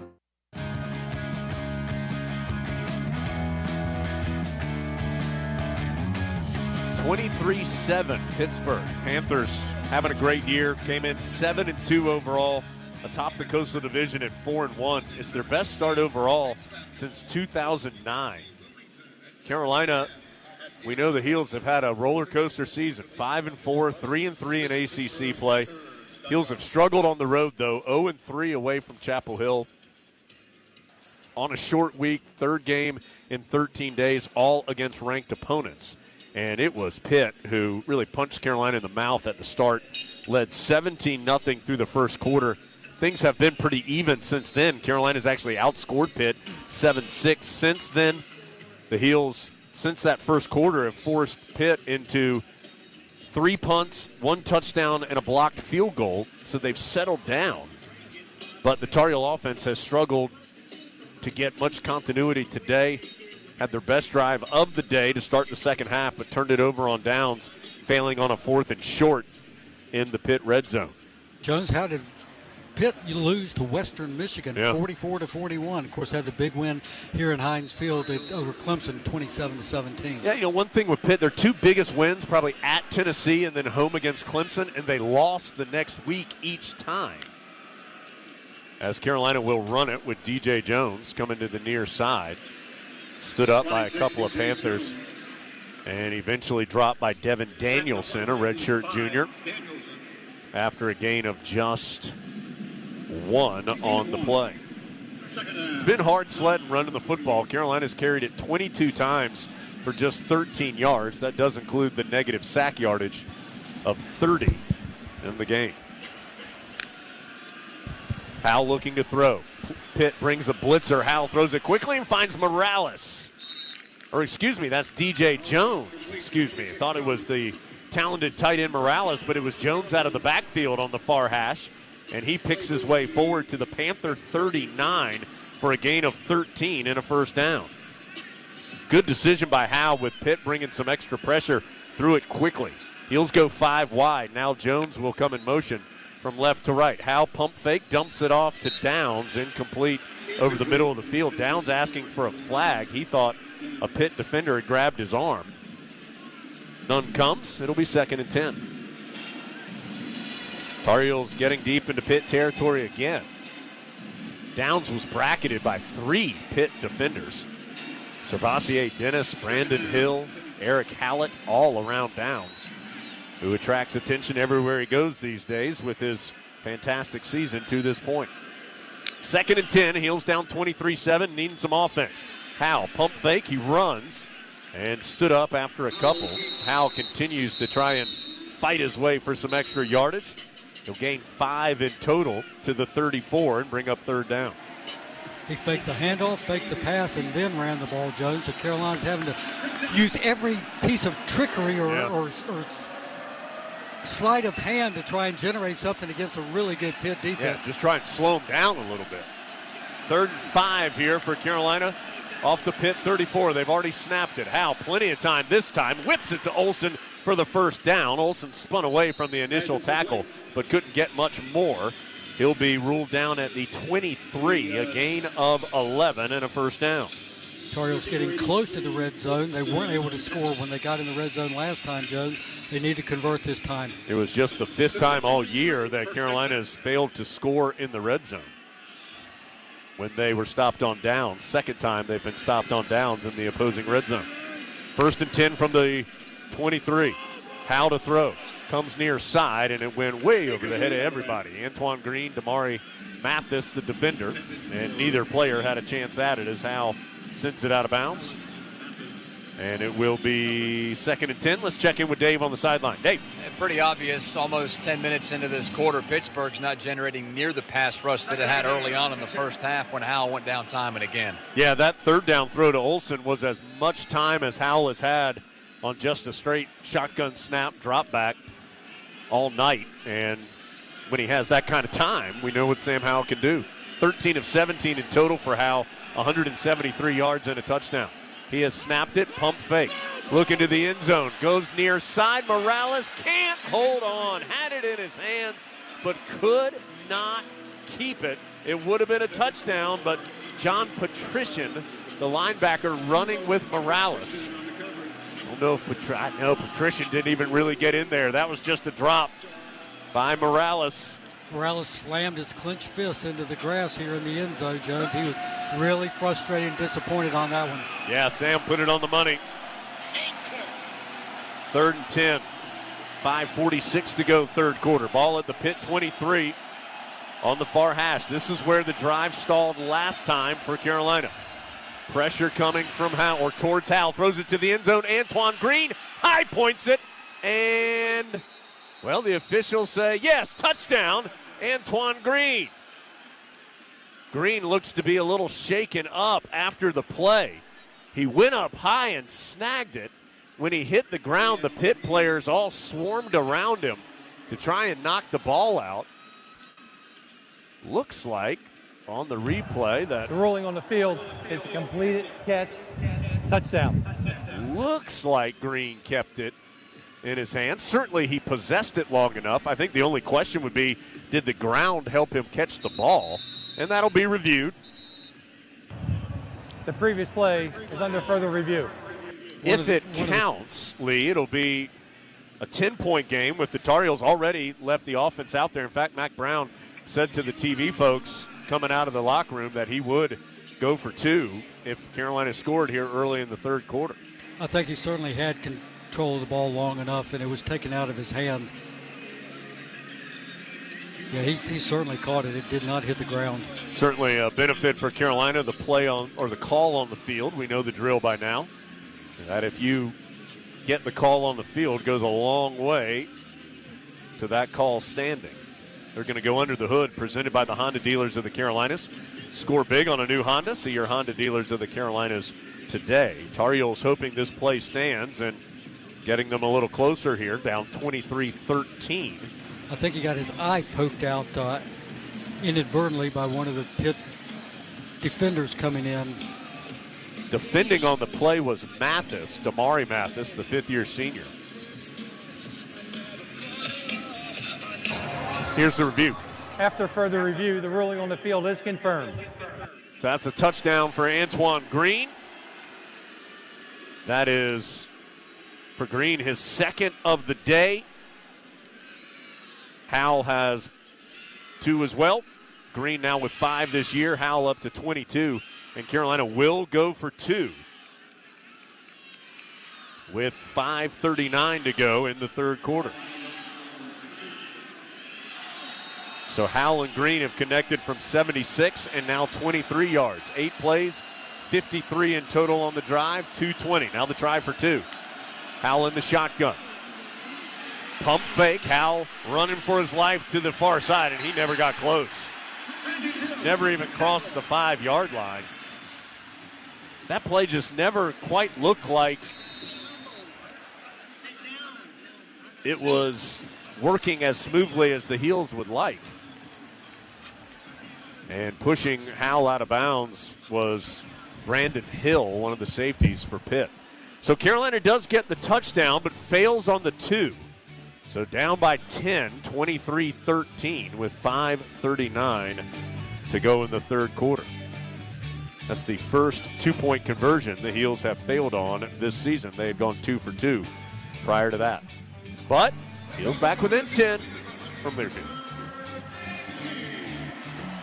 Established in 1995, Lee's 24-Hour Towing is a family-owned and operated small business in Durham and Orange County, North Carolina. We have the equipment and experience to handle all size vehicles. Whether it be your motorcycle, car, truck, SUV, family recreational vehicle, or even a tractor-trailer, we're prepared and available to upright, winch, and tow them all. We provide lockouts, jump starts, fuel deliveries, battery replacement on site with complete diagnostic equipment, and much more. Lee's 24-Hour Towing, preferred hauler of Carolina football equipment.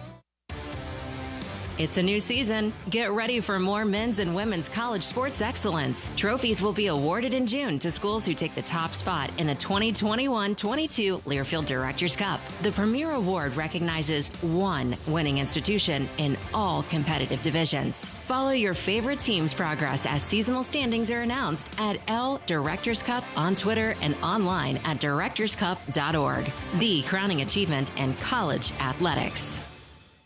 There are 2 words synonymous with flavor: Penn Station. Just those 2 words probably triggered your taste buds and started your mouth watering. Your stomach starts to growl just thinking about those hand-cut fries. It's flavor that triggers your senses, creates memories. It's flavor that makes every Penn Station sub, hot or cold, leave you fully satisfied and full. Flavor is everything, and if you're willing to sacrifice it for anything, you're missing the point. For lunch or dinner, choose Penn Station East Coast subs, where it's flavor overall. Farm Bureau scoreboard reads 23 for Pitt, now 13 for Carolina. Tar Heels have trailed this game by as many as 17 points.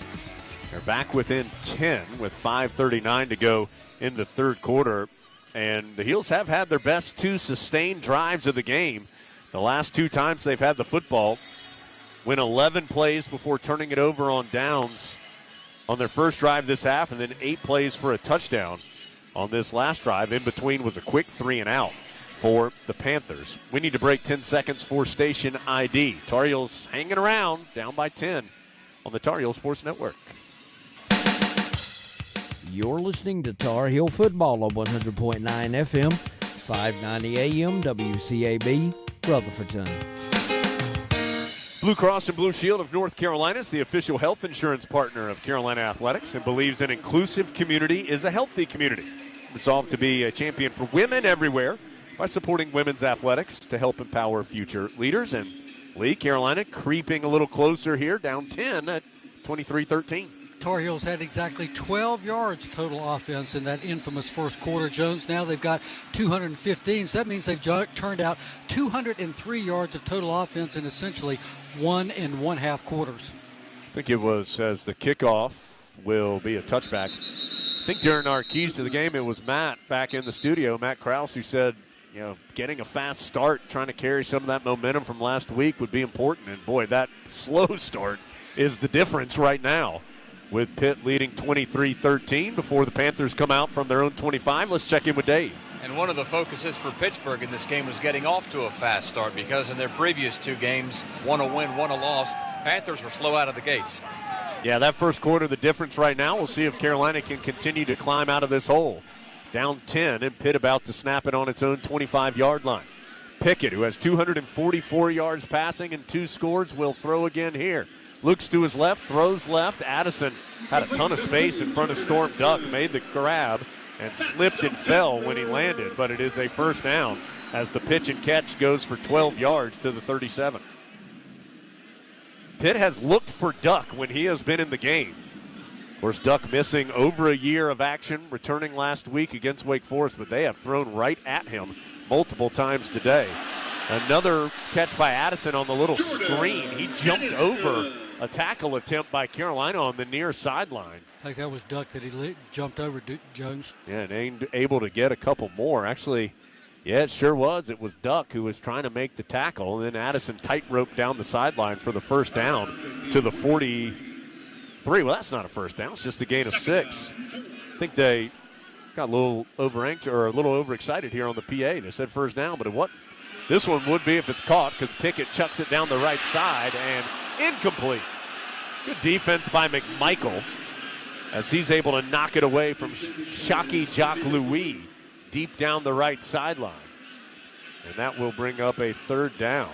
Jock Louis just couldn't hold on to it with the tight challenge by McMichael. McMichael ran with him step by step, turned around, caught the ball, or found the ball, then went up and broke it up. So third down, Pitt's 4 of 10 on third down tonight. Pickett with 3 receivers to the right, 1 to the left. 3rd and 4. The veteran QB gets the snap, looks to his right, throws over the middle, and caught Addison in front of Duck. First down at the Tar Heel 45-yard line. Addison, 54 catches on the season coming into this game. That's his 4th tonight. Now at 58 for over 1,000 yards on the season, and that was a big one to keep the drive going. That crossing route over the middle has been very productive for Kenny Pickett tonight. Pickett's going to throw quickly to the right side, caught at the 40, and moving forward for a few more yards after the catch is Trey Tipton. That's just Tipton's 2nd catch of the season. A super senior from Apollo, Pennsylvania. In total, the play is going to gain 7, maybe 8. It'll be 2nd and 3 from the 38-yard line of the Tar Heels. Pitt up 23-10, but on the move. They'll keep it on the ground here. Left side, and picking up the first down is Vernon Davis. As he moves to Vincent Davis, as he moves to the 31 for a gain of 7. So it's to the 31 of the Heels. Now, space starting to get a little tight for the Tar Heels to get a much-needed stop. Down 10. See if Carolina can come through. No turnovers in this game. Be a great time for the Heels to get one. Pickett play action. Throws left, caught by Tipton. And Grimes slings him down. Ball caught over the 30.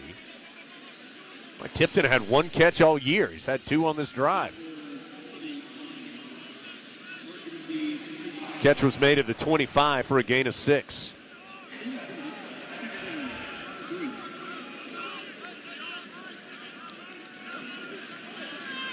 Second down for the Panthers. Hand off to Williams. Diagnosis, pushes forward. Forward progress stopped, but enough for the first down at the 20. Tamari Fox with the stop for the Tar Heels. And Pitt now right on the edge of the red zone. The ball marked in between the 21 and the 20. Panthers now on the ground, closing in on 100 yards. That should give them 98 as a team on that last run. First and 10 from the Tar Heel 21. Pitt up 10, looking for more. Pickett with pressure coming, and down he goes. Cedric Gray fired in like a missile and dragged Pickett down back at the 25. That is sack number 3 for the Tar Heel defense. Another Food Lion sack to give back. Tamari Fox, Chris Collins were pressuring too. Gray, the man to get there. It wasn't a planned blitz. He was just hanging back, watching what was going on, and then he fired in from the left side and nailed Pickett. Second and 14 after that sack, Lee. Pickett to throw again. Pressure coming again, and down he goes again. This time it's Tamon Fox. Just beat his blocker. He whipped Matt Gonzalez and gets to Pickett. Back-to-back sacks. Pickett taken down back over the 35-yard line. So that's a loss of 10 on that one. And now it is 3rd and 24 for the Panthers. Tamon Fox, that is sack number 5 on the season for him and gives him 26 on his career. He's 3rd place all time at Carolina. Next in the list is Peppers with 30.5 in his career. 3rd and 24 from the 35. Heels down 10, but getting some defensive pressure. Pickett, time to throw this time. Over the middle, incomplete. Wobbly and high off the hands of his intended receiver, Tipton. And it'll be 4th and long. Tipton shaken up on the play. He was hit by Biggers as he elevated to try to make the catch. And what does Pitt do here? This would be a 52-yard field goal attempt. And they will send out Scarton to try it. So this will be over 50. Dave, what's the wind doing down there? It has been blowing straight towards the north end zone, which is where this kick is directed all night long, so he'll have some help. All right, so this is going to be, looks like 53 officially straight away. His season-long and career-long is 47. That came last week against Duke. So a wind-aided 53-yard try for Scarton. Snap back, spot down. The kick is up, and it is just short. It was on line, but did not have enough leg. So Carolina gets another stop, and now the Heels will have the football down 10 with 47 seconds left to play in the third quarter. Look at this, Jones. Tar Heels just down by 10 and have the ball after what we went through in the first quarter. What a turnaround. Yeah, a 12-play drive there, Lee, for Pitt. Turns into nothing on the missed field goal. And so the last 6 drives for Pitt, after they scored on 3 of their first 4, 3 punts, 2 missed field goals, one of which was blocked, and a touchdown. So the Tar Heel defense playing much better. Howe, design quarterback run, steps through a tackle. Howe out the midfield, still on his feet, and he'll go out of bounds around the 45-yard line of the Panthers. Well, that looks like the Sam Howell that we've seen in the run game for a large majority of this season, as he was able to fight through an initial tackle near the line of scrimmage by Tyler Bentley and kept churning down the field for a big gain. Carolina will have it on the Pitt side of the 50. And it's clear that Phil Longo is trying to run Sam more here in the third quarter than he did the first half. 20-yard run there for Howell. He'll hand off on the first down play to DJ Jones for a short gain. We'll check with Dave. Yeah, Ty Chandler looked like he may have been shaken up on that 2-point conversion try. He was out on the field. We'll see if Dave can find Chandler on the sideline during this quarter break and see if there's anything going on with the Tar Heel tailback. But we will go to the fourth quarter. Carolina has been down the entire night, but clawing back in it, down 10, 23-13. The Heels have the football and a 2nd and 8 from the Panther 43 when we return. Can Carolina make it another big comeback? We'll find out. Heels down 10 from Learfield. For all your pharmacy needs, choose the Medicine Box of Forest City. Pharmacist Sheila Sheehan provides excellent care and pharmacy assistance for Medicare prescription cards. The Medicine Box is your home medical equipment provider, offering wheelchairs, walkers, nebulizers, and diabetic supplies. They also will direct bill Medicare for all your home medical needs. Call 245-1696. The Medicine Box on Broadway in Forest City, your local hometown pharmacy. Curbside service is available. There are so many insurance agencies here and there, but to find a dependable agency that you can trust, that would be Maxwell B. Hamrick Insurance Agency. They are your full-service agency offering auto, business, homeowners, health, and life. Maxwell B. Hamrick is an independent insurance agent.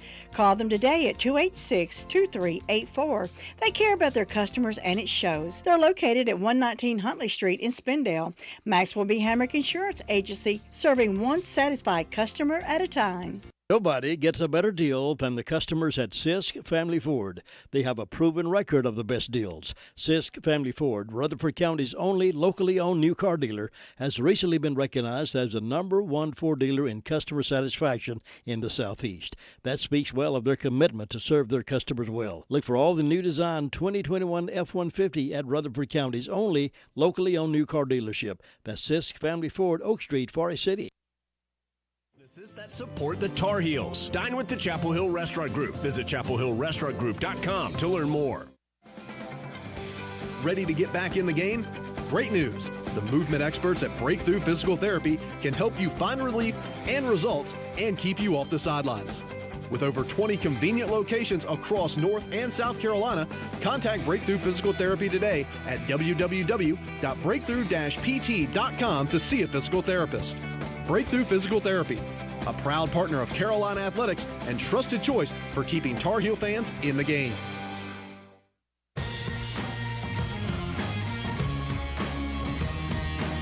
Going to the fourth, Carolina was down 17-0 after the first quarter. The Heels have outscored Pitt 13-6 since and have the ball in Pitt territory. Going to the final quarter, 23-13 Panthers. Tar Heels have a 2nd and 8 on the Pitt 43 when action resumes. And a big reason why Carolina is creeping a little closer is the defensive efforts that have been led by 3 sacks this half. And the sacks are sacks to give back. Food Line Feeds donates 1,000 meals to feed our neighbors in need with every sack. Food Line, a proud partner of Carolina football, will donate up to 30,000 meals to Interfaith Food Shuttle this season. So let's cheer on sacks to give back. Dave mentioned Ty Chandler. I did right before the break. And it is good to see Chandler's back out there on the field. So anything that may have happened to Ty didn't appear to be too serious. He's out there here for the start of the fourth. A little nasty. Remember, there's a chance of showers coming up tonight, maybe around 11 o'clock. So as this game wears on, who knows if that ball gets slippery, if the run game becomes bigger. But it'd be nice to have your experienced transfer out of Tennessee. Just 19 yards tonight for Chandler on 8 carries. It's been hard to run, 41 yards in total. And we said Pitt, one of the better rushing defenses in the nation. They came in giving up just 108 yards per game. That was 2nd in the conference, 16th in the nation. All right, 2nd and 8. Heels now going right to left here in the fourth quarter. And Howe will throw, looks to his left, now tucks it, carefully moves forward over the 40.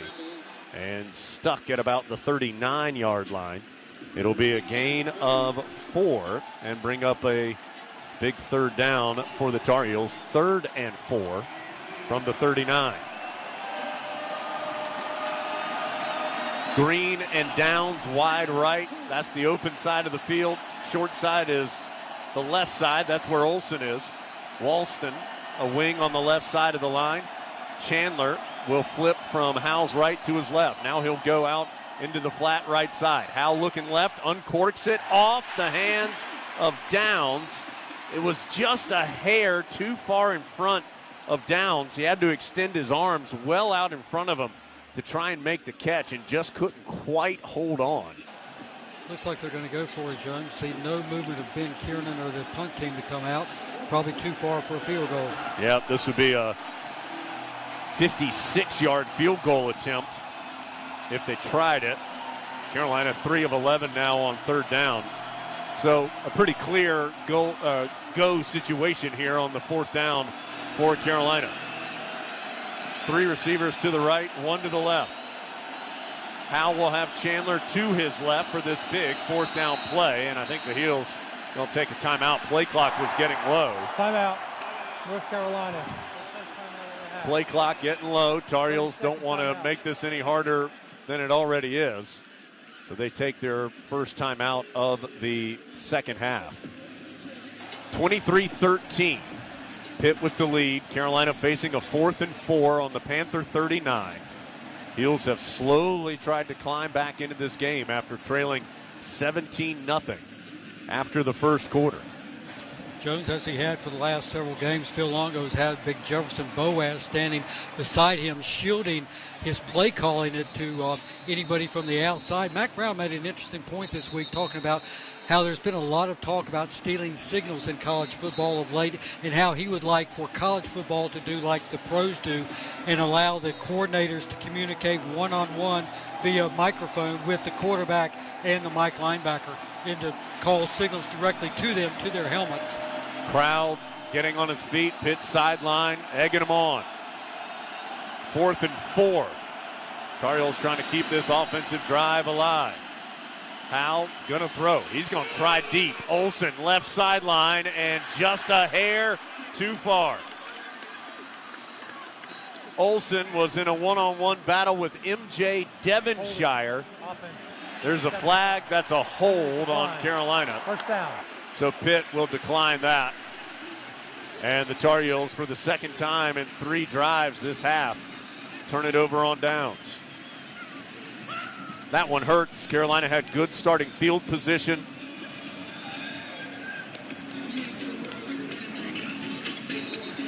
But couldn't make it pay off as the Heels end up on 4th and 4 trying the deep ball and not connecting. So Pitt will start on its own 39. It remains 23-13.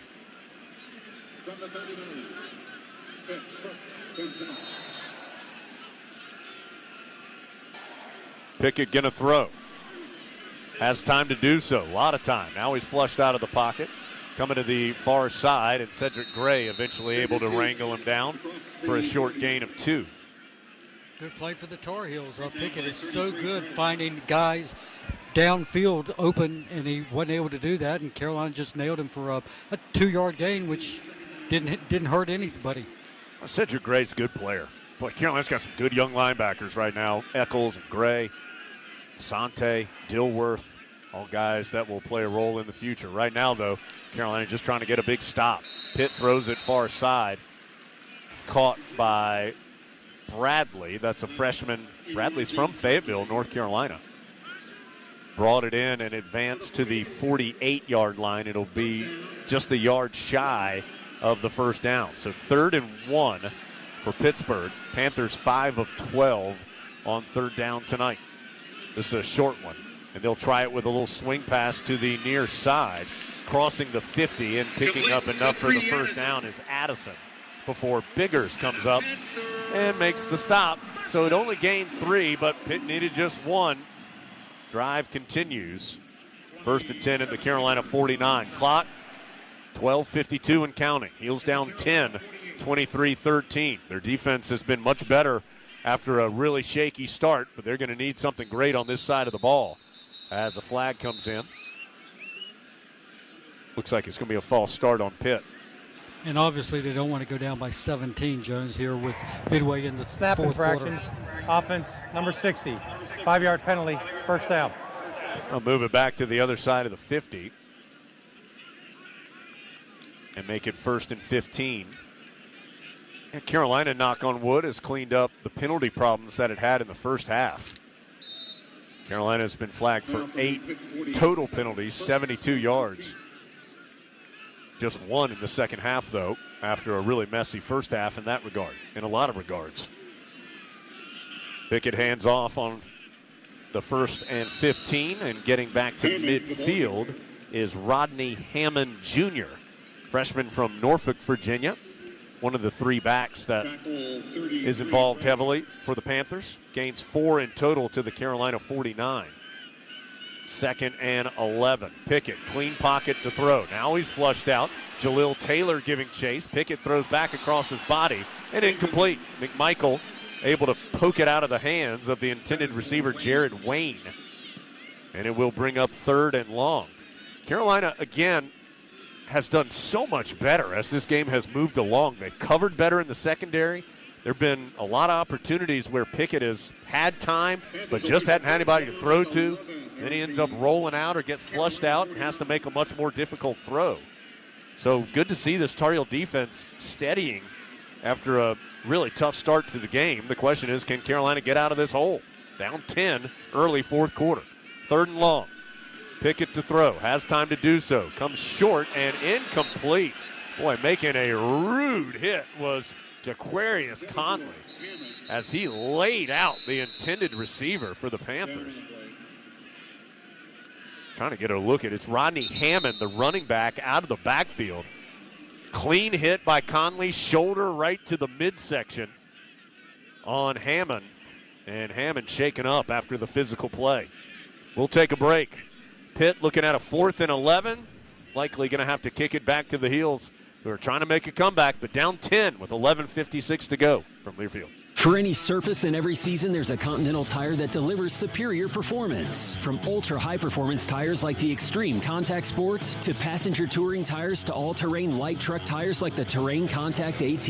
Continental has a tire that gives you confidence no matter the road conditions. Whether you're looking for summer, all-season, or winter tires, Continental Tire has something to fit your needs. Visit ContinentalTire.com to find your ideal tire. Continental Tire, a proud partner of Carolina Athletics. Hey Carolina family, this is head football coach Mac Brown. As official sponsor of Carolina Athletics, Wells Fargo understands being a Tar Heel means there's no off season. With a Wells Fargo Tar Heels debit card, you can show off your Carolina pride no matter where you are. It's your colors, your team, your card. Visit wellsfargo.com and search Card Design Studio to learn more. Copyright 2021 Wells Fargo Bank N.A. All rights reserved. On Saturdays, your team needs you, your sofa needs you, and you need a Jersey Mike's sub. Get it all with free Saturday delivery when you order through the Jersey Mike's app. Jersey Mike's, a sub above. This Saturday, while you watch the game at home, we're watching the grill at Jersey Mike's. Order through the Jersey Mike's app for free delivery on Saturdays, unless you're going to miss hearing this. Jersey Mike's, a sub above.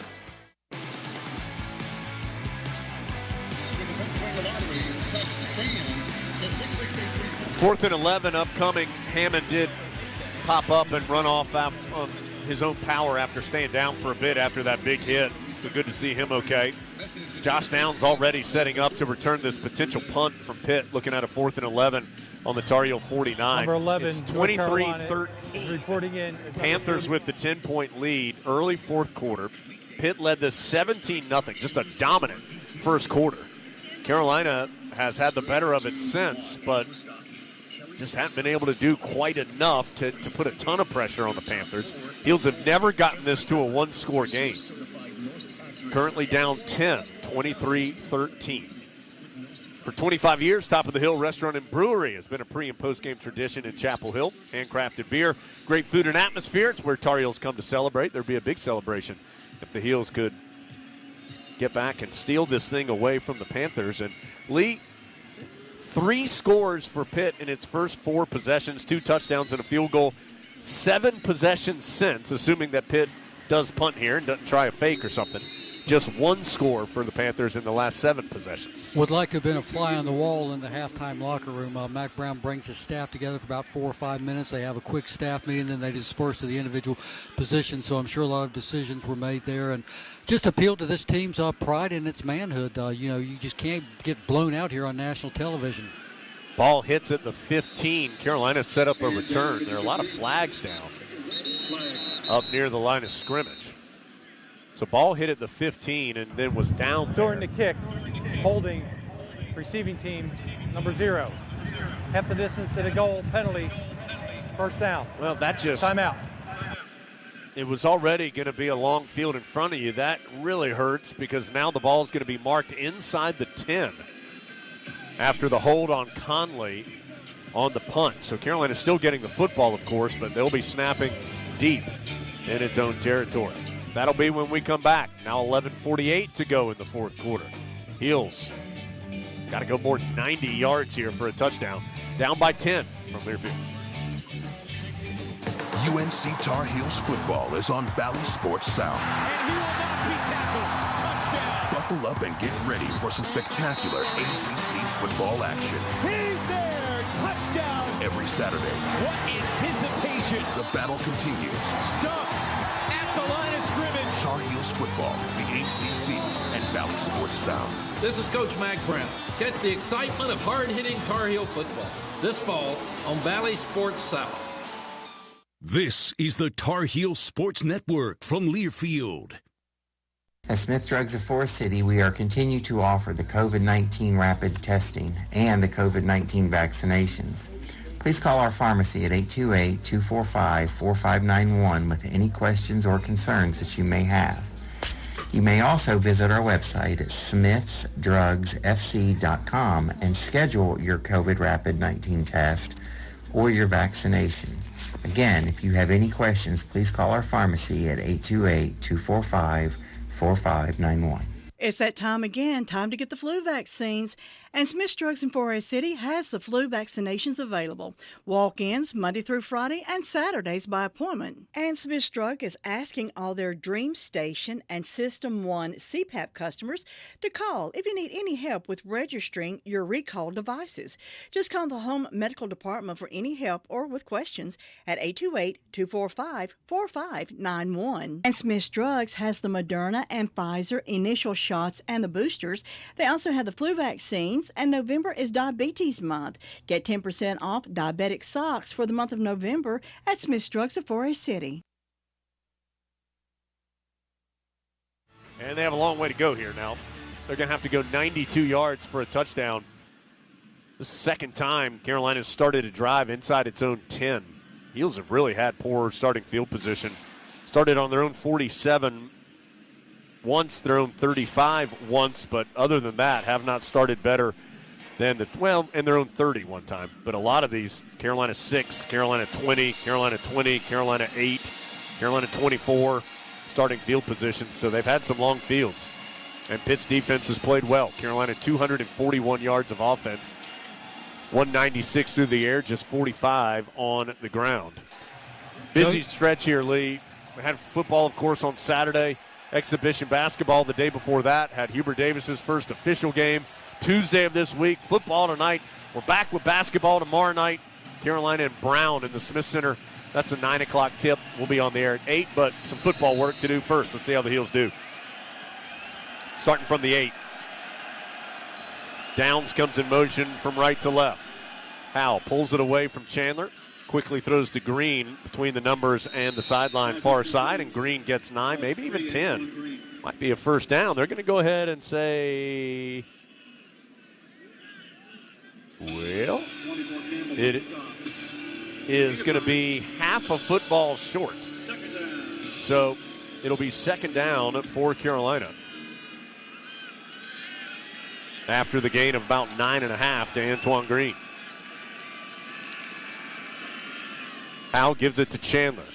Dragged down from behind by Baldonado, but he does move the chains. Chandler advancing out to the 19 for the first down. Haba Baldonado, good player, redshirt junior. Played just 1 year. He's from Italy originally. Played just 1 year of high school football.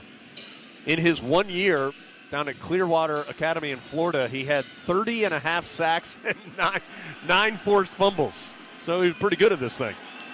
And he's had a great year for the Panthers, makes the tackle there. Howell going to try a deep shot, has the protection to do so.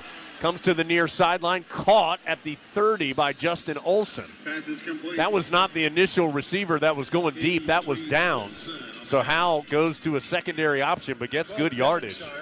Out to the 32 for a gain of 13. That was a long throw. from the right numbers to the left sideline, and it gains 13. Two nice first down calls by Phil Longo and execution by the Tar Heels. Carolina averaged more than 7 yards a snap on first down the last two games, so they're doing well here in the second half tonight as well. Clock moving, 10-12 to play. Heels down 10. Bubble screen to the far side, Downs trying to set up his blockers. Doesn't really get much help, but he does dance forward to the 35-yard line.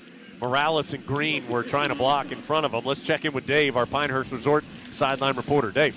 We've been told that there's more than 30 NFL scouts here tonight to see these two quarterbacks, and the previous throw that Howell made was a pro throw. Remember, the hash marks in the college game are a lot wider, and to get to that far side of the field is no small feat. Now, these are two dudes who are going to play at the next level, and Pickett and Howell, two really good ones. Howell on second down, good protection in front of him. Now he's going to tuck it and run. Comes to the near side, Howell at the 40. Howell to midfield, and he'll cruise out of bounds. And that will give Carolina another first down. Good decision there from Howell. He had time, but just didn't see anything down the field. So that internal clock in his head said, time to go. And he was able to cross the 50 to the Pitt 49 for a gain of 16. And good job also just scooting out of bounds and not trying to do anything silly and trying to get a couple extra yards by bullying ahead into that line of Panther defenders honing in on him. So Tar Heels have crossed into Pitt territory every drive this half as the handoff to Chandler, only able to get a yard, maybe two, before Chase Pine chases him down for a short gain on the play.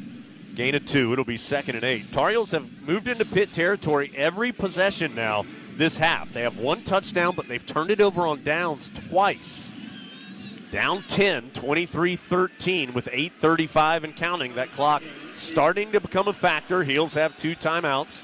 2nd and 8 from the Panther 47. Howell gonna throw. Time to do so. Tries one deep. Downs is there, makes the laid out catch down to the 1. Josh Downs, a spectacular grab, has Carolina on the doorstep. A gain of 46 from Howell to Josh Downs.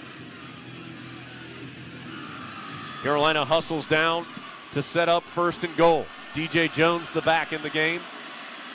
Howell gives it to him. The young back cannot get in. It'll be 2nd and goal from the 1.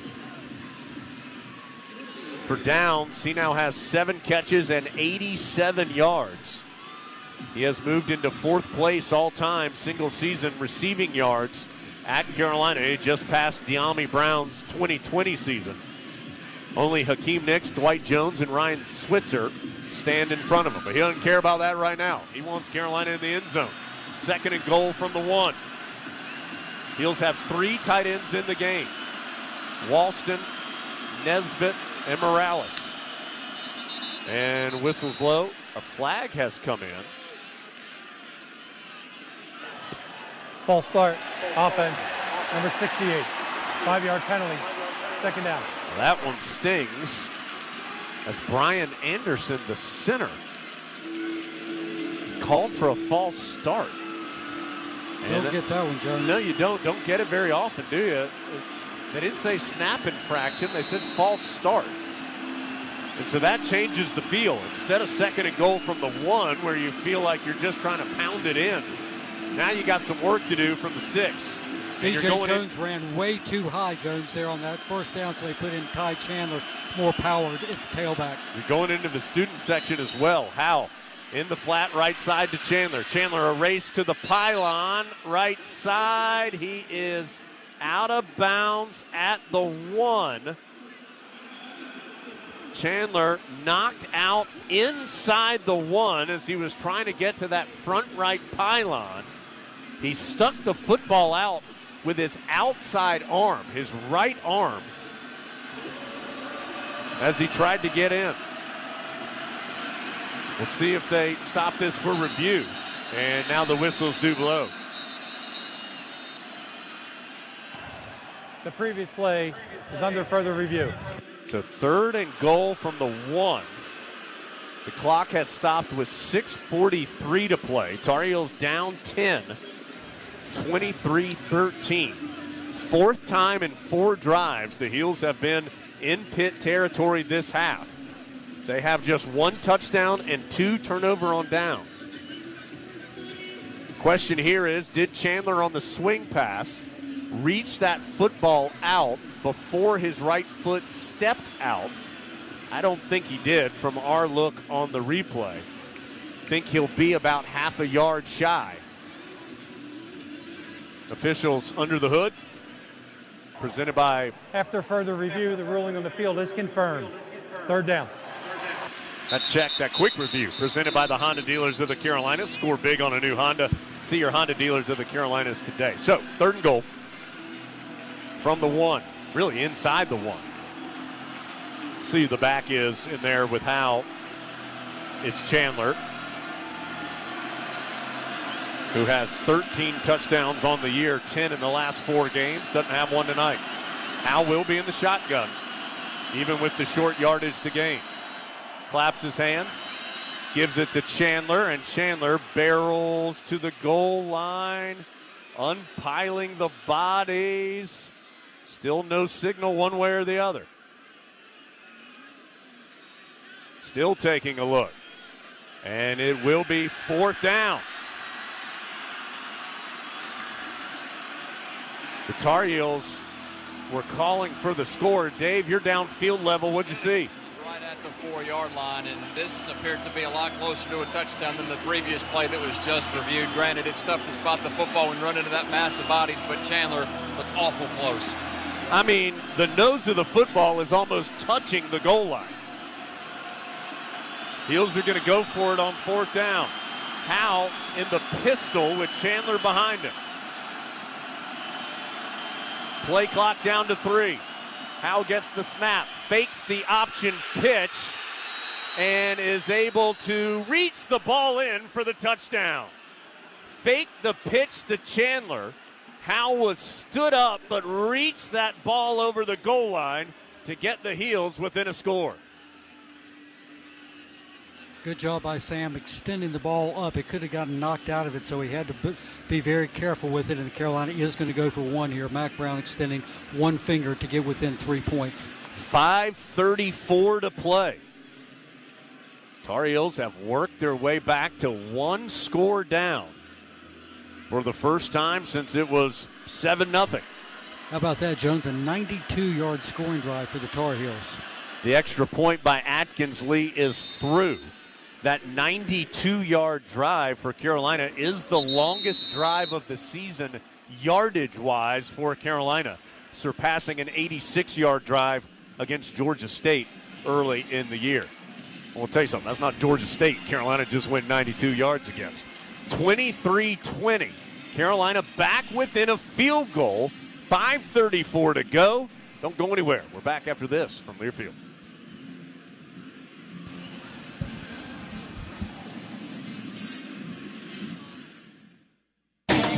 Hunt Brothers Pizza, the official pizza of Carolina Athletics, joins Tar Heels fans across the nation cheering Go Heels. Whether you're at home watching the game or out on the road, download our Hunt Brothers Pizza app to find a location near you. The Hunt family has been proudly serving our delicious original crust pizza to North Carolina families for over 20 years. With all toppings, no extra charge, and 10 to choose from, there's sure to be a topping combination for everyone to enjoy a Hunt Brothers Pizza. This is Carolina football from Learfield. Medicaid eligibility. The Arledge Law Firm would like for you to know the truth. For instance, if you need a nursing home, Medicaid will take your home. That's not true. Another one is, if you transfer assets, you have to wait 60 months to qualify. Again, not true. And this big one, if you're already in a nursing home, it's too late to protect your assets. Not true, not true, not true. Call attorneys Gerald N. Willis, Kent Baldwin, or Martin Gerard at the Arledge Law Firm and get free consultation and learn the truth. It's more likely than you think that you may qualify for nursing home care and not lose everything you own. It's worth a call to Arledge Law Firm at 287-3338, located on East Court Street in Rutherfordton. Nobody gets a better deal than the customers at Sisk Family Ford. They have a proven record of the best deals. Sisk Family Ford, Rutherford County's only locally owned new car dealer, has recently been recognized as the #1 Ford dealer in customer satisfaction in the Southeast. That speaks well of their commitment to serve their customers well. Look for all the new design 2021 F-150 at Rutherford County's only locally owned new car dealership. That's Sisk Family Ford, Oak Street, Forest City. 4 to play. Carolina has come back from a 17-0 deficit after the first quarter. The Heels now within 3, 23-20. They will be kicking off to Pittsburgh, and they'll need another stop from their defense, which has played so much better after Pitt scored 3 times in its first 4 drives. The Heels have allowed just 1 score in the last 7 possessions for the Panthers, and boy, Lee, Carolina's defense has stood tall here after that tough start, and they're going to need to do it again. You know, Jones, sometimes we've seen it work both ways. Things just come awfully easy to a team early in the game. They get ahead and they get a little bit lax. They think it's going to come too easy, and they take their eye off the ball. And maybe that's what happened to Pitt tonight. I look at the student section in the north side, and it was jam-packed in the first half. Now it looks like it's about 3/4 full. So maybe at halftime they just thought, this is going to be a cakewalk, and we're just going to go party somewhere. So it's been very quiet in here in the second half as Carolina has taken this Pitt crowd totally out of the game. Dave, starting to rain. It looks like it up here. What's the level of rain coming down right now? Well, we lost Dave down there. We'll get him back here in just a second. Check in as it is starting to rain, at least from up here. Looks decently heavy.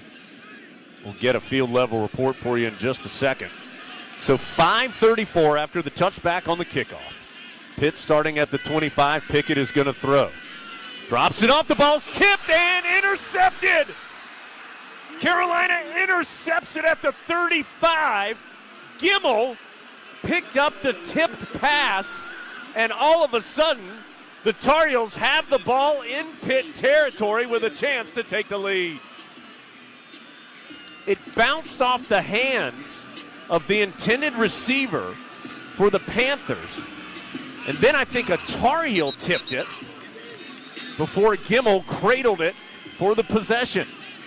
Pickett tried to roll out and dump a screen off of Banacanda. Then Biggers tipped it.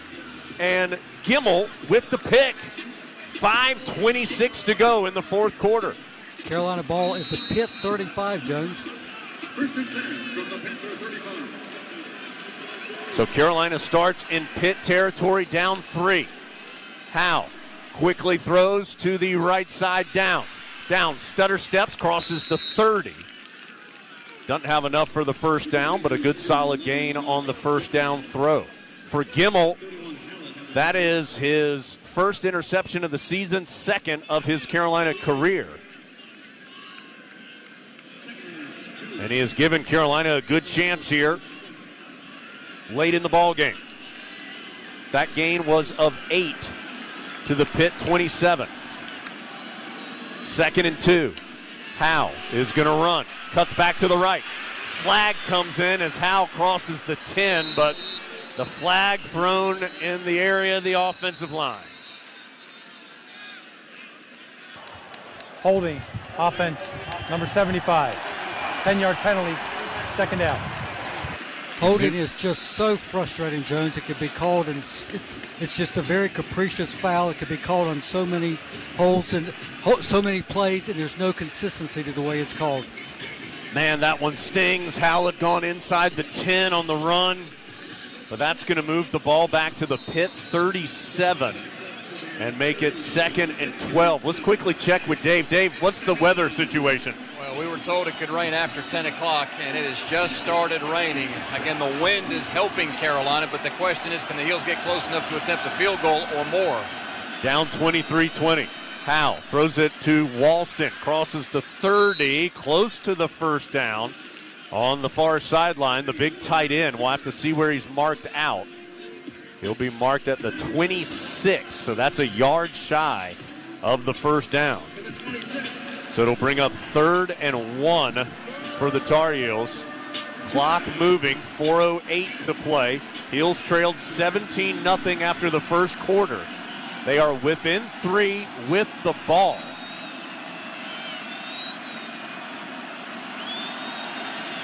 At the Pitt 26. 5 receivers in the formation. It's a design quarterback run. Howell has the first down. He is popped. But he has enough to move the chains. Well, I tell you what. And there's a lot of great quarterbacks. Pickett's really good. Hartman at Wake's really good. Leary at State's really good. Armstrong, I wouldn't want anybody else other than that guy. And his toughness is what's really stood out to me, Jones. Somebody this week said he's like a pinball. He just bounces off defenders, and he's taken a lot of tough hits the last few weeks, and he gets up time after time. Ball at the 22. Howell play action. Pressure comes. Carolina picks it up. Howell's going to get out of the pocket. Howell slides down close to the 20. Howell was really close to the line of scrimmage there as he had to step up to avoid Baldonado's rush, and so he was just had a lot of people in front of him. It was really hard for him to get moving at all, and he started his slide at the 22, so that's no gain because you're considered down where you begin the slide. Clock at 2:45, heels down 3, 23-20, 2nd and 10 on the Pitt 22. Each team with 2 timeouts. Howell claps his hands, gives it to Chandler. Chandler weaving through traffic, crosses the 20 to the 18-yard line for a gain of 4. That'll bring up 3rd and 6. It would be about a 35-yard field goal from here, which would tie the game, but the Heels want more than that.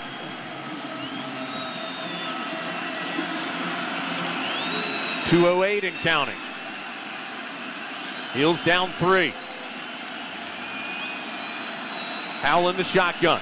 Gets the snap on 3rd and 6. Hands off to Chandler. Chandler right side. Cuts back at the 10. Inside the 5. He has a first down. Carolina, it has been such a struggle to run the football. They kept it on the ground on one of the biggest plays of the game, and Chandler delivers for the first down. He'll be at the 2, a gain of 16. Now 140, 135, and counting. The Tar Heels want to take as much time as they possibly can and not give Pitt the ball back. Play clock at 15. 23-20. Pitt does have 2 timeouts. 1st and goal from the 2. Rain coming down. And the snap is poor. Howell goes back to get it at the 15, and then he just sails it out of the back of the end zone. Woo-hoo-hoo-hoo. Holy cow. Looked like Howell just wasn't ready for the snap. Got a fortunate bounce, and he was able to sling it out of bounds. Only bad part is it does stop the clock with 1:13 to go. I think Brian Anderson snapped the ball soon because a couple guys on the right side didn't move. Nobody moved, and Sam wasn't ready for the ball. I think Mac Brown was showing the officials he thought someone clapped to try and make it feel like the Heels wanted to snap it. All right, now they do want to snap it. Is Howell on 2nd and goal. And flags come in. It's not a play clock issue. Somebody must have moved. False start, offense, number 75. 5-yard penalty, 2nd down. Well, those have been a couple big penalties on Carolina's veteran O-lineman Josh Izudu on this drive. That's going to move the ball back to the 7. Dave, what's the weather situation? Well, the rain is picked up. I don't know if it's enough to throw anything off for a bad snap like that, but it's certainly a lot wetter than it was 5 or so minutes ago when this rain started. 2nd and goal from the 7, 1:13 to go. Heels down 3. They trail by 17 after the first quarter. 23-20. Howell gets the shotgun snap. He's going to try and run. Caught at the 6, and he'll be slung down right there. Could not move any farther down the field. I believe that was... Timeout. Pittsburgh. Their 2nd timeout of the half. Brandon George, 32nd timeout, who made the tackle. It was George, the junior from Burnville, Pennsylvania, and you heard... Correction. Full media timeout. You heard Jerry Magalena say that Pitt has taken a timeout. It will be 3rd and goal. They're going to say Howell actually lost a yard. Thought he had advanced it a yard or 2, but it will be 3rd and goal from the 8. We'll find out after this long break. Heels down 3. Inside the 10, though. 3rd and goal when we return from Learfield. It's a new season. Get ready for more men's and women's college sports excellence. Trophies will be awarded in June to schools who take the top spot in the 2021-22 Learfield Directors Cup. The premier award recognizes one winning institution in all competitive divisions. Follow your favorite team's progress as seasonal standings are announced at L Directors Cup on Twitter and online at directorscup.org. The crowning achievement in college athletics. Dunkin' is here with your holiday helpers. Take on the season with a holiday classic like a peppermint mocha signature latte or a rich and creamy toasted white chocolate signature latte. Bold, smooth Dunkin' espresso and holiday flavors come together. Classic notes of mocha balanced with cooling peppermint or flavors of white chocolate topped with caramel and cinnamon sugar for a touch of holiday magic that will help you seize the season. Sip through the holidays with signature lattes from Dunkin'. America runs on Dunkin'. Price and participation may vary. Limited time offer. Exclusions apply. Hey, Carolina family, this is head football coach Mac Brown. As official sponsor of Carolina Athletics, Wells Fargo understands being a Tar Heel means there's no off-season. With a Wells Fargo Tar Heels debit card, you can show off your Carolina pride no matter where you are. It's your colors, your team, your card. Visit wellsfargo.com and search Card Design Studio to learn more. Copyright 2021 Wells Fargo Bank N.A. All rights reserved.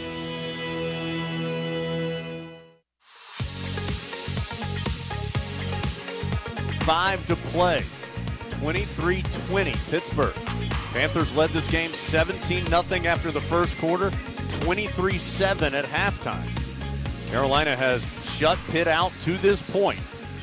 3rd and goal from the Panther 8. Tar Heels moving from right to left and now pretty steady rain here in Pittsburgh. Man, what is it about these two teams? 12 of the 14 all-time meetings before tonight decided by 10 points or less. All 7 since Pitt joined the ACC had been decided by a touchdown or less. The last 9 in this series have been decided by an average of 4.2 points. And we're in for another barn burner here. Pitt up 3, but Carolina facing a 3rd and goal at the Panther 8. 1:05 to go. That timeout by Pitt gives the Panthers 1 remaining. Carolina has 2 second half timeouts left. So the Tar Heels score a touchdown here, Jones, or they go for a field goal on 4th down to tie it and send it in overtime. Got to protect the football, too. Yeah, at worst, you've got to be kicking a field goal here. At worst. They're going into the noise of the north end of the stadium where the Pittsburgh student section is. Green and Downs out right. Walston a wing on the right side of the line. Olsen tight to the line left side. Chandler the back. He will be standing to the right of Howe. 3rd and goal from the 8. A touchdown will give Carolina the lead in the final minute. Howe is going to roll out to the right. Throw back to the left, and it is caught, but short of the end zone. A one-handed leaping catch by Chandler, but it is short of the end zone at about the 2 or 3 yard line. There is conversation among the Tar Heels coaches as to whether to go for it on 4th or kick the field goal. So it is not automatic. Pitt, I think, well, the clock has stopped. We have not been given an explanation why it stopped. Chandler looked like he pinned that ball up around his shoulder pad and helmet. The ruling on the field is a completed catch. The previous play is under further review. So did the ground help Chandler bring that in? The Pitt fans think so.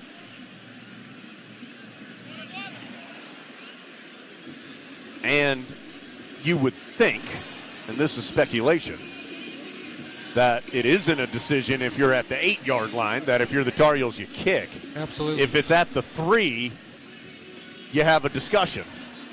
As Chandler, what a terrific effort. I don't know if it's going to pay off, but, I mean, that ball was a little underthrown, dangerous, as Kalijah Cansey was trying to disrupt the play, almost had an opportunity for the turnover, but Chandler just outleapt him and brought it in, but did the ground help him possess the football on the way down as he tried to pin it up against his shoulder pad and helmet area.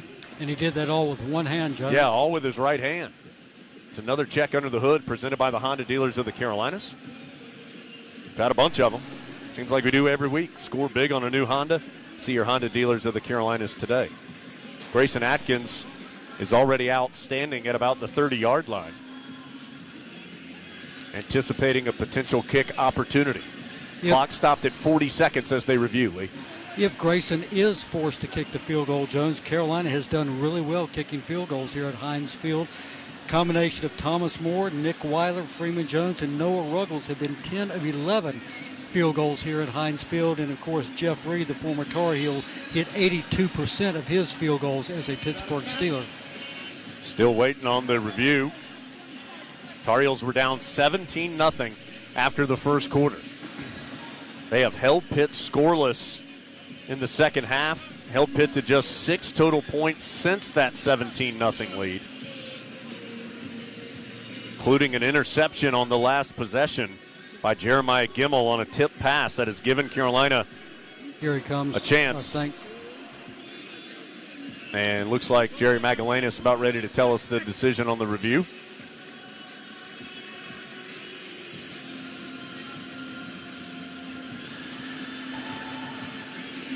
Replay official tonight is Rusty Acree.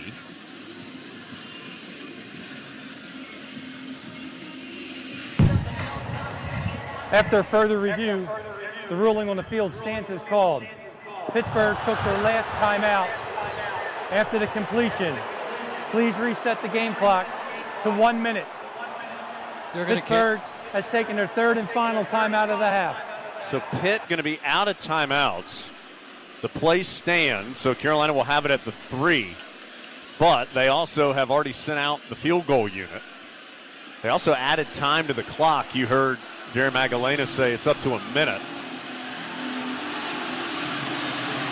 So this is going to be just a 20, maybe 21-yard kick for Atkins off the left hash, but got to send it through for this game to continue. And now stuff's getting thrown in the end zone from the student section. Carolina takes a timeout. Timeout. North Carolina. 30-second timeout. Let's go to Dave. Dave, anything I just saw as I was looking at Atkins getting set, some stuff flying in from the crowd. What's happening down there? Yeah, there's some of these little flash bulbs that illuminate popping on and off. They got tossed into the end zone. Some empty cups got thrown out as well. And the wind and the rain really picked up as Atkins got out on the field. So I don't know if this is an attempt for things to kind of cool off down here on the field weather-wise before Carolina attempts this kick, because as I speak right now, this is a bad combination between wind and rain as we've had. 1 minute to play. Carolina down 23-20, setting up for what looked to be about a 20 or 21-yard kick off the left hash to try and tie this thing after Carolina's trailed the entire way. Don't forget, even if this goes through, Heels would still have to kick it off. Ben Kiernan is rubbing his hands with his towel before he sets down to place the ball for Grayson Atkins, Jones. Drew Little, the snapper, Lee. Kiernan, the holder. Atkins trying to tie the game. Snap back, spot down. Kick is up, and it's right through there. So Atkins knots the game at 23 with 57 seconds to go. Good job by everybody involved in that operation in some tough conditions. But this game not over. 57 seconds left. Pitt out of timeouts. Officially, it will be a 20-yard field goal for Atkins, capping the 10-play, 32-yard drive in 4:29. Let's break 10 seconds for ID before the Heels kick it off here on the Tar Heel Sports Network. This is 100.9 FM and the mighty 590. The best of both worlds, Rutherfordton. So Carolina has fought back from a 17-0 deficit after the first quarter and a 23-7 deficit at halftime to tie it up at 23 with 57 seconds to go. Pitt out of timeouts. Carolina has one remaining.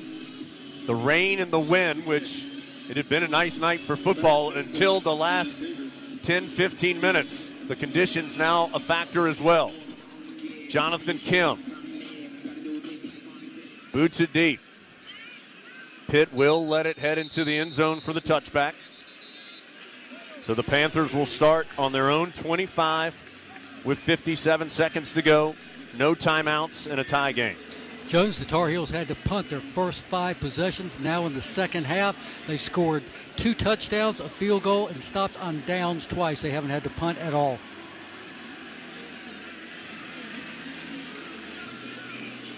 They need another defensive stop here to potentially get this game into overtime. Boy, you got one of the most dangerous quarterbacks in the country, though, on the other side. Pickett will throw. And it's almost intercepted. Cam Kelly flashed in front of Addison at the 35. Had it in his hands, but could not hold on. Second down.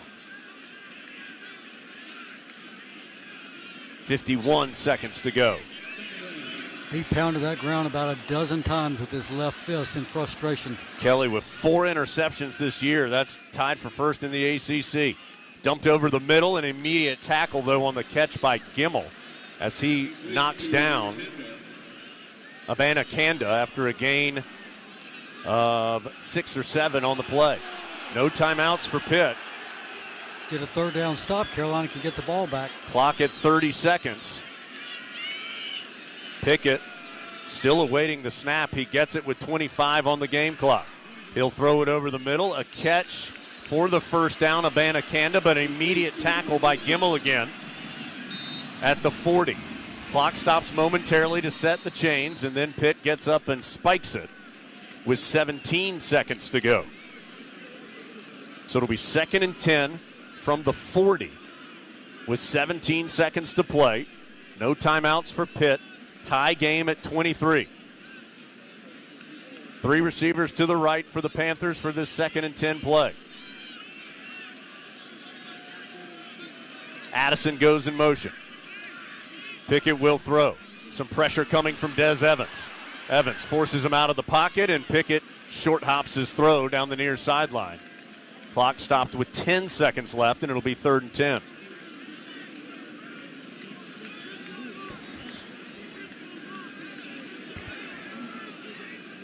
Scarton's long field goal on the season, 47 yards last week.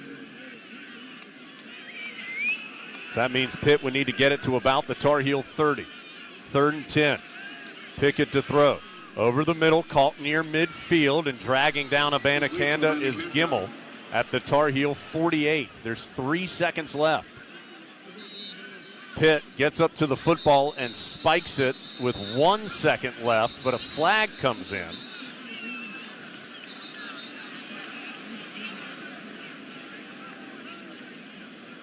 Not sure everybody was set there. There's no foul on the play. Please reset the game clock to 3 seconds. It will start on my signal. Well, how could it be 3 seconds when they've already snapped it and run a play with 3 seconds? Absolutely no way. Now they've got a free shot down the field. They clocked it with 3 seconds. There can't be. Well, anyway, Pickett's already snapped it, and he's going to try the Hail Mary. Bunch of bodies on both teams down there, and the Tar Heels knock it down. There's a flag down, though, in the backfield. Holding, 68, penalties decline. That's the end of regulation. Okay, so there was a holding call on Pitt on Blake Zubovic that would have nullified anything that happened there anyway. So for the second consecutive year between these two, or second consecutive meeting between these two, it will go to overtime. The last time they played, Pitt won 34-27 in the overtime period here in Pittsburgh. That was almost 2 years to the day. That was November 14th, 2019. We'll get overtime set for you in a second after this break. 23-23 going to the extra period from Learfield. He bounces outside. No one's going to catch him. He's at the 10. He's at the 5. Touchdown. Oh, man. Throws downfield. The ball is tipped. It's intercepted. He's going to score. He's scrambling. Man open in the end zone. It's a leaping one-hand grab. He got it. Touchdown. Keep the excitement of game day going in a Nissan. With game-changing tech, every drive is guaranteed to get your adrenaline pumping. Get to Nissan, proud partner of Carolina Athletics.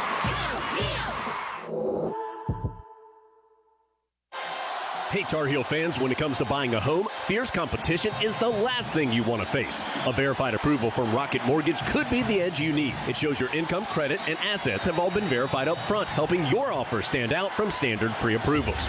And break! Get started at rocketmortgage.com. Rocket Mortgage, proud mortgage provider of Carolina Athletics. A verified approval is based on an underwriter's analysis of your individual financial information, appraisal, and title report. Call for cost information and conditions. Equal housing lender license in all 50 states. NMLSconsumeraccess.org, number 3030.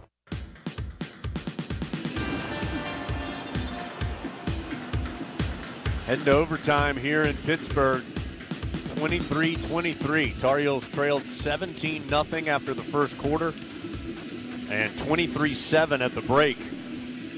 But the Heels have been the better team in the second half, climbed their way back into this thing and sending it to the extra period. Carolina all-time in overtime has not had a lot of success. Heels are 4-8 with 4 straight losses in overtime. The last one coming here to Pitt, as I was mentioning before the break. Pittsburgh 9-10 all-time in overtime. Their last one was a loss last year to BC. Let's listen in on the coin Carolina, toss. it's your choice. Offense, defense, or end of the field. Okay? Any questions? Your choice. Heads is called. It is heads. So Carolina wins the toss. Tar Heels will likely choose to play defense. British Brooks and Reva Hassick, the two captains out there for the Tar Heels. All right, put your back stand there. Back stand there. Cal North Adamaya. Carolina has won the toss, has elected to go on defense. Pitt, first down. Cal Adamitis, or Adamitis, excuse me, the short snapper, was the captain out there for Pitt.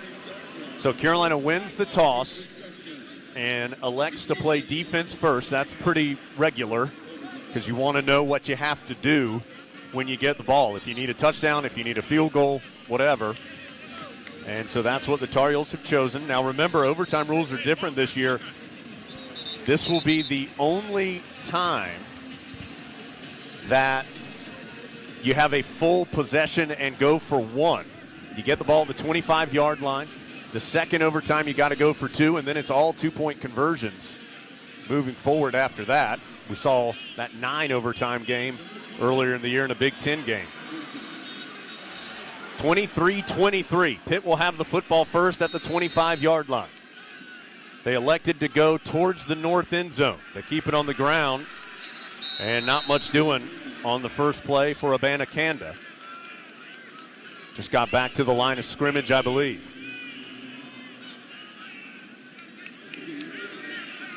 So it'll be 2nd and 10.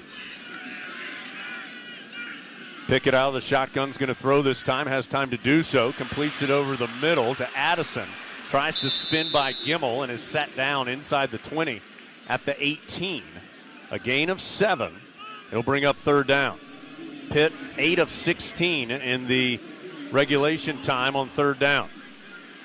Moving quickly here. They need the 15-yard line for the first. Pickett looking to his left.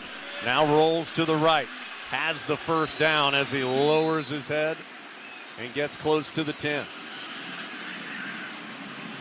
Cedric Gray with the stop for Carolina. The ball's going to be marked at the 11. So it'll be 1st and 10 there. Pitt can get a first down without scoring here in the overtime period. No clock, of course, in overtime. Each team is given 1 timeout. Pickett has not run much tonight, but a big run there to get a couple of yards when they needed it most. 2 receivers to the right. a tight end on either side of the line. Play clock is getting low, and Pitt has to use its overtime timeout. Timeout, Pitt. 30-second timeout. So 1st and 10 of the 11. As the rain continues to fall, the wind starting to swirl here in Pittsburgh. Two quarterbacks have both delivered tonight. Pickett, 24 of 41, 335 yards, 2 touchdowns and interception. Howell, 22 of 30, 296 yards and 2 touchdowns. Howell also has 28 yards rushing, despite the fact that the Carolinas lost 30 yards due to sacks. But Carolina gave up 5 sacks in the first half, none in the second half. Meanwhile, the Tar Heels picked up 3 sacks of their own in the second half and shut the Panthers out in the second 30 minutes. Boy, the rain really starting to fall now in an overtime matchup, 23-23. 1st and 10 from the 11. Pitt can get a first down without scoring. Rain pelting down now as Pickett gets the snap. Looks to his left, throws that way, and touchdown. Crow, the tight end, had boxed out McMichael about a yard deep in the end zone and caught the pass to give Pitt the first points of the extra period. Now Carolina will need a touchdown to match it. We talked about Kroll early in this game and how big a body he is, and he just sat down in front of McMichael and is a big target for the 11-yard score. Now, Pitt's already missed an extra point today, Sam Scarton. So he'll come on in these tough conditions to try to make it a 7-point game, and he does. So now 30-23, and Carolina will have the football, needing a touchdown. Now you can see the rain falling in sheets from across the way, Jones. It's got to be really, really difficult to control the ball and handle the ball right now. You know, last week we told you how much of a carbon copy the game was of the year before. Last time these two teams played in 2019, Pitt got the ball first in overtime, scored a touchdown. Going towards this end zone, the Tar Heels came up short. They'd like to rewrite history this time. They'll need a touchdown to extend this game. And Sam Howell had Daz Newsome open in the end zone on the Carolina's last down, but he got hit in his arm and the ball just fluttered away and was not a threat to score at all. Boy, it is a deluge all of a sudden here at Heinz Field. Carolina has to fight Pitt and the elements. And they'll keep it on the ground with Chandler, and he just slips in the backfield. There were some Panther players there, but it was more just Chandler losing his footing. It'll be 2nd and about 11. I think Chandler lost a yard or 2 on the play. Actually, they lost a 2. 2nd and 12. Holy smokes, it's raining hard. Howell's going to try and throw in it. Now he'll step up. Now he throws to the end zone and almost intercepted, as it looked like that ball kind of squirted out of Howell's hands, looking for Morales, who was right on the front line of the end zone. And Eric Hallett, the Pitt safety, had a good shot at it but couldn't bring it in. It'll be 3rd down. Of course, Carolina's in 4-down territory here, needing a score in overtime. Ball at between the 26 and the 27. Carolina can get a first down at the 15-yard line. So they need 11 for the first down. They need 7 points on the scoreboard here, down a touchdown in overtime. Shotgun snap to Howe. Stands tall and incomplete. Tried to find Downs, but the throw just was low and wobbly. I think Howe has had some trouble on these last 2 throws, just getting a good grip on the football in this weather. There's no question, Jones. He is not getting his hand on the ball. North Carolina. Carolina calls a timeout, but there's absolutely no question the weather and the rain and the water is trying to affect his ability to handle the ball, to place the ball, and to throw the ball. So Carolina takes that timeout. Heels can get a first down at the 15-yard line. As the Pitt crowd, they figure they've been in it this long, they may as well get rowdy now. And they're making it as hard as possible on the Tar Heels. Tar Heel coaching staff has pulled the entire team to come around and huddle around the offense as they get this fourth down play ready to go.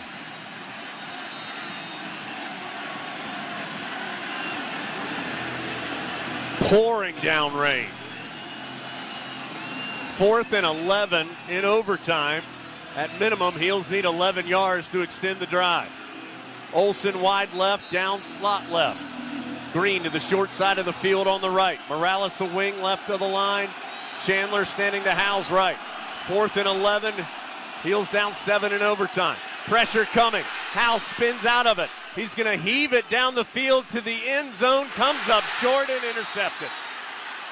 Intercepted by the Panthers as Howell just tried to throw it up for grabs to avoid the pressure.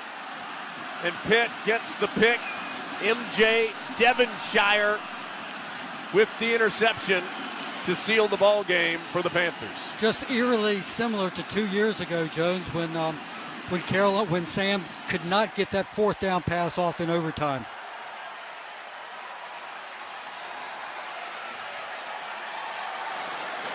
Yep, 2 straight weeks that Carolina has had a carbon copy of a game against an opponent. It's exactly what they wanted last week with the massive comeback against Wake Forest. It is a crushing defeat this week, coming all the way back to send it to overtime against Pitt, but cannot convert in the extra period, this time in a driving rainstorm, and the Tar Heels fall 30-23 to the Panthers. Carolina has now lost 5 straight overtime games. Pitt wins it 30-23. Coke Zero Sugar postgame report coming up after this.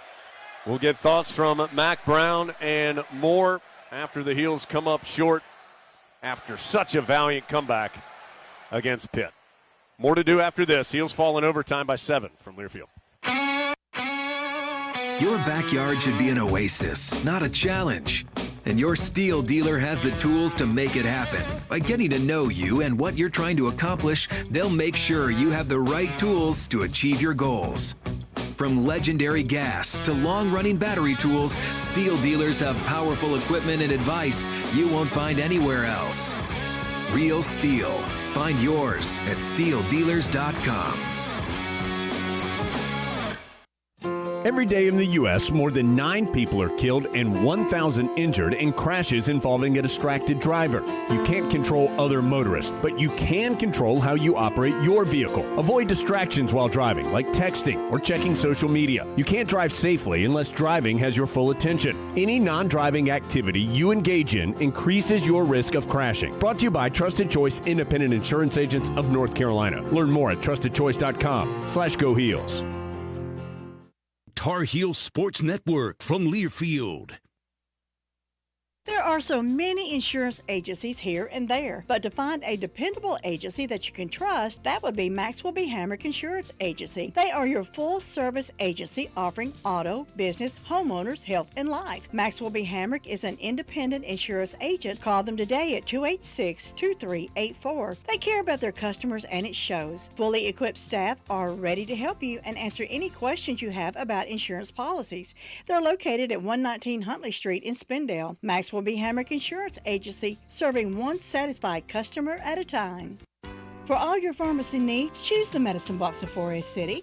Pharmacist Sheila Sheehan provides excellent care and pharmacy assistance for Medicare prescription cards. The Medicine Box is your home medical equipment provider, offering wheelchairs, walkers, nebulizers, and diabetic supplies. They also will direct bill Medicare for all your home medical needs.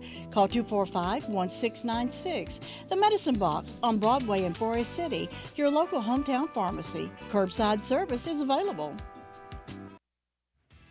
Well, for the second time in as many meetings between the Tar Heels and the Pitt Panthers, Carolina falls in overtime at Heinz Field. Tonight's final score, Pitt 30, Carolina 23. Took an extra session, but ultimately the Panthers prevail and withstand the Tar Heels' efforts to come back from a 16-point halftime deficit. Matt Krause with you. Thanks so much for being with us here tonight as we open up the Coke Zero Sugar postgame show. And still to come, we will hear from the head coach of the Tar Heels, Mac Brown. We'll recap the game with Lee Pace. Additionally, we'll take a look at stats, highlights, and we'll have the Carolina Ford Dealers wrap-up show to follow with a further recap of tonight's action. Where we begin, though, is with a check of scores. Our game tonight, the only one in FBS football.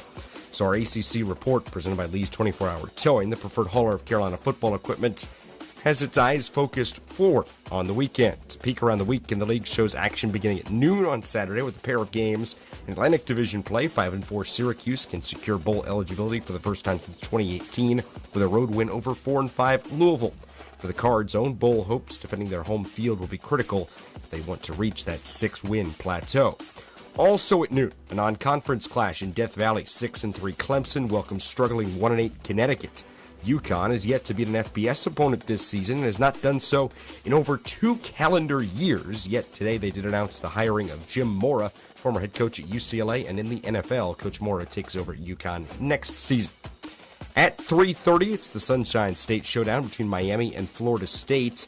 Miami at 5-4, they've won 3 in a row, now sit 3-2 in the ACC. Florida State, meanwhile, needs to win out to secure bowl eligibility. They're 3-6 overall. 3:30 kickoff in that one from Doak Campbell. 2 other 3:30 games. 5-4 Boston College can secure bowl eligibility with a road win at 3-6 Georgia Tech. Meanwhile, the Jackets would need to not only win this week, but knock off Notre Dame and Georgia in back-to-back weeks to go bowling. So definitely a long shot there. In Blacksburg, 3-6 Duke and 4-5 Virginia Tech get together. Duke in search of a first ACC win, while the Hokies really need this one for their bowl purposes. And at 7:30 Saturday night, 2 big ones in Winston-Salem. Number 12 Wake Forest hosts number 16 NC State. The Deacs still at 5-0 in the ACC due to last week's game in Kenan Stadium being a non-conference game, while NC State is 4-1. So this game is for first place in the Atlantic Division. And in Charlottesville, 6-3 Virginia can shake up the national picture with a home win over number 9 Notre Dame at Scott Stadium. Couple of notes on the national docket this week. 5th-ranked Cincinnati tangles with South Florida tomorrow night, 6 o'clock, while the rest of the games are all on the traditional Saturday. 2nd-ranked Alabama home to New Mexico State at noon. Number 6 Michigan visits Penn State, while the headline at that noon hour is in Waco. Number 8 Oklahoma visits number 13 Baylor in a key Big 12 battle. At 3:30, number 1 Georgia is at Tennessee, and a ranked-on-ranked game at the Horseshoe pits number 19 Purdue and number 4 Ohio State. Under the lights, keep an eye on number 11 Texas A&M visiting number 15 Ole Miss at 7 o'clock. No other action in the college gridiron tonight, and it's a light night on the basketball side, too.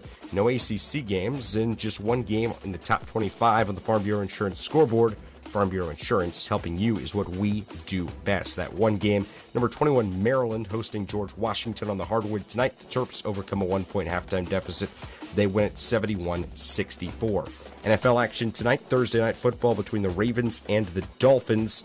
Late stages of that one, just under 7 minutes to go in the game. Miami up on top of Baltimore, 15-3. The Dolphins 2-7 on the season. The Ravens 6-2, but an upset brewing in South Florida tonight. Our final score, though, Pitt defeats Carolina 30-23 in overtime. Number 21 Panthers knock off the Tar Heels. We'll send it back to Heinz Field. More Carolina football in a moment from Learfield. At Smith Drugs of Forest City, we are continuing to offer the COVID-19 rapid testing and the COVID-19 vaccinations. Please call our pharmacy at 828-245-4591 with any questions or concerns that you may have. You may also visit our website at smithsdrugsfc.com and schedule your COVID rapid 19 test or your vaccination. Again, if you have any questions, please call our pharmacy at 828-245-4591. It's that time again, time to get the flu vaccines. And Smith's Drugs in Forest City has the flu vaccinations available. Walk-ins Monday through Friday and Saturdays by appointment. And Smith's Drug is asking all their Dream Station and System 1 CPAP customers to call if you need any help with registering your recalled devices. Just call the Home Medical Department for any help or with questions at 828-245-4591. And Smith's Drugs has the Moderna and Pfizer initial shots and the boosters. They also have the flu vaccines, and November is Diabetes Month. Get 10% off diabetic socks for the month of November at Smith's Drugs of Forest City. You know, there is a lot of misleading information about Medicaid eligibility. The Arledge Law Firm would like for you to know the truth. For instance, if you need a nursing home, Medicaid will take your home. That's not true. Another one is, if you transfer assets, you have to wait 60 months to qualify. Again, not true. And this big one, if you're already in a nursing home, it's too late to protect your assets. Not true, not true, not true. Call attorneys Gerald N. Willis, Kent Baldwin, or Martin Gerard at the Arledge Law Firm and get free consultation and learn the truth. It's more likely than you think that you may qualify for nursing home care and not lose everything you own. It's worth a call to Arledge Law Firm at 287-3338, located on East Court Street in Rutherfordton. There are so many insurance agencies here and there, but to find a dependable agency that you can trust, that would be Maxwell B. Hamrick Insurance Agency. They are your full-service agency offering auto, business, homeowners, health, and life. Maxwell B. Hamrick is an independent insurance agent.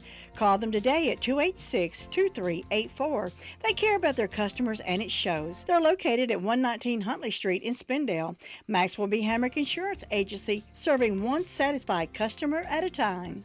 Holding hands, sipping cherry Cokes, and enjoying the music of the 50s, 60s, and 70s. 100.9 FM, 590 AM. This is WCAB. Welcome back to Pittsburgh and soaking Heinz Field in the wake of Pittsburgh's overtime win tonight over Carolina. The Panthers win 30-23 in a rain-soaked affair. And a game, Lee, I know a lot of folks of the Carolina Blue persuasion will remember as a giant comeback down 17-0 to force overtime at some point. But at the end of the day, these are games that champions win, and Pittsburgh has further solidified its grip on the Coastal Division. Yeah, what a game, Jay. Dave, who would have thought down 17-0 early on with Pitt scoring at will, two touchdowns and one field goal on their first four possessions. Carolina 5 straight punts, its first 5 possessions. But then in the second half, Carolina turned it back on.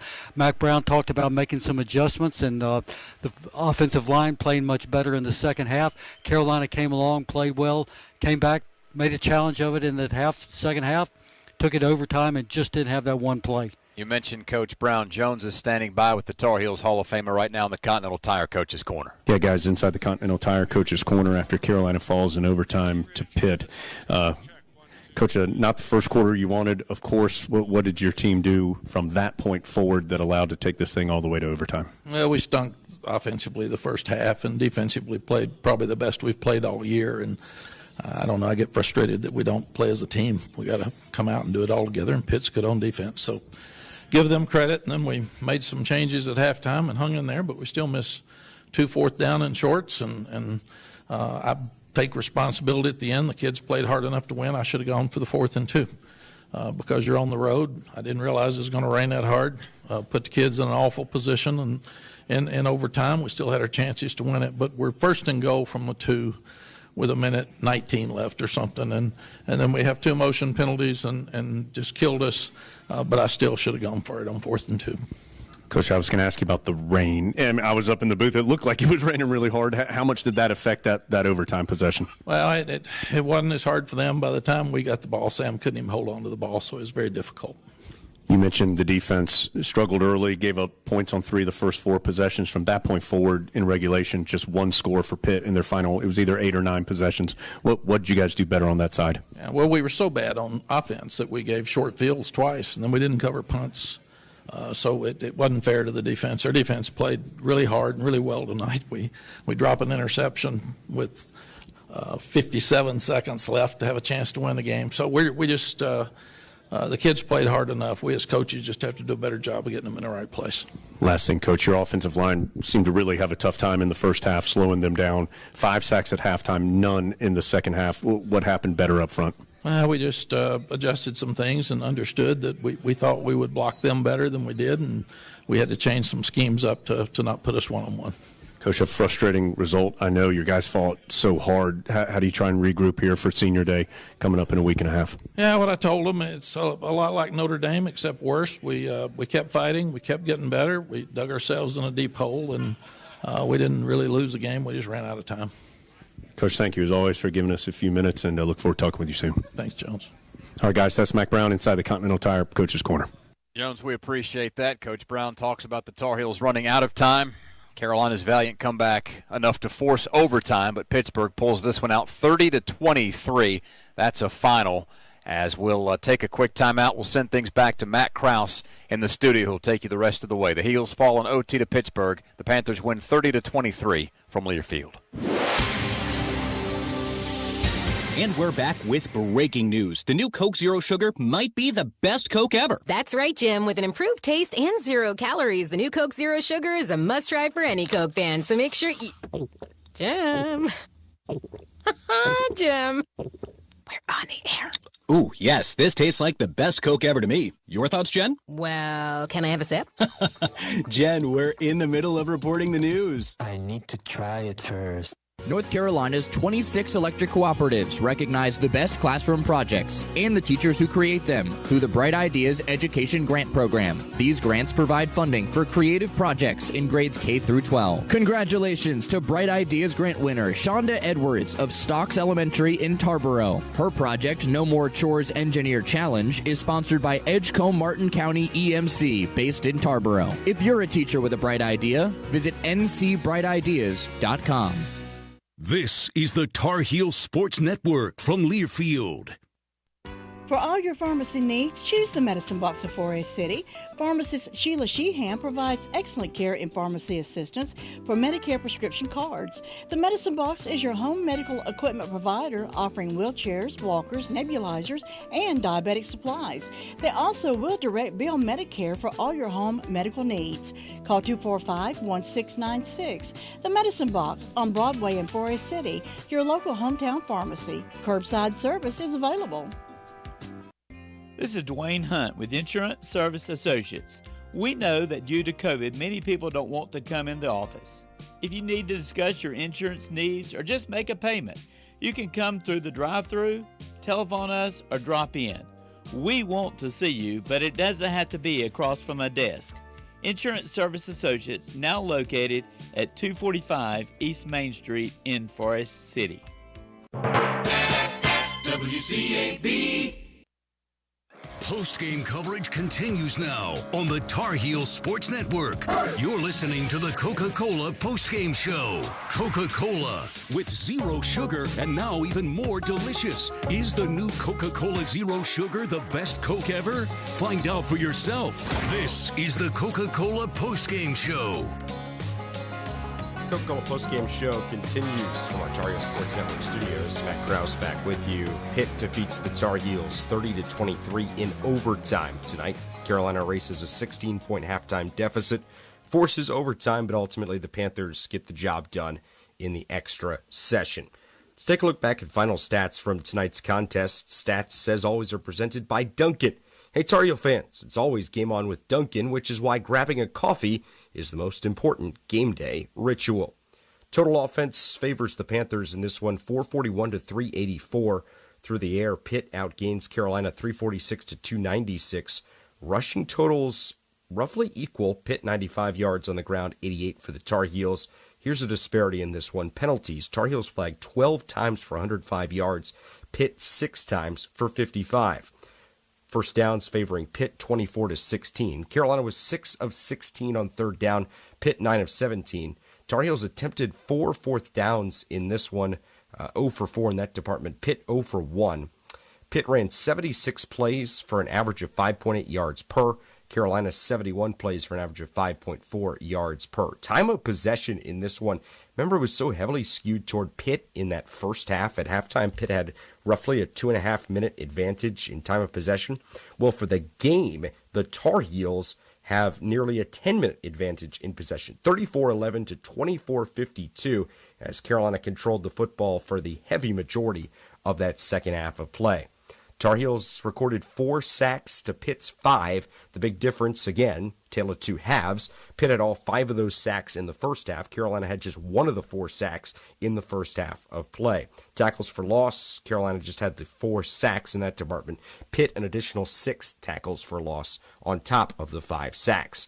Individually, Sam Howell finishes 22 for 33, 296 yards, a couple of touchdowns, 1 interception, 67% completion percentage on the game. On the ground, Ty Chandler, 14 carries, 42 yards. He's Carolina's leading rusher in terms of yardage. In terms of number of carries, it's Sam Howell, 28 yards on his 17 carries. However, keep in mind those sacks count against the rush yardage for a quarterback. Through the air, Antoine Green's the leading receiver in terms of yardage, 108 yards on his 3 grabs, 76 on one play for a touchdown. Green does catch both touchdown passes for the Tar Heels in this one. Josh Downs, leading receiver by number of catches, 8 grabs, 95 yards for Josh. His long tonight, 46. Additionally, Garrett Walston, 3 grabs for 28 yards. Ty Chandler, 3 for 12. Justin Olson, 2 catches, 24 yards for him. DJ Jones, 2 catches, 18 yards. And Kamari Morales was targeted 1 time, caught 1 ball for 11 yards. Defensively, leading tackler for the Tar Heels, Jeremiah Gimmels, the lone Tar Heel to reach double digits in terms of tackles.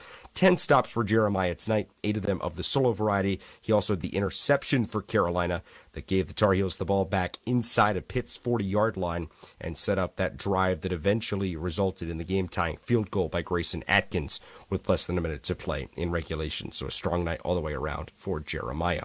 Ultimately, though, it comes in defeat as Pitt wins it 30-23 in overtime. Those stats presented by Dunkin'. Reminder, Tar Heel fans, it's always game on with Dunkin', which is why grabbing a coffee is the most important game day ritual. 30-23 is your final. Pitt wins it over Carolina. Plenty more to come on the Coca-Cola postgame show. When we return, we'll take a look back at some exciting highlights from this one. It's Carolina football, the Coke postgame show from Learfield. At Smith Drugs of Forest City, we are continuing to offer the COVID-19 rapid testing and the COVID-19 vaccinations. Please call our pharmacy at 828-245-4591 with any questions or concerns that you may have. You may also visit our website at smithsdrugsfc.com and schedule your COVID rapid 19 test or your vaccination. Again, if you have any questions, please call our pharmacy at 828-245-4591. It's that time again, time to get the flu vaccines. And Smith's Drugs in Forest City has the flu vaccinations available. Walk-ins Monday through Friday and Saturdays by appointment. And Smith's Drug is asking all their Dream Station and System 1 CPAP customers to call if you need any help with registering your recalled devices. Just call the Home Medical Department for any help or with questions at 828-245-4591. And Smith's Drugs has the Moderna and Pfizer initial shots and the boosters. They also have the flu vaccines, and November is Diabetes Month. Get 10% off diabetic socks for the month of November at Smith's Drugs of Forest City. Who take the top spot in the 2021-22 Learfield Directors Cup. The premier award recognizes one winning institution in all competitive divisions. Follow your favorite team's progress as seasonal standings are announced at L Directors Cup on Twitter and online at directorscup.org. The crowning achievement in college athletics.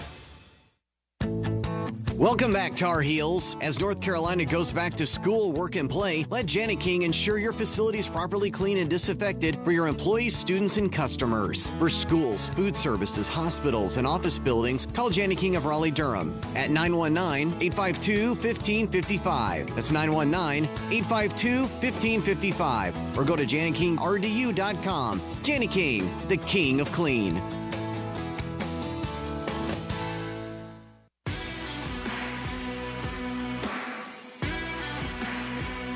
Wish we had better news to pass along on this Thursday evening, but the Tar Heels fall on the road in overtime to number 21 Pitt. 30-23 is your final. Matt Krause back with you. Time to take a look back at some highlights from this one and see how we reached our 30-23 final score. Carolina with a valiant comeback from a 16-point halftime deficit. It was a 17-point hole after the first quarter. Pitt took the ball down to the Tar Heels 6 on their first possession of the game. Tar Heel defense stopped Pitt on downs. Then the next 3 Pitt possessions all resulted in points to give the Panthers that 17-0 lead. Carolina would begin its comeback right around the midpoint of the second quarter. They got the ball with 8:19 to go in that period. And on the third play of the ensuing drive, Sam Howell was able to find Antoine Green for a really long game. 17-0 Pitt. 6:40 and counting in the second quarter. Pitt student section full behind Howell, trying to make things difficult for the Tar Heel QB. He's going to look to throw. Wide open, a Pitt defender fell down. Antoine Green may go. He's at the 20, the 10, and will take it all the way to the house for the touchdown. 76 yards in the pitch and catch from Sam Howell to Antoine Green. That's the longest pass play of the season for the Tar Heels. And with 6:24 to go in the second quarter, Carolina was on the scoreboard 17-7. Pitt would respond with a touchdown of their own. They led it 23-7, but had the opportunity with less than 30 seconds remaining in the half to go up 26-7 as they lined up for a field goal. Well, Carolina coming to play there on special teams. Snap back, spot down. Scarton swings through and is blocked. Carolina blocks the field goal. Believe it was Jalil Taylor who got the big mitt up and blocked the kick. Though the Tar Heels would turn the ball over on downs on their first possession of the third quarter, the defense came to play early in the period, forcing a 3-and-out, giving the ball back to the Tar Heels with just 1 second under 8 minutes to play in that quarter, and Sam Howell would find Antoine Green again. Pressure coming from Howell, or towards Howell, throws it to the end zone. Antoine Green high points it, and, well, the officials say, yes, touchdown, Antoine Green. Pitt would miss a field goal on their ensuing possession despite a 12-play, 40-yard drive. Carolina another turnover on downs, forced another punt, gave the Tar Heels the football back with just under 12 minutes to go in the game, still trailing 23-13 following the missed two-point conversion after that second Antoine Green touchdown. Sam Howell hooking up with his favorite target to put the Tar Heels on the doorstep. 2nd and 8 from the Panther 47. Howell gonna throw. Time to do so. Tries one deep. Downs is there, makes the laid out catch down to the 1. Josh Downs, a spectacular grab, has Carolina on the doorstep.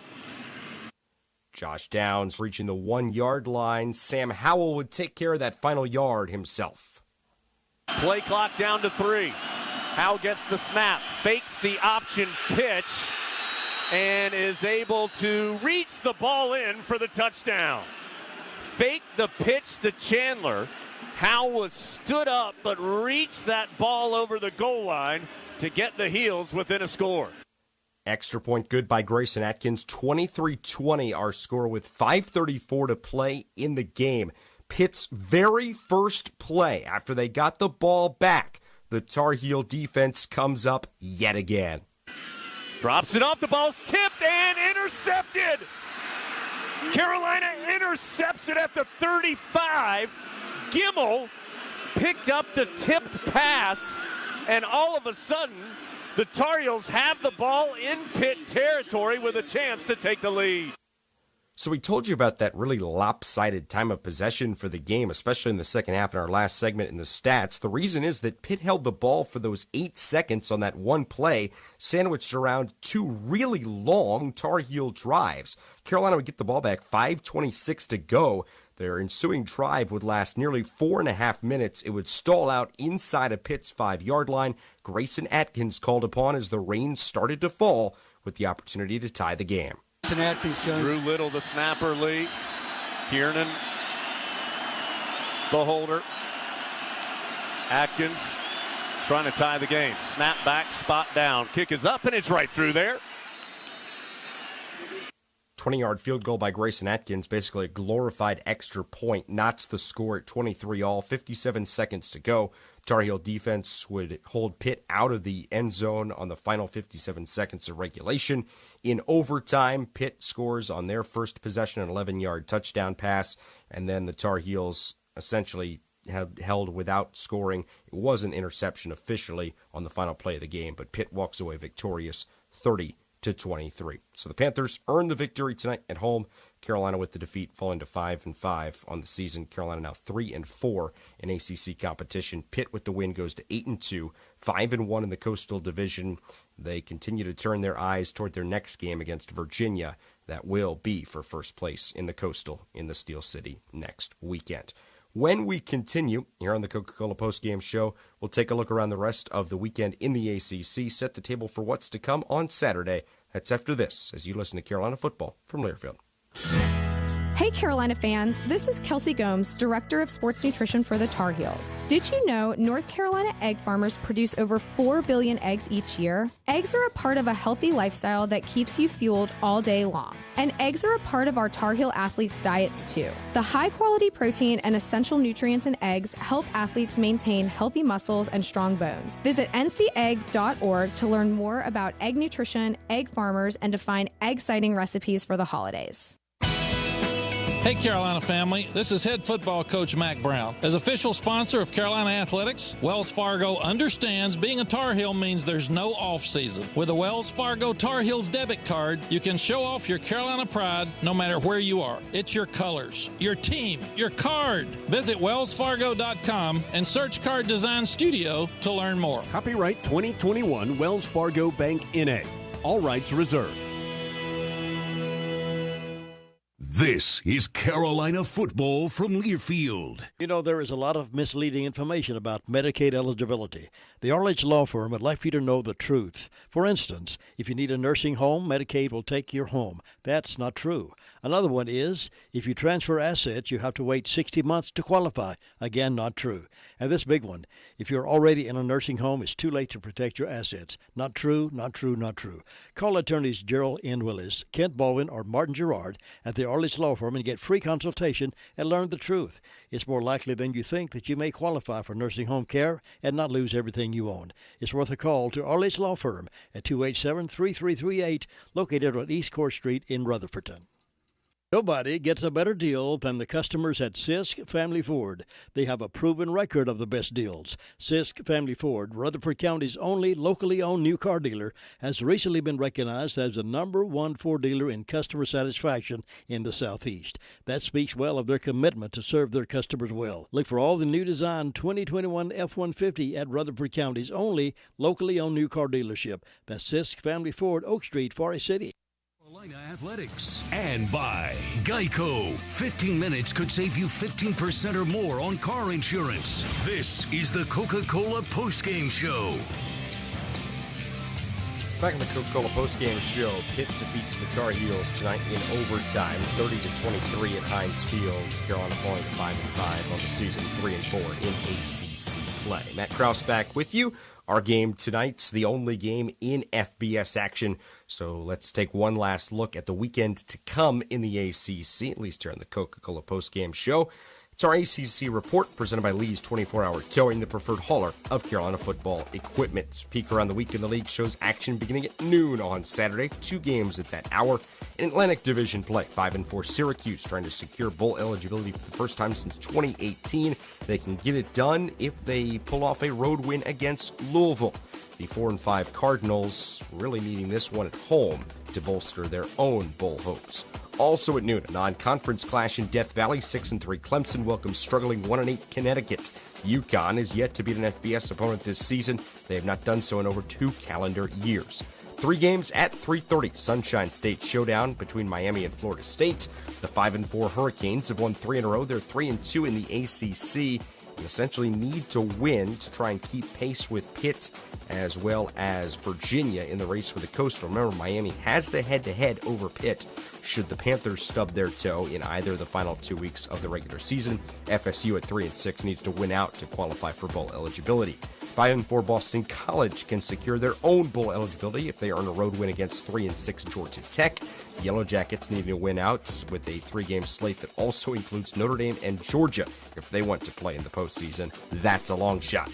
In Blacksburg, 3-6 Duke taking on 4-5 Virginia Tech. Blue Devils in search of their first ACC win. Hokies really need this one at home, their home finale for bowl purposes. At 7:30, 2 big ones in Winston-Salem. Number 12 Wake Forest hosts number 16 NC State.